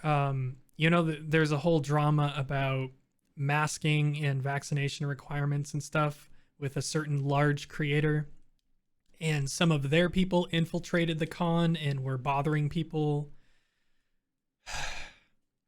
Yeah. So there's a lot of crap that went on.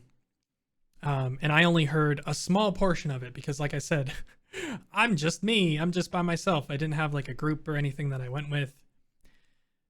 So yeah, I just heard a few things through the grapevine as I was talking with people that were really sad to hear. The mask thing was not enforced very well inside the con. Yeah. I will say it was a lot better than AX. A lot better than AX. Most of the people that I saw had masks.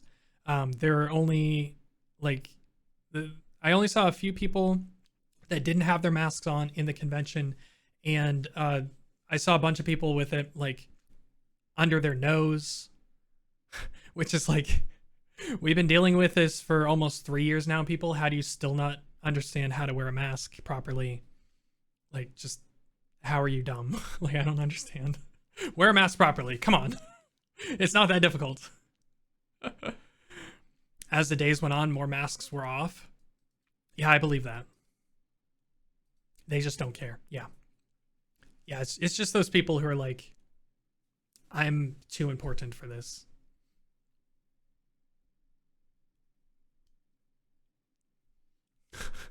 Which is so stupid.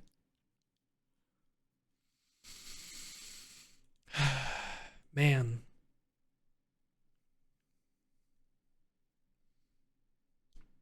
But yeah, like most people in our circles, in like the VTuber circles and stuff, were very nice for the most part. There were only a couple socially awkward slash probably a little bit too forceful personalities that showed up to these things.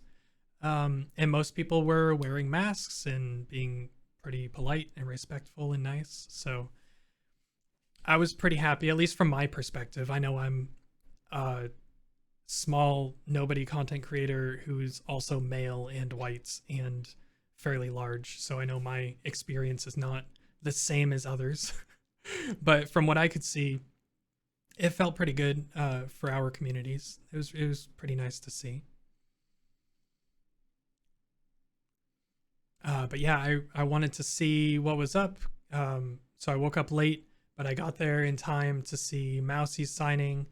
Unfortunately, they didn't do the VIRL stuff for her. Her power went out and they had a bunch of technical difficulties, which is sad. This was the second one. So the one I went, there was just like, they just like wrapped around like this area.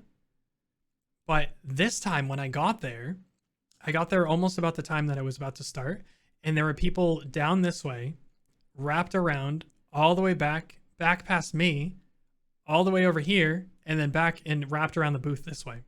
There were so many people there on Sunday to meet Mousy. It was crazy. And I think yeah, this is where I ran into Vilesight. He's like over here somewhere.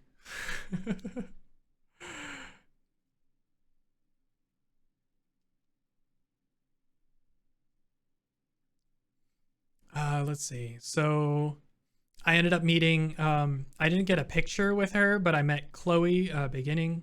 I've mentioned her a few times on stream. I hide. Yeah. But she was on a panel creating queer communities, which was pretty good. That was one of the things where they actually ran into. I heard that the panel was really good, but they had some security mishap where some not great person ended up grabbing the mic at the very end of the panel and making everyone feel very uncomfortable, which is not great to see. But I did end up getting to say hi very awkwardly after the panel as Chloe was running out to go do something else. So that was kind of neat. Let's see. Yeah, people be like that. Yeah, it's messed up. It was really, really unfortunate to hear. So this is the VIRL. Oh God. What? This is the VIRL autograph tech. Oh my God, this was so cool to see. This was so cool to see. This was literally, if anyone doesn't know, what this does is the content creator, in this case, I believe it was Silver who went first. They have an iPad or their computer. Like if they did art, I think they could probably do it on like an artist tablet, but they drew on a tablet in their house and the data points were copied down and sent to a computer that was sitting on this desk. And those data points were sent to this robot, which mimicked the movements that they did pretty accurately. And it was basically a live sign. That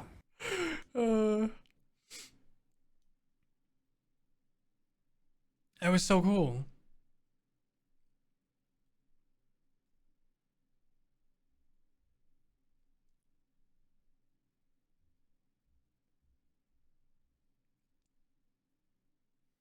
All right, here we go.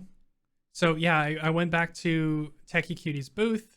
I got, I think it was after Mouse. Yeah. So I did this.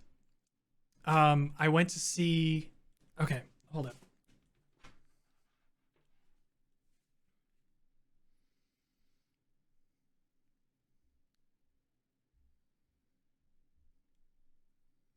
I'm gonna copy a bunch of pictures over. I forgot to do this, but I'm gonna post these probably tomorrow. But there's a bunch of other photos that I forgot to post that I want to go over.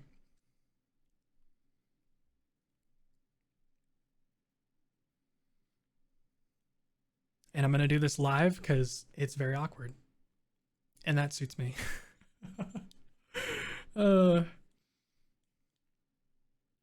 All right, plus upload photos.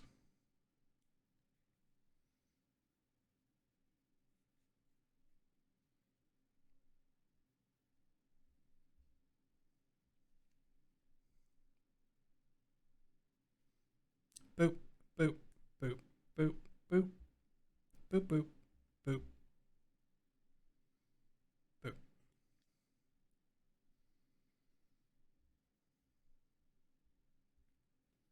All right.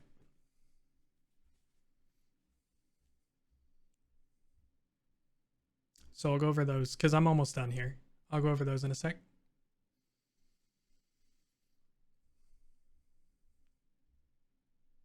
So yeah, I went back, met Buff Pup. Buff Pup was she was so nervous to do this. I think I was like third in line. But she was talking when we went to take a picture. She was like, I don't know. How do I look cute for a photo? I don't know what to do. And of course she defaulted to this. Sticking the tongue out. Classic. Yeah, she was so cool. Buff Pup is so chill. I definitely recommend giving. I know a lot of people like sort of see Buff Pup and they're like, that's not really my cup of tea. but she's so fun to watch, and her community is really great.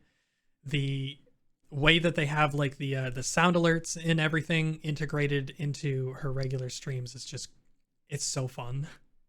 It's a very, very fun experience whenever you go in there.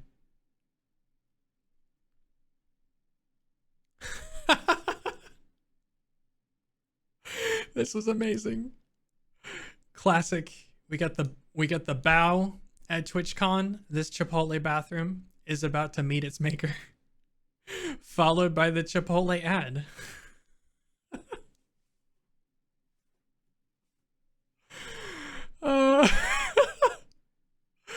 Oh, it's so good. Bao is so special. I love her. All right, so you know what sucks? I wanted to see Tob probably more than anyone else at the con. Yeah, Vshoujo and Friends for their content. Follow Vshoujo and Friends. They're amazing. They have great clips, and they pick out the best things. So it's a great way to catch up. But Tob is probably top 3, like behind like Mouse and Aethel for me. Like User's up there too, but like I watch Tob so much late night. It's so fun to watch Tob.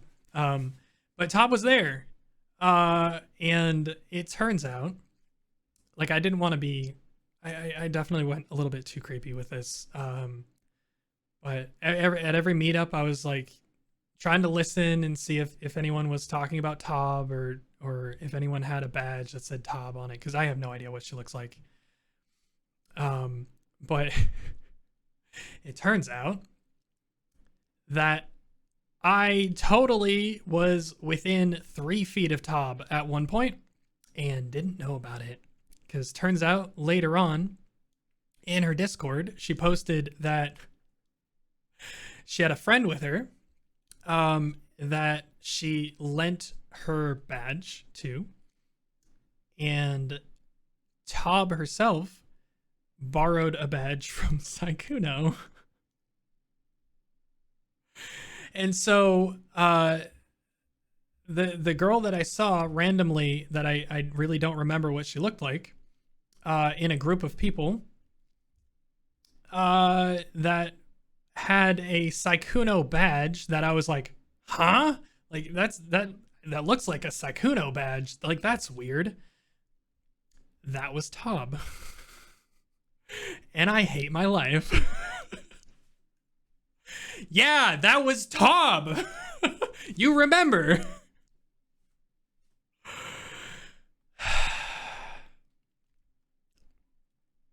Yep, me too.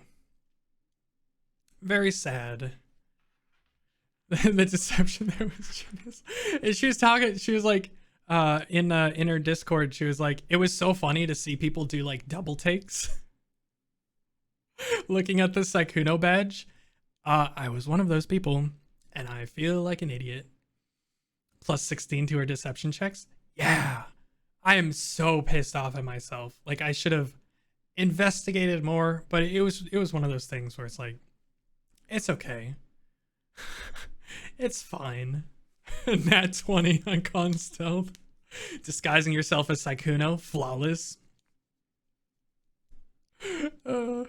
I like how Tob gifted her badge to somebody else to get in, and then Sykkuno let Tob borrow his badge, and then Sykkuno got somebody else's badge to get in, and then Sykkuno ended up getting kicked out of some places at the con. There's a bunch of Twitch clips about it where he kept following like Toast around and stuff, but apparently at one point he was trying to meet somebody and he was like, yeah, I'm Sykkuno, and security was having none of it and they like kicked him out because he didn't have the right badge. So I think we can blame Tob for every problem that Sykkuno had at the con. I think that's the logical conclusion to that.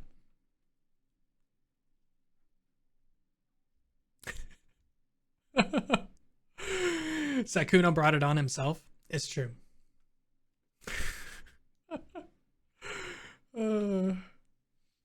It's just so funny. It's like a weird Rube Goldberg set of circumstances. TwitchCon security. I think we would recognize Sakuno. Didn't Sakuno jump to YouTube? The security was just petty. Yeah. So that was the other thing that I didn't think about. But Saikuno's badge said community. It was blue. It said community at the bottom. And my stupid brain was like, I read Saikuno on the badge, and then I read community, and my brain went, you must have read Saikuno wrong. And then my brain didn't think at all after that. And so that's why I didn't meet Tob. If it would have said like partner or something along those lines, I would have investigated more. My brain would have been like, girl with Saikuno badge, interesting. So did Raze. Yeah, that's interesting. Well, yeah, because they, like, when you move, I've heard that your Twitch account, I don't think it gets banned, but your creator account gets, like, terminated, right? So, which makes sense. Like, you lose your whole backlog and your streaming ability and all of that when you move off like that. But I guess you can still do TwitchCon. I guess you can still do TwitchCon as long as you can still like log into your account and you give them money. They're probably fine with that. But yeah, it's a pretty interesting situation that I didn't think about. That Saikuno would be just a community badge. It's so funny, my goodness. All right, here we go. God, Fruit was so... Oh, man. It was so nice to meet Fruit. I need to watch her streams more often. There's so many... There's too much to do. Hope you like Apex. I love Apex. And I should probably play Apex more often on stream. A new season just started. I think it was like a week and a half ago, something like that. I haven't played it all. I feel really bad. She was so shy. I felt a little bad, but she was happy to sign the poster. Yeah, I feel like that's, yeah. Oh, I told her, because I know she posted a little while ago. Yeah, Fruit's also a late night, early morning streamer like Tops. Yeah, because EU time, for sure. But I know that she had huge FOMO. Like, she really wanted to come to TwitchCon herself and cosplay, because that's what she does. She does a lot of really high-end, really nice cosplay at cons, to the point where people, like, don't recognize her. But she, that's one thing that I told her, and I was like, I really hope that you get to cosplay next year at TwitchCon like you wanted to. And she was like really excited to think about that. Oh,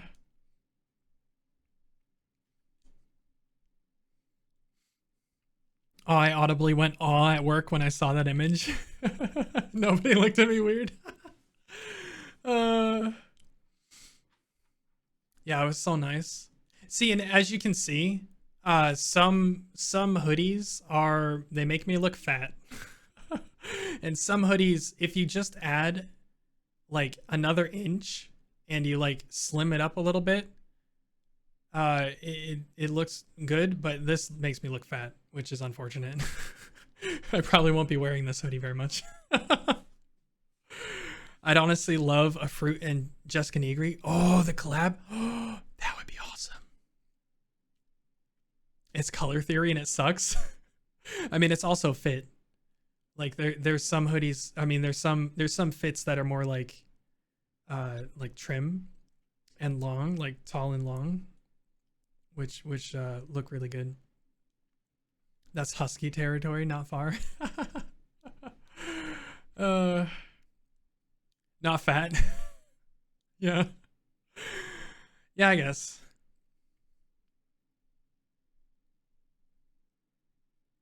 All right, so yeah, right after this, we already went through this. But I got to meet Tectone. Again, he's so cool. I freaking love Tectone. I'm not a huge...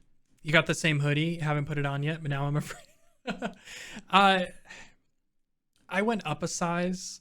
Like, this is an XL on me, and I probably should have gone with a large. But I noticed that it ran a little short, so I always like the extra length, and I usually have to go extra large to get the length. Canadians are built different. Got a bigger size as well. Yeah, they tend to be boxy sometimes, which sucks. You go up a size and it turns out to be a box shape. And this is what Tectone wrote. He has got this down to a T. His little Eggy mascot is awesome. He says, Techie, I did not cancel. And that's what he chuckled at when he was... If you notice on the stream, as he was writing, he was chuckling. I did not cancel. So Tectone is the only one that got to sign my badge. And you know what? I'm okay with that.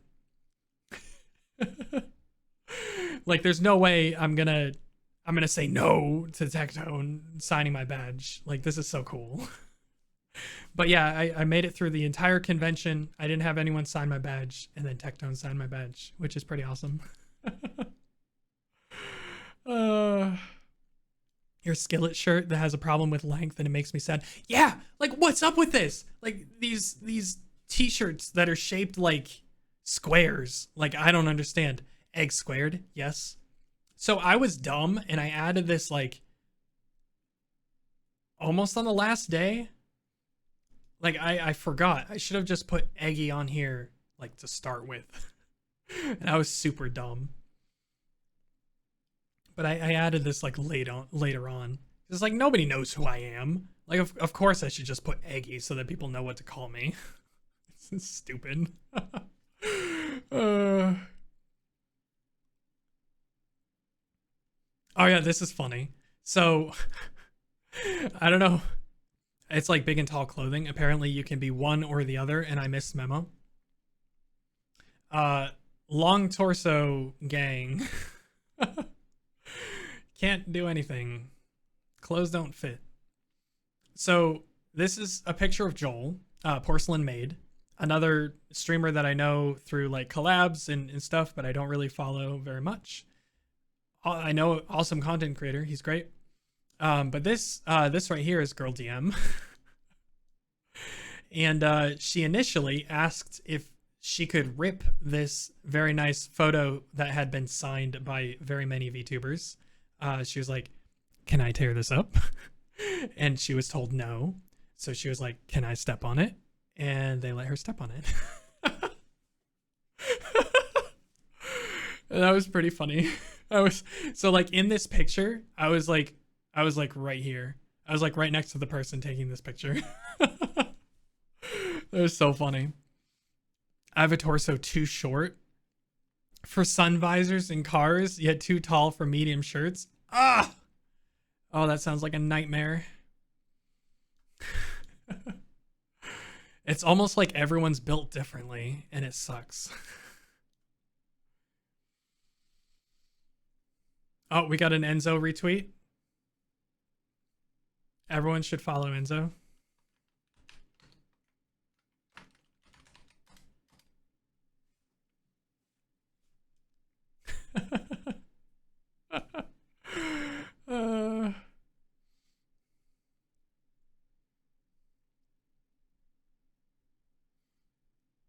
And yeah, last everything tries to show off my midriff, which is not flattering as I do not have abs. Yeah, I know that's, oh my god. I know that feel. It's like some shirts fit me, but they only go down to like barely hit my belt. And it's like, if there's any wind or I move my arms like up at all, I'm full crop top mode, which nobody wants to see.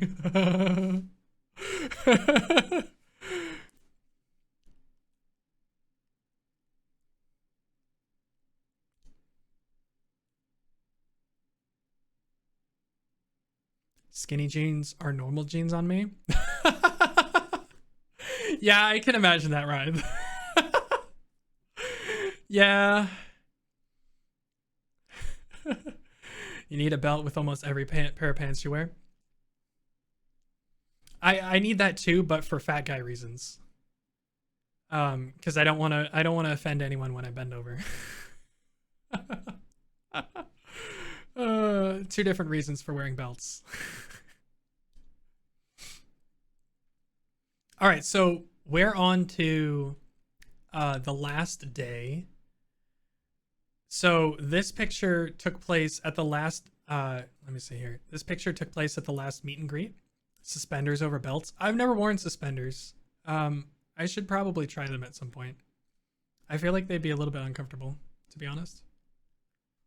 But since we're at the last day, I'm going to go over the last of my pictures. So give me a sec to bring these all up.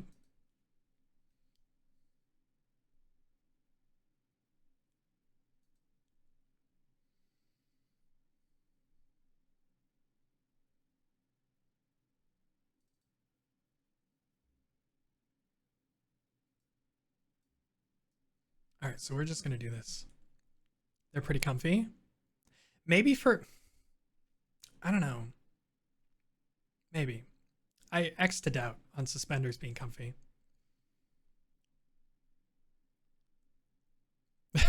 Audrey.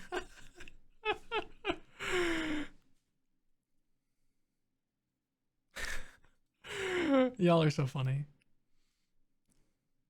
But belt benefits are better. Okay.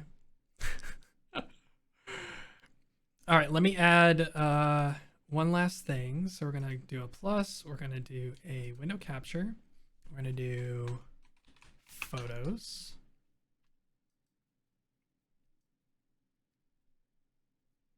Suspenders are comfy even if I'm team belts.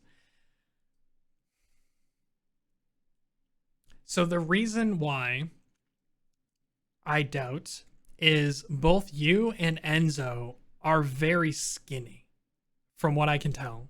Okay. And I don't know if either of you have experienced having Enzo,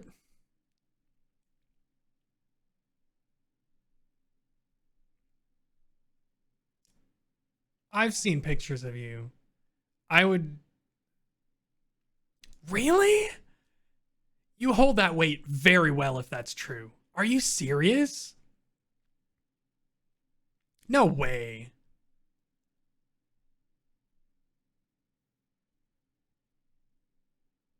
$220 Canadian pounds.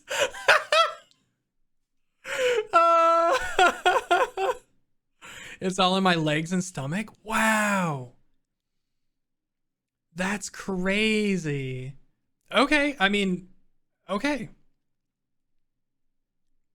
Okay. I'll take your word for it then. Oh, that's so funny. I mean, it's not funny, but it's like, wow, definitely unexpected.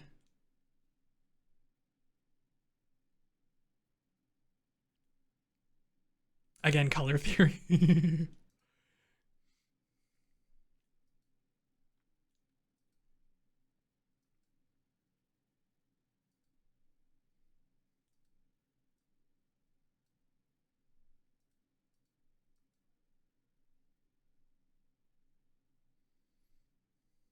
Wow. All right, so photos, black clothes are the best clothes. I tend to agree. Oh, speaking of clothes, I want to shop where RPR shops because holy crap. The clothes that he was wearing throughout the con and like just in general, like in his pictures and stuff. I really want those. All right, so I'm just going to drag these in because Windows Photos does not want to work for me. Whee!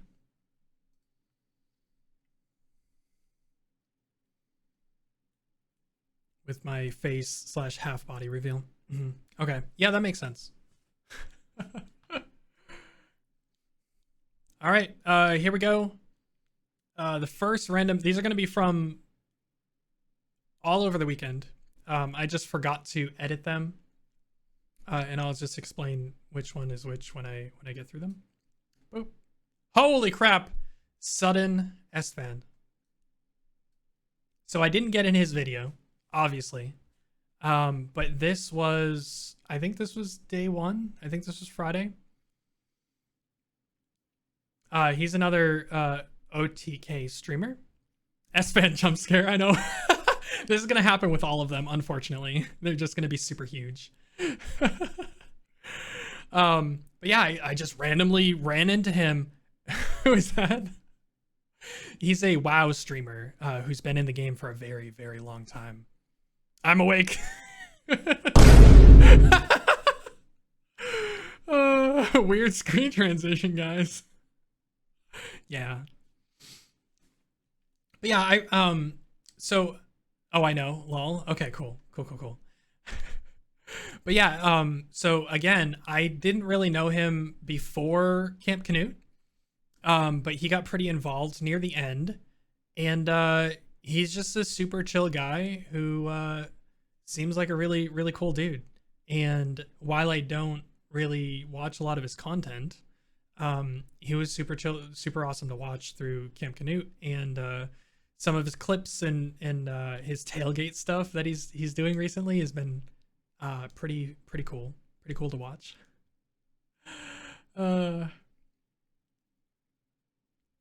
Anytime I use Kappa, I'm making a joke. Did you even use Kappa? Oops. I'm growing. Oh, you did use Kappa, didn't you? That's my bad. I know what Kappa means, I swear. I'm old enough. But yeah, so that was cool. He was super chill to meet. That was just a real quick, like, hi, can I get a photo? He dropped a he dropped a video of his con experience, and I was not in it, thankfully, because it was just a real quick interaction, which was really nice.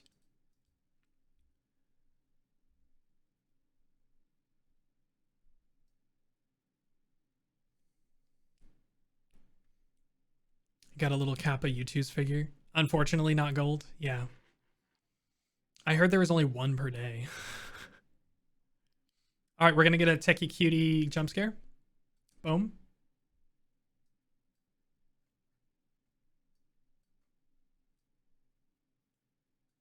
Here we go. Kappa had a U2's. Yeah, at the convention. They had, I think, 3 different exclusive U2's there. At least I think they're exclusive. But yeah, they're all based off emotes. But yeah, here's Techie. She was awesome. She was so cool to chat with. This was before the Buff Pup meet and greet.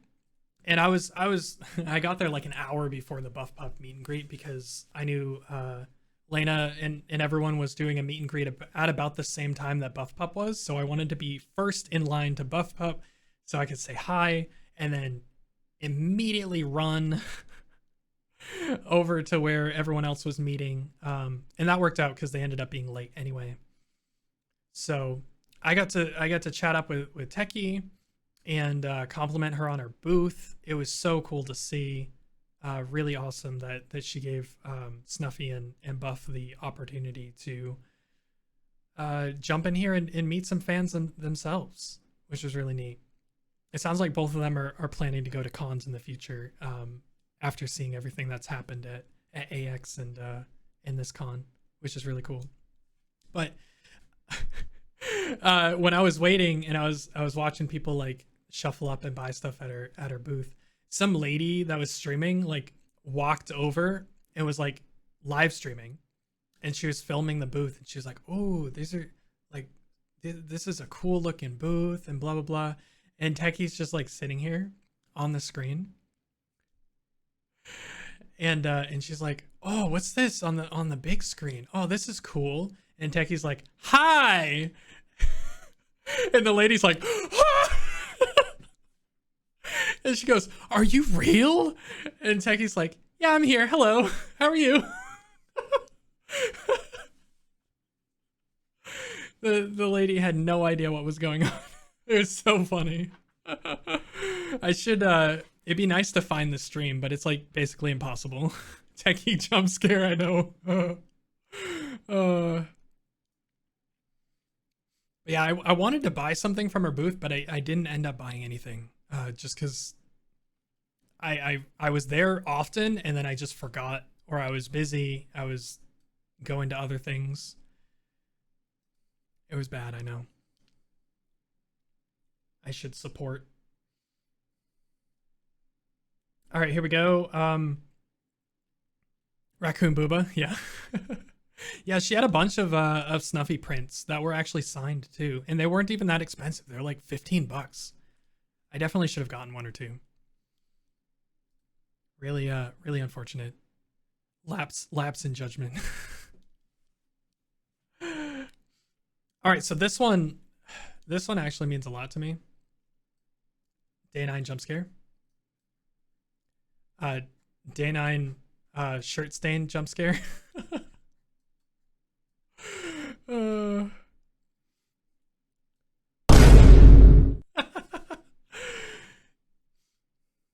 Yeah, so Muba, yeah. So Day 9 is a super awesome creator. He's been in the game for he's like an OG, like really big OG. Who's also super tall, very, very tall dude. But he started off in the StarCraft scene. Like he was a StarCraft pro, pretty much pro, I think. And then he moved into commentary and did a bunch of like stuff on YouTube, helping people get better at StarCraft. He did videos, he did funny stuff. And he got huge into the StarCraft like commentary. And then he's now basically just this really chill dude on Twitch. He looks so normal. Yeah, but he's got, oh my god, he has so many connections, and he's been in the industry. Like he's worked, he used to be a game dev as well. And he has so many connections in the streaming industry, in the content creation industry, and in the game dev industry. And he's an older dude. So he actually, like, for me, he has some of the best, most solid life advice that you can find on Twitch. As silly as that sounds, like if you go into a stream and you see someone asking like a serious like life advice or career advice question, especially like surrounding content or game dev or anything like that, he has some of the most even, makes sense takes. Like he's fairly intellectual when he's talking. He has a very large vocabulary. He knows what he's talking about. And I just really appreciate the crap out of this man. So it was super cool to see him doing a meet and greet here. This was literally the only thing he had to do all week. So he just showed up. He had his little coffee, and there were 4 of us there for the meet and greet. And he just had all of us huddle around, and he just chatted with us for like 20-30 minutes. And there was a huge line for like other creators that were doing meet and greets, but initially there were only like four or five of us there, and he was just like super chill, just talking with all of us. He took the time to take pictures or sign stuff, and then we just hung out for a few minutes just talking about stuff. And then I went off because a few more people showed up. And then by the time I actually left this area, there were probably like 25, 30 people in line to see him. But it was pretty cool to have that little moment of just chill, just chatting with somebody that I respect. It was really neat. All right, let's get Day 9 out of here.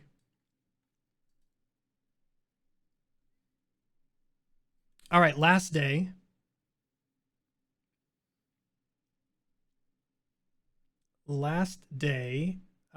We did the... Hey, Vilesight, you're still here, right?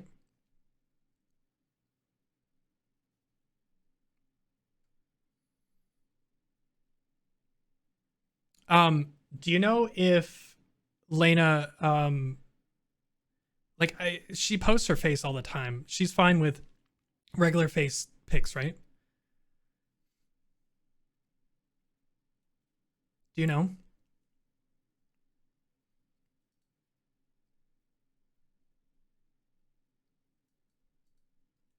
So yeah, she retweeted yours. Okay, cool. All right, so I'm gonna post mine from there. Oh, Lena jump scare.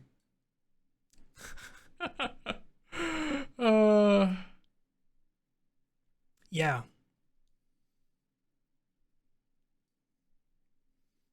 She came in full costume. She just doesn't like to stream IRL for personal reasons. Yeah, she used to stream IRL a while ago. Yeah, I remember.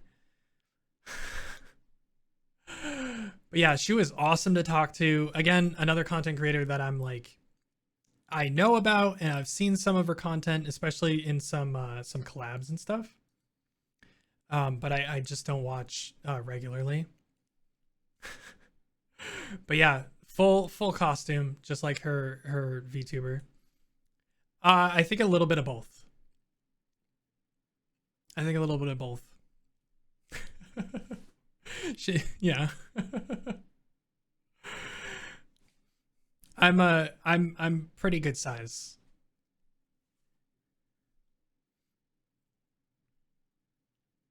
Yeah, I wouldn't call her really short.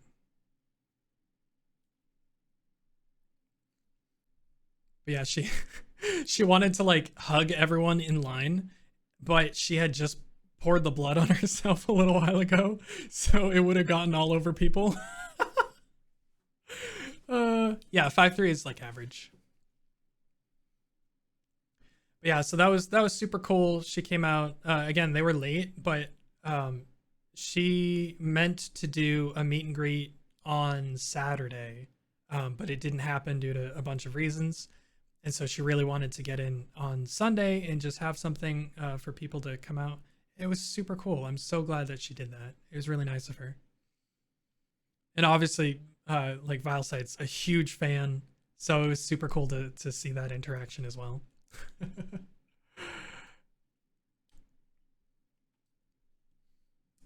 Next, we've got...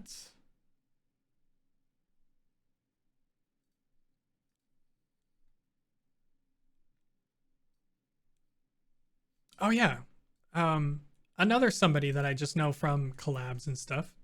Whoa! I couldn't even say my name. Oh no!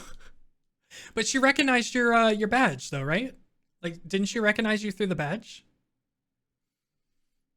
I just held up my badge like a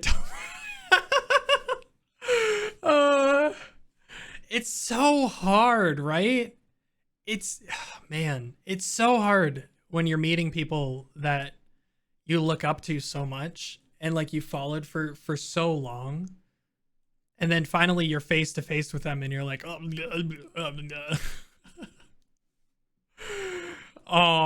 cute. I would like to believe that I would be all cool around people I admired, but that would be a total lie. Yeah. One day I want to meet all of you guys at a con. 100%. Enzo, we need to get you and Baxter and a bunch of other people. We need to like all meet up at like AX or what is it, like maybe Off Kai or something. I need to plan out my next year. I might not actually, because I was thinking about it. I might not even be able to make TwitchCon next year if it's in the fall, because I'm planning on actually spending fall in Japan next year if everything works out. AX was kind of meh though. Right, but if you're there with like a bunch of people, then it doesn't matter how good the con is. You just get to hang out with a bunch of cool people. For me, I loved AX. I thought AX was awesome because I got to go to a bunch of panels, got to go get a bunch of cool merch, and then hang out with all of you guys, which I did not expect. I got to hang out with Aethel. Like, AX was awesome for me.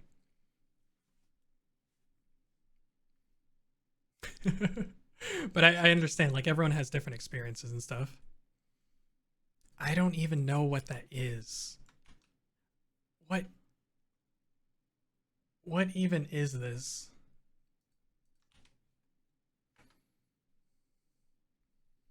Oh, Accreditation Commission for Education and Nursing. I see.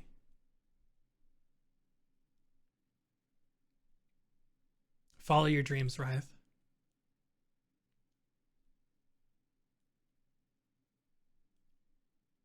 Don't let anyone tell you no.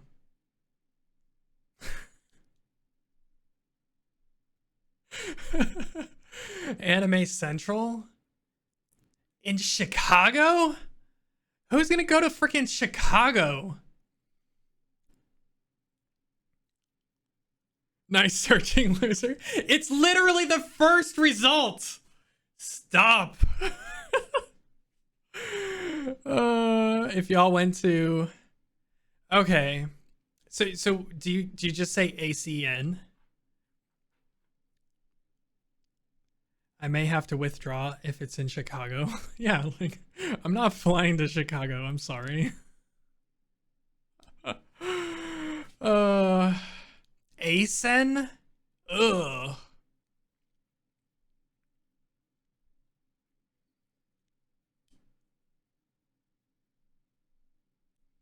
You know, I'm realizing I don't really have a good disgusting face.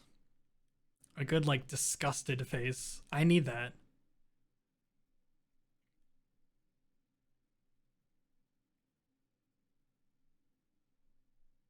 I need a good disgusted face. I'll have to ping Sen about that. I could too. I live next to Rosemont and I have a friend that's less than 15 minutes away.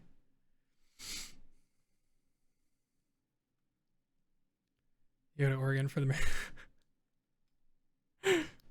for the Hurricanes and Gators. You go to Chicago if you have a death wish. Oh my goodness. Yeah, I don't know. It's just one of those things where, like, if everyone was going, like, maybe, but I don't know. I don't know. Yeah, Cali's got legal. Yeah. Honestly, isn't it? It's just the whole West Coast, right? Like, basically just come to the West Coasts. Come to the West Coasts if you want that. You can get it here. Let's see, who else do I have? Oh, it's she's still on screen. Nice and ChillCon compared to AX. See, that I believe.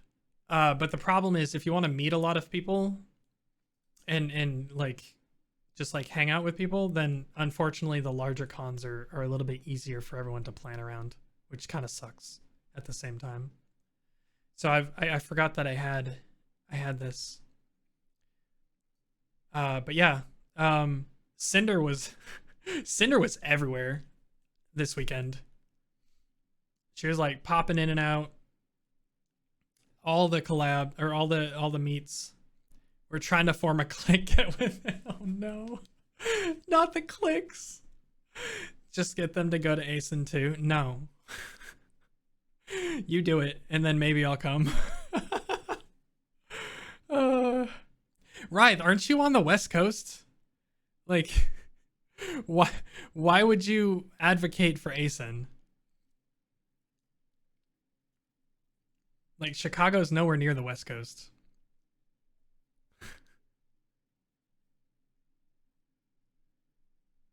You live in Oregon? Okay. A fair amount of anime VAs go to ASIN? Interesting. Okay. It's just one of those things where it's like there's so many cons and I just haven't really heard about it that much.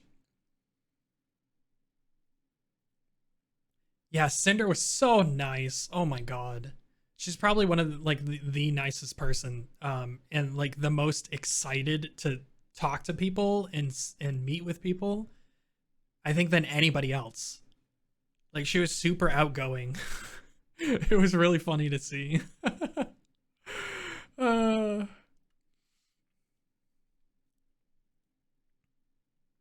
yeah, it's just, once again, another content creator, another person that is awesome, but I just know them from collabs and I just don't follow their regular content, and it sucks. It makes me feel like a bad person. Is it's 24 hour? Wait, do they have like a lock-in or something?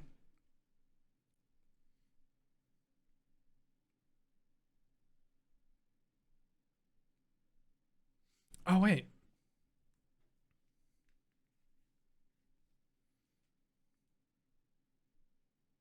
This is Cinder, yeah.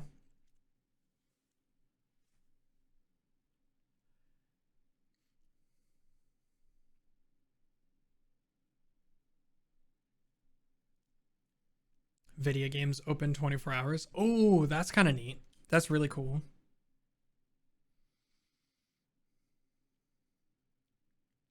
All right, I forgot to add one photo? 2 photo? I'm waiting.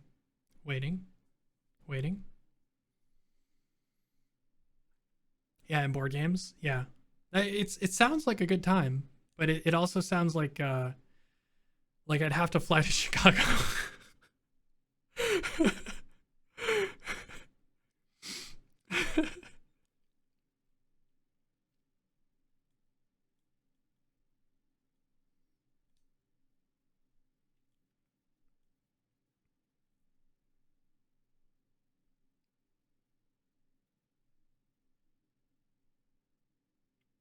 All right, here we go.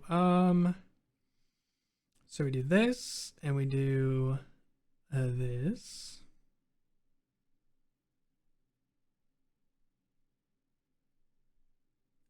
All right, fair point.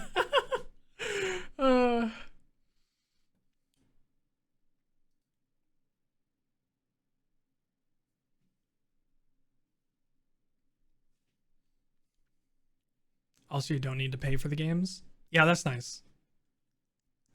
I'm gonna call it a night. All right, have a good night, Jim Ronnie. Thanks for sticking around as we stalled / talked through most of this. I can't believe it's 5.5 hours of this. I need to go back and clip some of this later. Ooh, I'd appreciate it.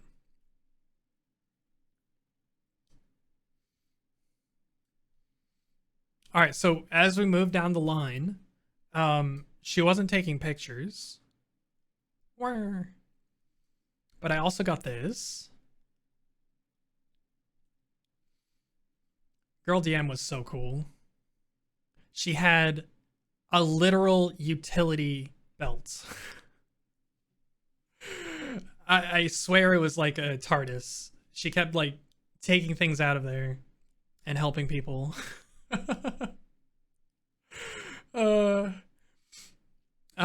But she gave me a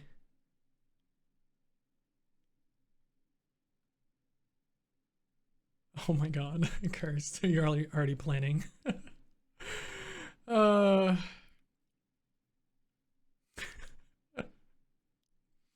It's just my bag I carry everywhere. Yeah. But she actually gave me a card, like a business card, and I was like, oh, business card. I can swap business cards with you.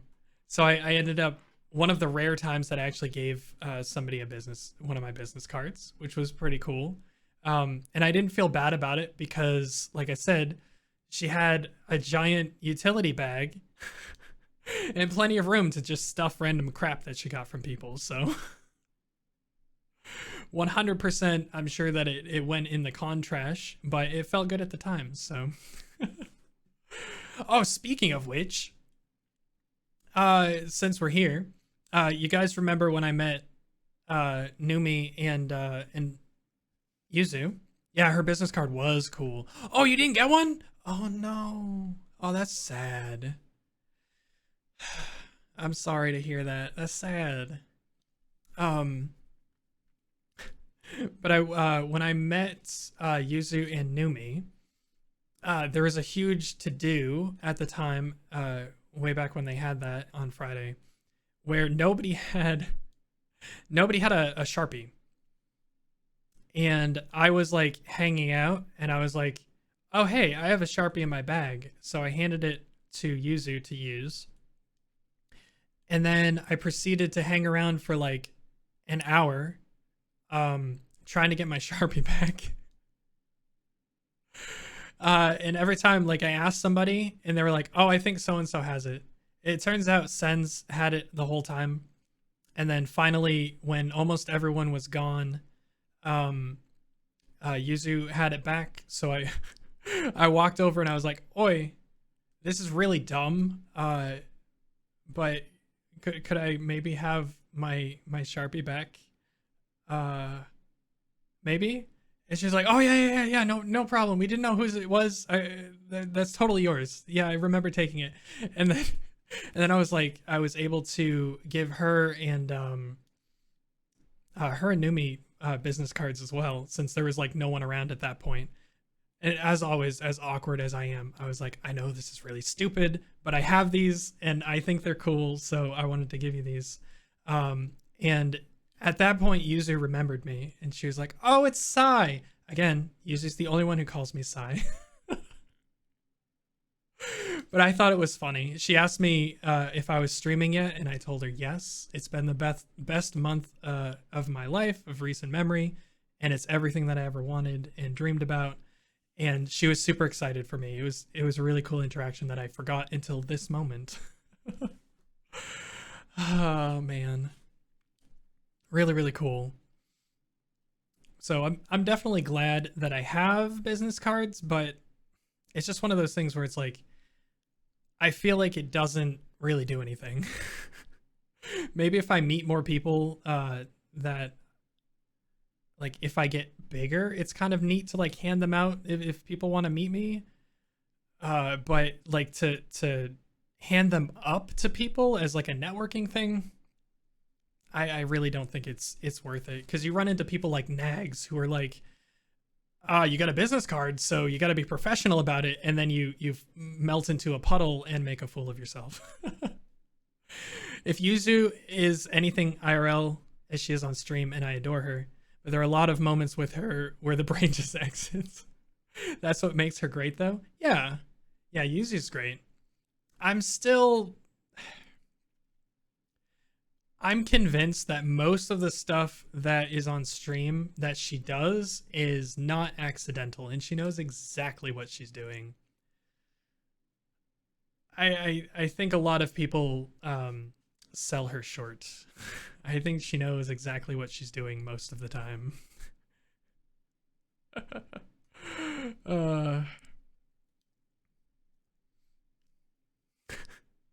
This is true. Yeah.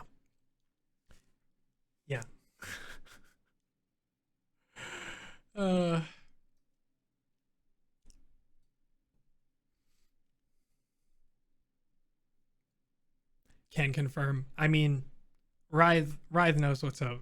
So if Rythe says it's true, then it's even more cemented in my brain.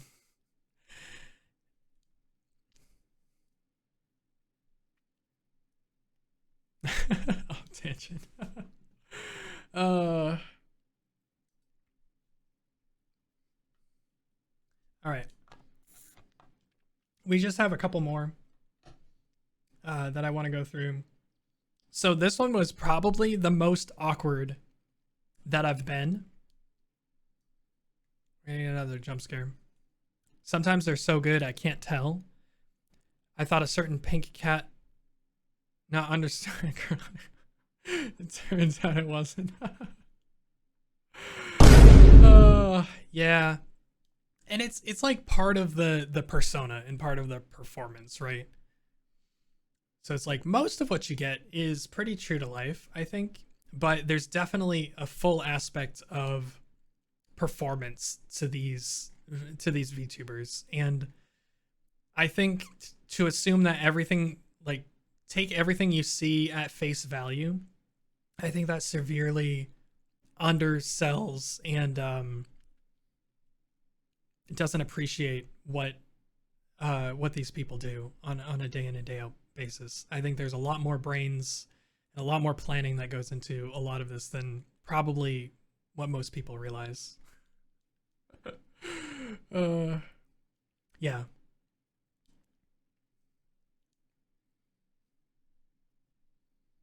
And I think it's, on one hand, it's important to point that out, because I think it's really cool to give people the proper respect that they deserve. And then on the other hand, it's really neat to just like go along for the ride and have fun with it as well. You need to have both. All right, we're gonna have another phone jump scare. Here we go. Blah. There we go.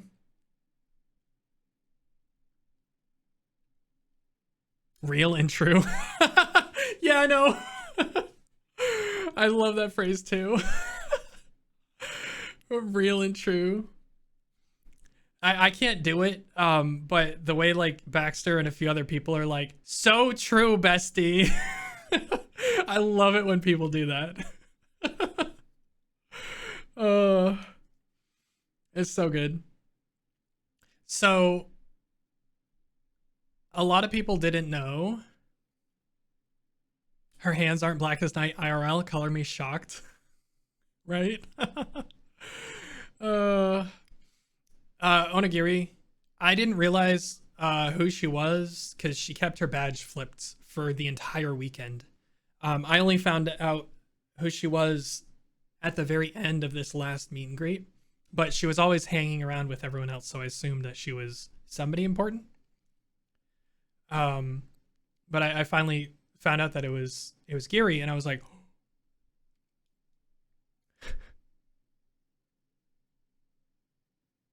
so true, bestie. This is me for real, for real. Oh no. Wait, was that Audrey? Did I post that on something that you did? Oh, I can't remember. I can't remember what that was. Oh my goodness. Oh, that's funny. Yeah, Baxter's awesome. I wanna get Baxter to a convention at some point in the next year or two. Hopefully in the next year. Frickin' Baxter. Yeah, it was the you should get a bidet now. Oh yeah. Real and true. Real and true.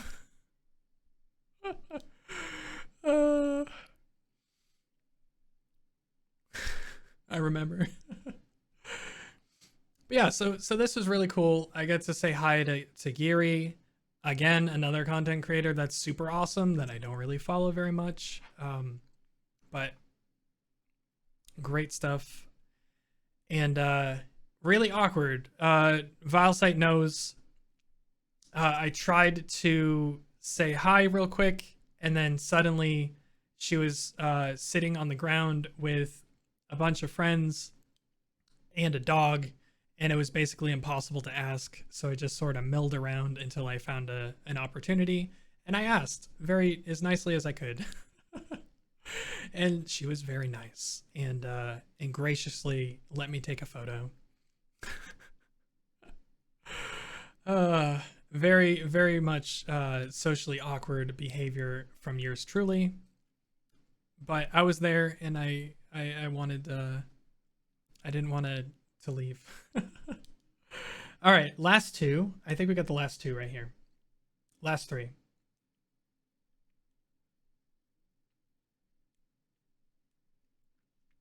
Did Geary show her face on the IRL stream? I missed it. I don't know. I didn't catch the IRL stream that she did. You need to get adopted by an extrovert for these things? I feel like I did okay. Like as far as me goes, I feel like I was fine. But yeah, if I had like a friend or two that were like bigger than me or more integrated in the community, that would have helped out a lot. Like a lot.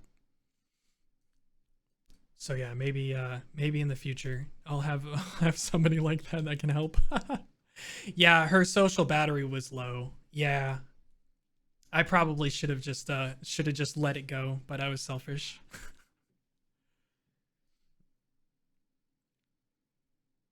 All right, it's 3 more. We're close. Ugo Bear, Scare. Here we go. There we go. Yay, she was so nice. Oh my god. I caught her after her ping.gg. She was at that booth for a meet and greet, like in real life.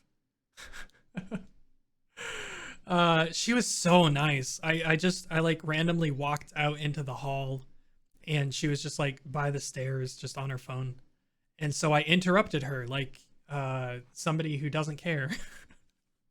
And I was like, "Hey, I've seen you around. I know some of your content, but I'm one of those that like it's really hard to follow everyone. But I know of you and I would love to get a picture." And she was so nice. She said hi. She chatted with me for a few minutes. And then I took off because I didn't want to bother her too much. But she was so nice. Probably one of the best interactions that I had of the whole weekend. It was really cool.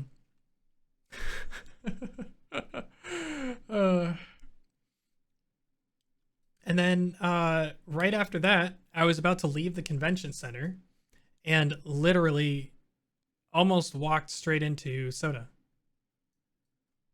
Chance was there. And he, as you can tell by his face, did not want to be here.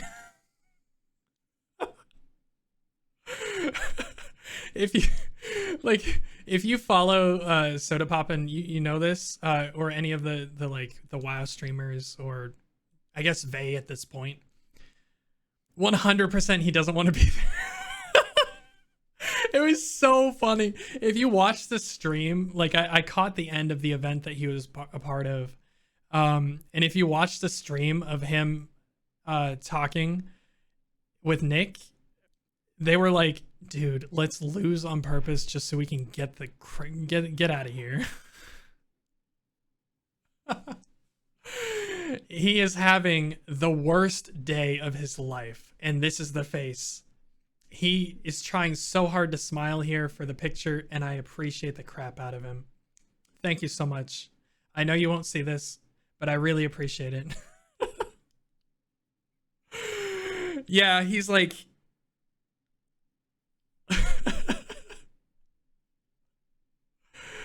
Oh my god. It's so funny. But yeah, he was just like... He should have just left, but he was sort of hanging out. He was probably waiting for somebody in the hallway.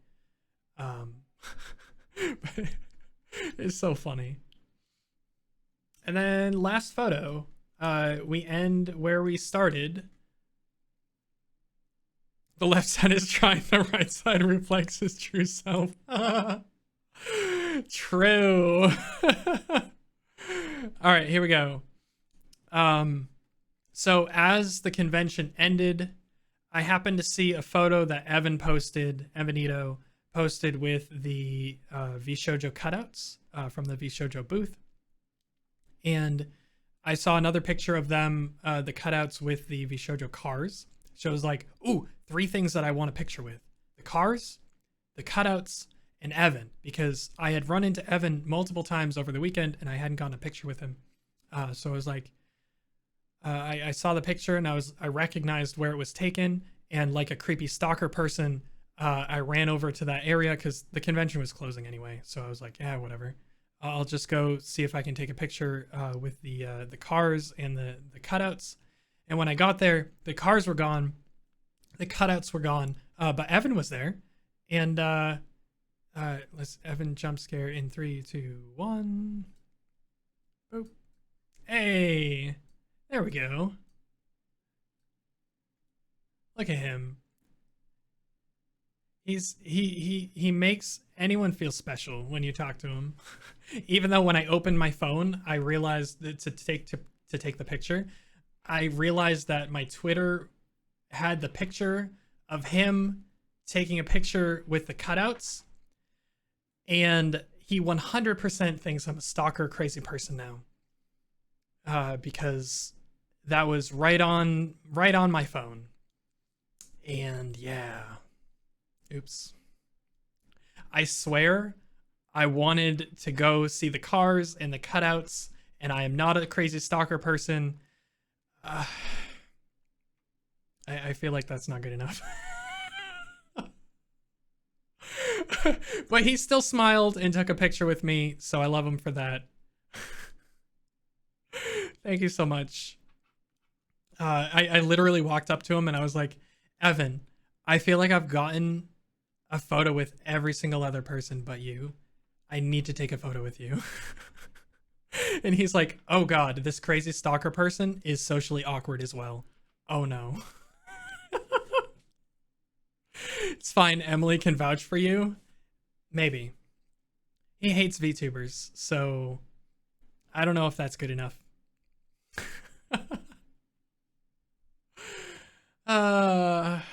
So yeah, ending off the day. Oops, where am I going? There we go. Ending off the day with another awkward interaction. I spent the last day sightseeing. M is one of his mods. Yeah, I know.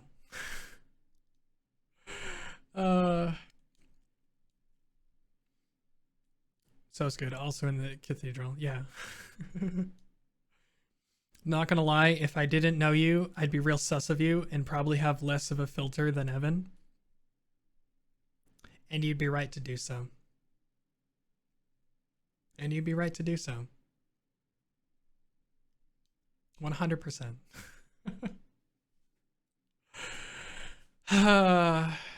So yeah, that was pretty much my TwitchCon.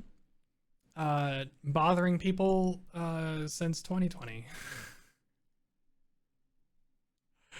I had a blast. I think the more that I do these things, the better it'll be, because I'll understand how things work and all of that.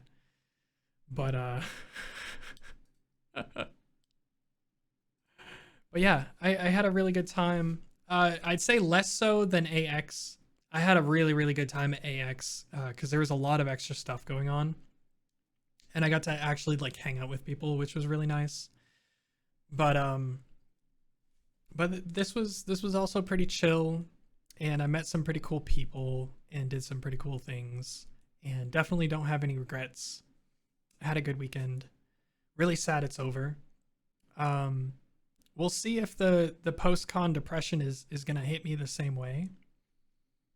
We'll see. I feel like it's not hitting me quite as bad as AX already, but we'll see. AX, oh man, AX was bad. I was like, I wasn't sick, but I felt like I had like negative energy for like the next 3 days. I mean, not 3 days, 3 weeks. It was really bad. It was like I had a really bad cold, but I wasn't sick at all. Just depresso.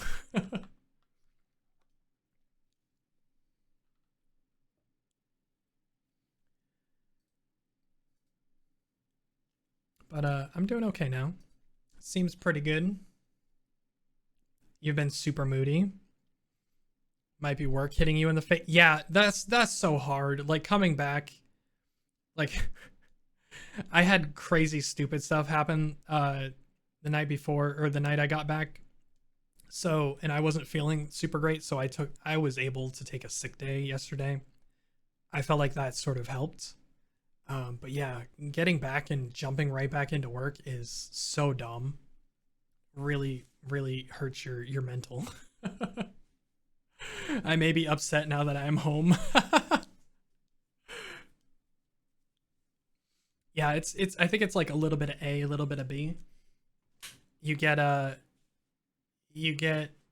off of vacation, because it is a vacation, even though you're running around and doing crap all the time. Get home, feel sad, Uh, Can I have how I felt going back to work immediately after my move? Oh, speaking of that, Audrey, I haven't followed up on that at all.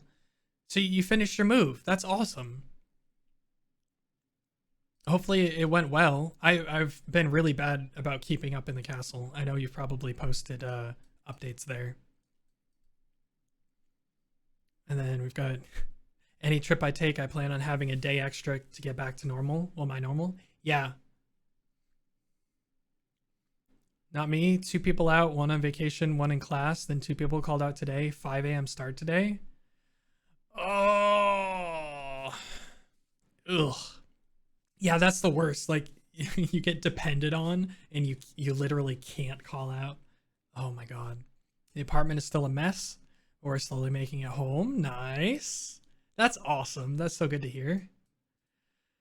I knew you could do it.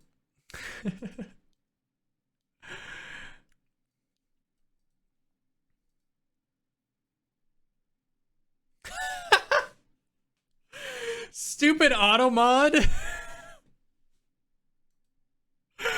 Work was like, welcome back, and kicked me square in the crotch. There you go. I allowed it through. Automod doesn't like the word crotch, apparently. Yeah, down bad for me lately. Yeah, so don't anyone tell my work, but I am 100% planning 100% planning on taking a sick day after my next vacation as well. Just because I know how time zones affect me. So it's not like it's really like it really is like a mental and physical health thing that I take the day off. But I know if you like explain that directly to employers, they don't really like it. But yeah, like I've said a couple times, the last 2 weeks of August, God, my brain is nowhere. The last 2 weeks of November, I am going to be in Japan, which is... Tom's got banned? No way. Did it actually happen?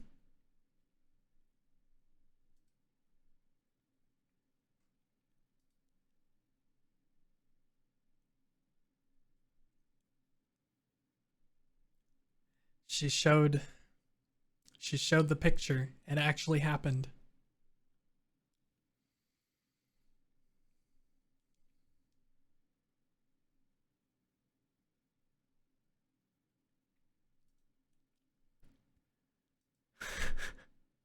It's a certain very classic, very not safe for work picture that's floated around on the internet for a very long time. I don't know what possessed her. Yeah, vision of goats. Yeah. I don't know what possessed her to want to do this right after getting back from TwitchCon, but I hope she enjoys a few days off. There were even Twitch staff.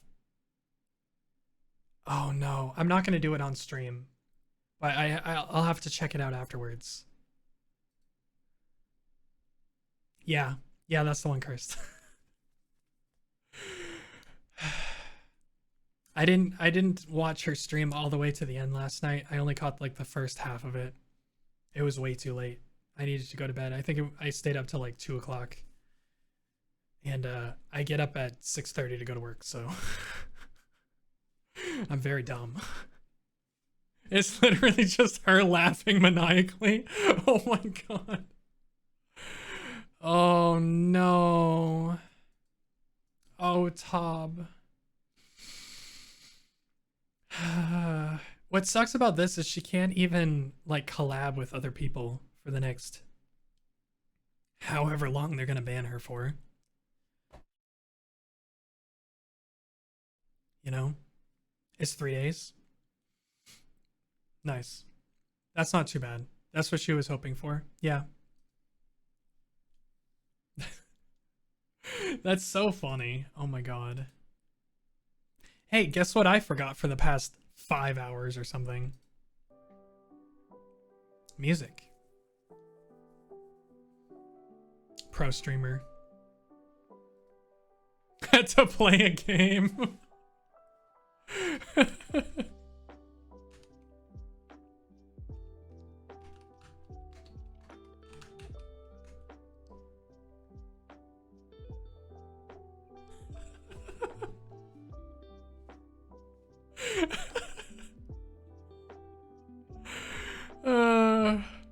I was gonna ask, but again, I figured it was on purpose. It's fine. It's fine. It's not like my voice is grating to listen to or anything. You know, it's not like I need anything extra in the background to sort of soothe things over.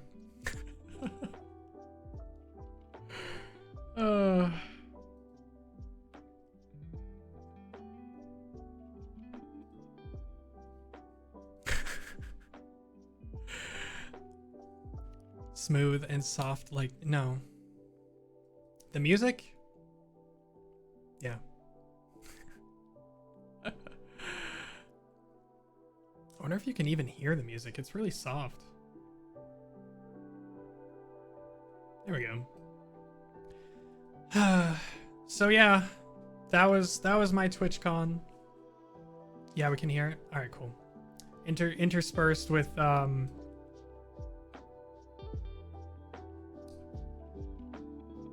finally got the Bluebird figured out with Lucia's help. Ooh, that's how I found out about the band. Oh, nice. Wait, do you have a Dan Twitter account now?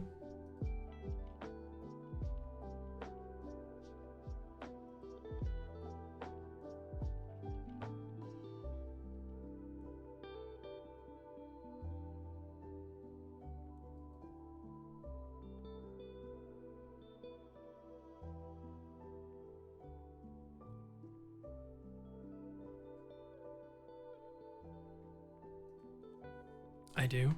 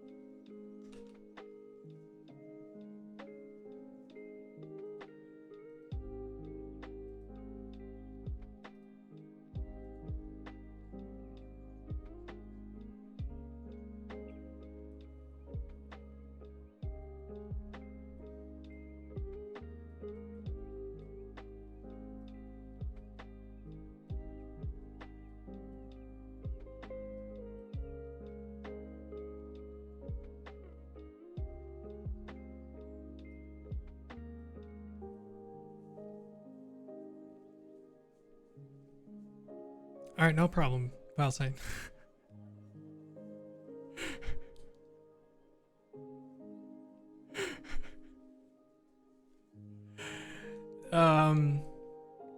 Dan, what's going on here? Hmm?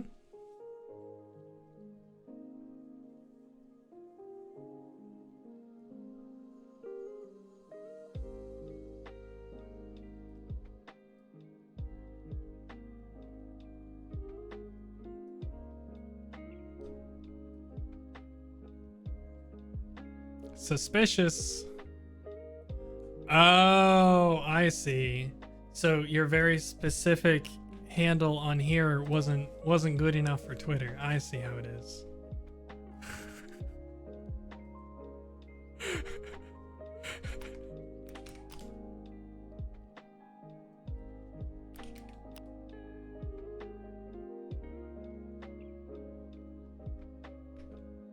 I see how it is.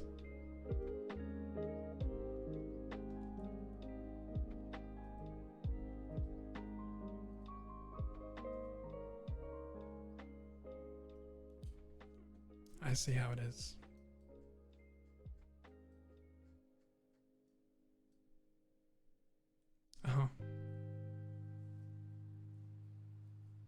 this funny to you?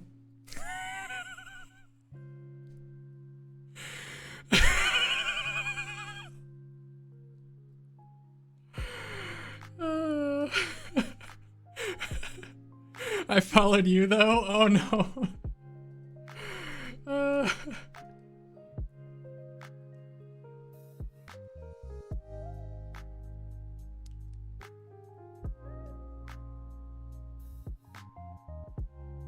Here we go.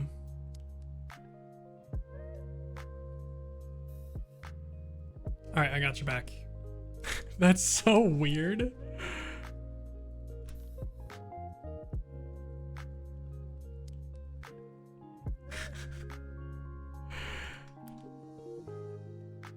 Yeah, it didn't show up until I followed you.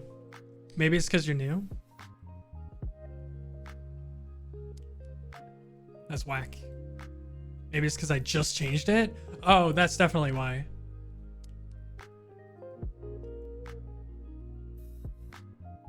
Yeah, there you go. I had like 20 numbers at the end before. Yeah, I don't know.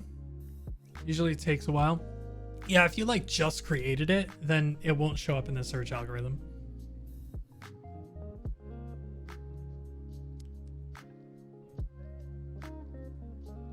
Yep.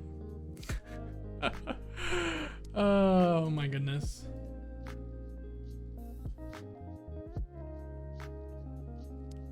Man, we've dropped some frames today. Oh, I think maybe all of these were huh. Thank you for the follow. Oh yeah, no problem. You're in here all the time, of course. So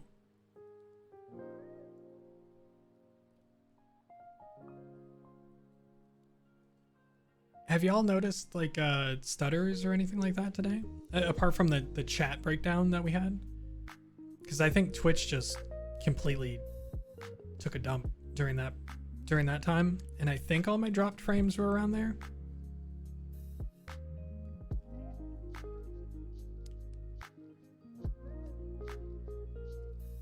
I think so. But I guess nobody's really said any F's or anything, so I think we're probably good. This is the first time that I've really noticed a good chunk of drop frames in OBS. Stop it, cursed. Honestly, I've been engrossed in a Farm Sim 22 playthrough, so I've only been half paying attention. You're good? Okay, cool. Thanks. So, Dan, did I just tweet it out? I don't remember if it was on Twitter or on a whatever, because this is my first stream back.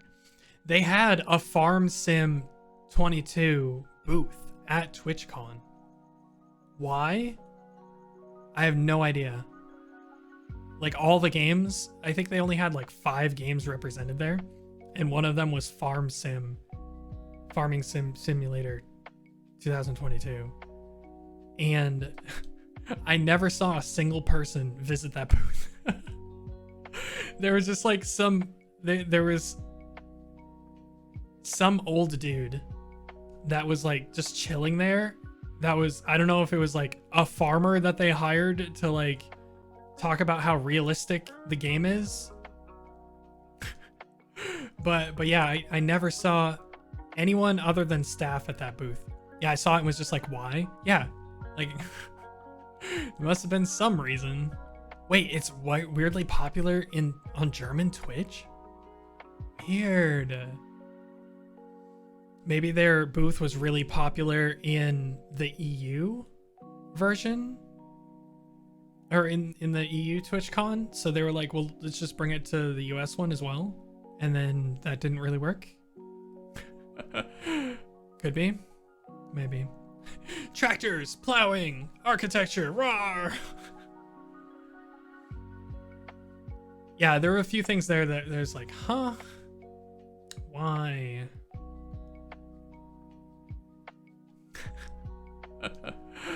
All right, you know what?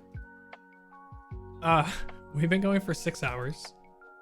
I want to play a game before we stop today. So I think what we're going to do is take a break real quick so I can go to the bathroom.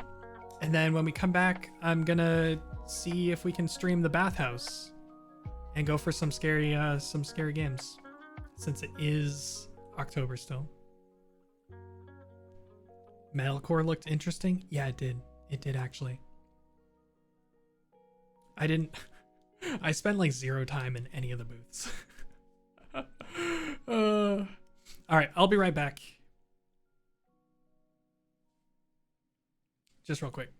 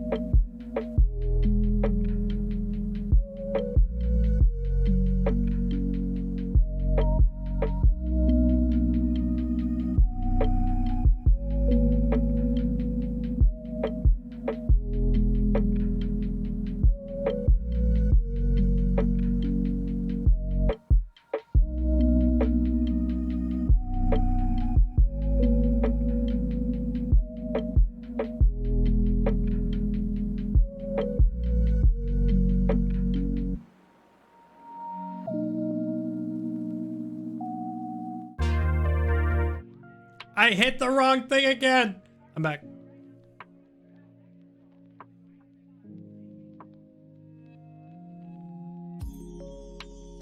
Oh, I'm trying to catch up with chat. Last time this music got muted in the VOD. Yeah, Curse, I noticed that. I need to see what I can do about that. All the music that I use is supposed to be copyright free. So I don't know if like that person, that artist left the Lo-Fi Girl channel, like with a bad relationship or something. But yeah, it's not supposed to do that. It's been a while since I've used that though. I forgot.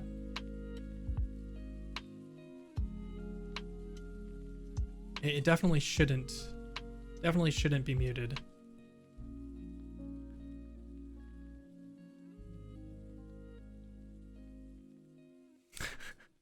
All the farming talk. Hey Tips, welcome in. Goodness. There's an option to stop the auto mute.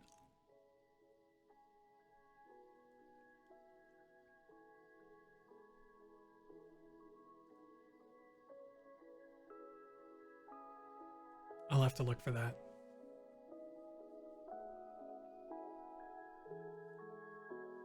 I'll have to look for that. Yeah, I didn't know that was an option. Cool.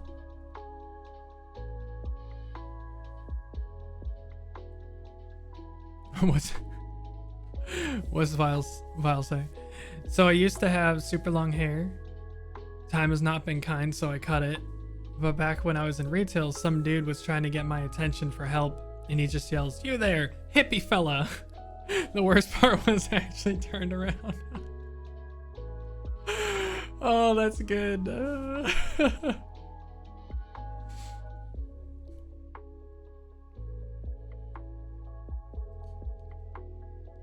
Okay, cool. I'll have to go through and see if I can remove it, and then I'll turn it off moving forward.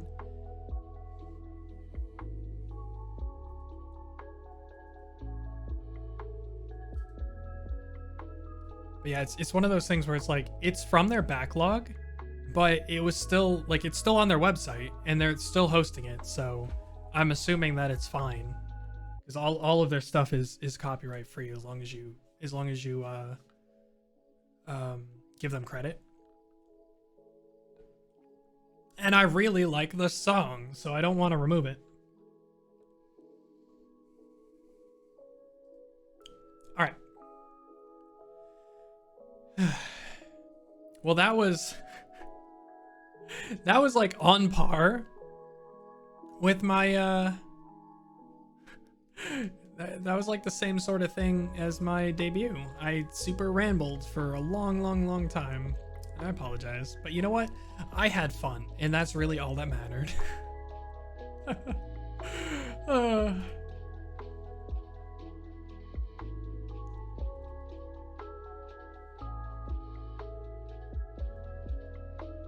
Okay, so before we start this up, it was fun to relive.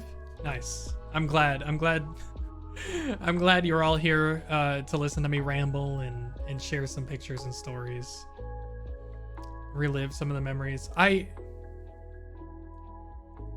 want another con, and I want to meet every single one of you. In the end, the fun was the rambles we made along the way. Did you guys hear that?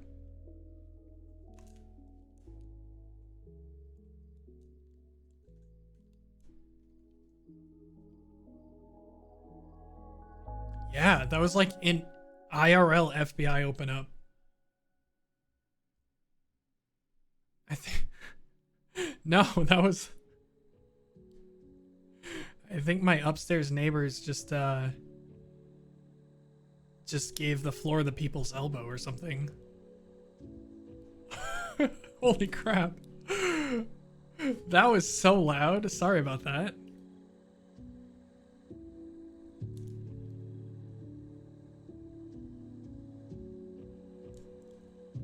Yeah, they're stomping around up there.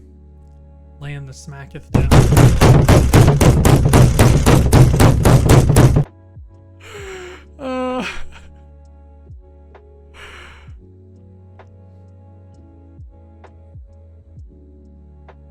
No, that's not true, Cursed. Vile, did that get you? Oh, we added some sounds for spooky season. That was more dank than I remember. Well, now my dogs are awake. Oh no.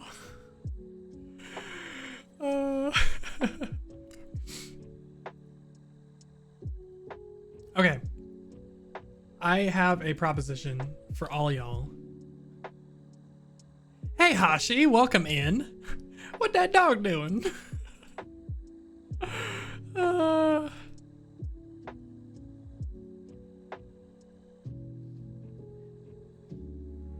Oregon Trail stream. Oh, we still need to do that. Okay, y'all need to remind me at some point before I leave for Japan. We need to do an Oregon Trail stream, even if we have to cut into Persona 5 time. We need to do that. We need to do that. Yeah, especially in November, right? Like, I feel like it's pretty fitting around Thanksgiving. Yeah, we totally need to do that. And that's super easy to do, for sure. All right, good. Hashi, you joined at a good time. Usually when people join, it's right before an ad break. So you joined at a good time. We still got a long time before the ad.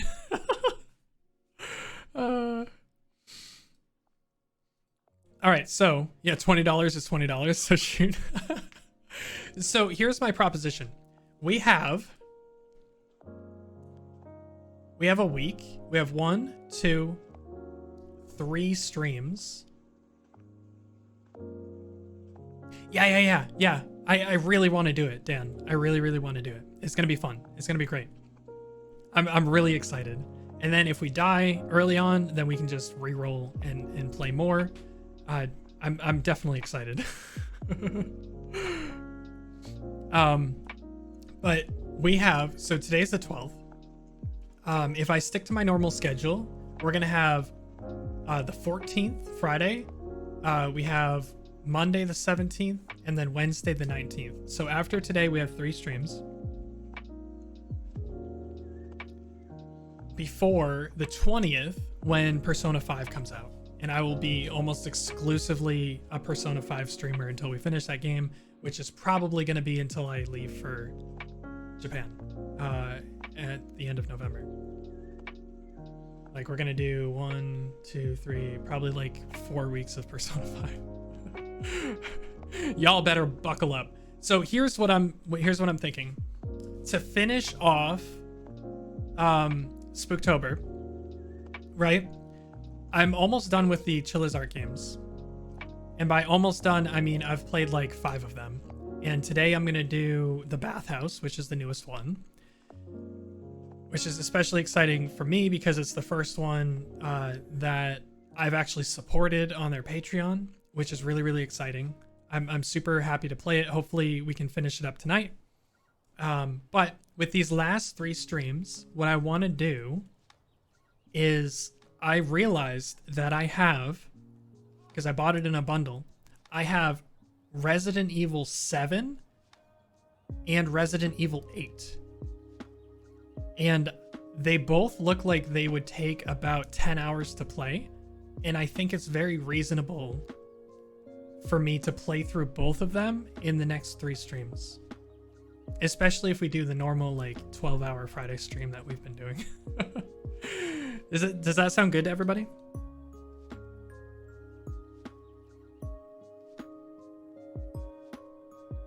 Because you're down? Nice. Because I was trying to think of like how I'm gonna fill this space, and I could do like Apex and Strikers and all of that, but since it's October, I kind of want to stay on theme, and I really don't want to do like I don't want to do more Chillizart games.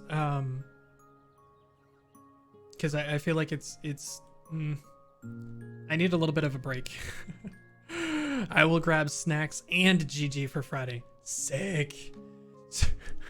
So I will warn again, as you saw with the night delivery, I am not good with horror. I am very bad with horror.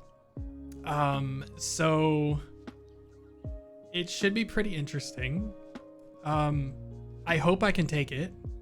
Heart attack streams, let's go. Yeah. I've never played a Resident Evil game. Friday should be great for me. Nice. So again, Village is probably going to be next week, but hopefully we can play through at least most of 7 on Friday.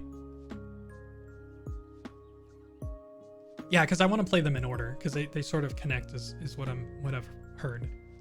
And I have both of them.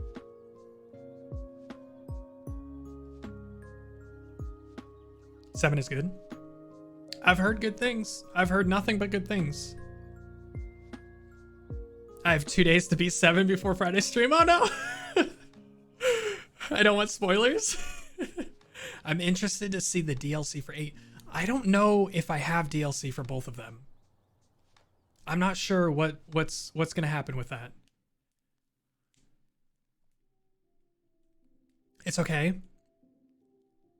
What's up, Tips? Dude, welcome back from TwitchCon. I saw you having a blast on Twitter. It's so dope. I'm so glad people were enjoying sort of like living vicariously through my through my Twitter. I had such a fun time. I'm definitely glad y'all enjoyed that. I think the DLC for 8 comes out on the 22nd. Okay, so that's fine. So probably no DLC for 8. I think it's the complete edition for 7 that I have. So we'll find out when we get there, I guess. I'll double check tomorrow. I'm so glad. I'm gonna do the same thing for Japan if I can. I'm gonna hopefully let all of you live vicariously through me through my entire vacation. I'm really sorry if it like, I hate people who go around and they're like, look at what I can do. I can go on vacation and go to these really nice places. And it's like, but I just want to share. I want to share how cool Japan is with everyone. Oh, that's all I want to do. That's all I want to do. I want to, oh my God. I know this isn't going to happen, but there's so many content creators in Japan that I freaking love that I would literally die to be able to meet or see or have dinner with or anything. And I'm going to try my darndest to parasocial it up while I'm out there. But we'll see. I will look like a super creeper because I'm so excited to see Japan. I welcome that behavior on my Twitter. For Japan only. Imagine meeting Chris Broad and showing him FKEK. If I see Chris Broad, I will show him FKEK. I will say I have gone into Premiere 2. I caught one of Premiere 2's streams, and Chris was there, and I spammed FKEK a bunch, and neither of them caught it, and none of chat seemed to be too thrilled. So I kind of gave up after like an hour, which makes me kind of sad. Like, nobody like looked at it and was like, oh hey, that's Chris. Oh hey, that's a weird emote. So I was like, well, whatever, it's fine. I'm not hurt or anything. It's okay.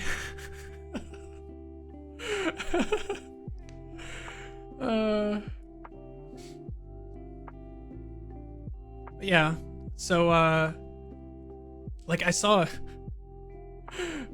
wait, what? Premiere 2, oh, what's his name? He's Chris Broad's second best American friend. He streams like retro games and stuff from Japan. He used to work, I think, in TV in Japan, and now he does streaming full-time, I believe. He was on, if you saw the Connor and Chris do the cycle across Hokkaido, he was in the last half. He was the very bombastic personality that joined them the second half of that trip.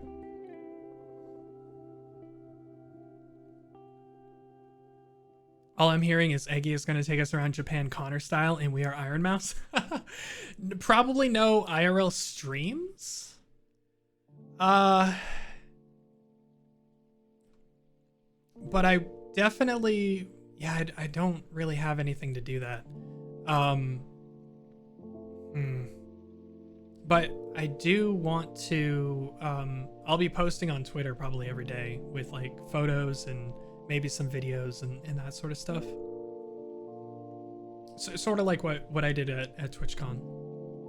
Be posting some selfies and some food pics and advice and all of that. It'll be fun. I'm really excited. And wait for me to get there and them to send me right back to the US for some reason. Some technicality. My passport's probably expired.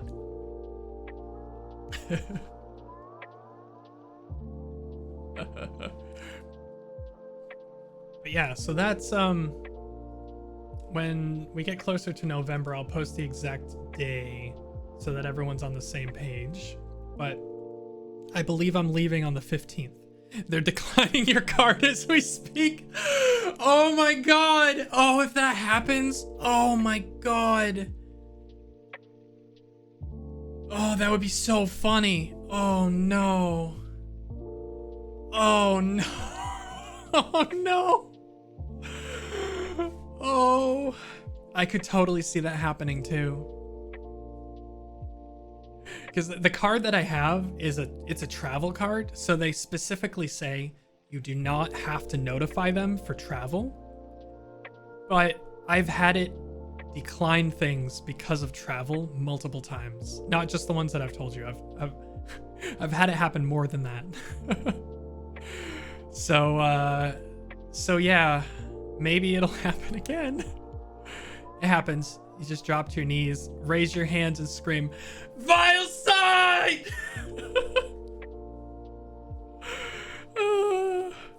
I'll make sure to do that.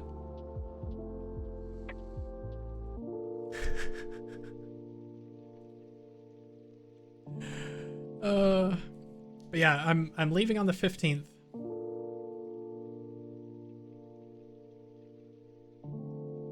Yeah, watch me miss my connecting flight or something. I would actually die. Not this month. Not this 15th, November 15th. Just to be clear. Oh god. Yeah, I'm planning on hitting, so I'm flying into Haneda, which I'm super excited about. I haven't flown into Haneda since the first time that I flew to Japan, and it's the superior Tokyo airport. It's gorgeous, and it's so close to the city. It's like right on top of Tokyo. No need to take expensive bullet trains or anything.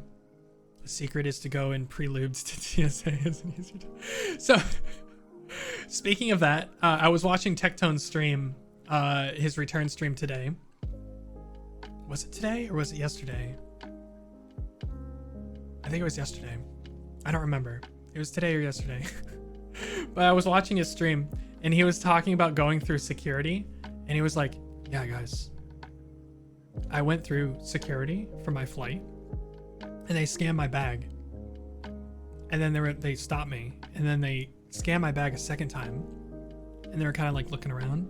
They scanned my bag a third time. And I was like, what the crap? I only have like Twitch merch and clothes in my bag. Like, what's going on?" And then Tectone says, they took me, they were like, "Please come with us." And they took him in a back room, and they were like, "Please remove your shirt." And so he took his shirt off, and they're like, "Please remove your pants." And he was like, okay. And then one of them got out the rubber glove. And then he was like, "I'm just kidding. I just went straight through. I didn't have any problems." Oh my god. Everyone was freaking out in chat.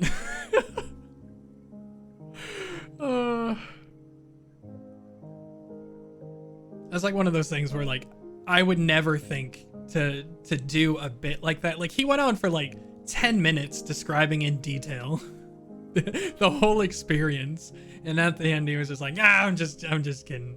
I had no problems.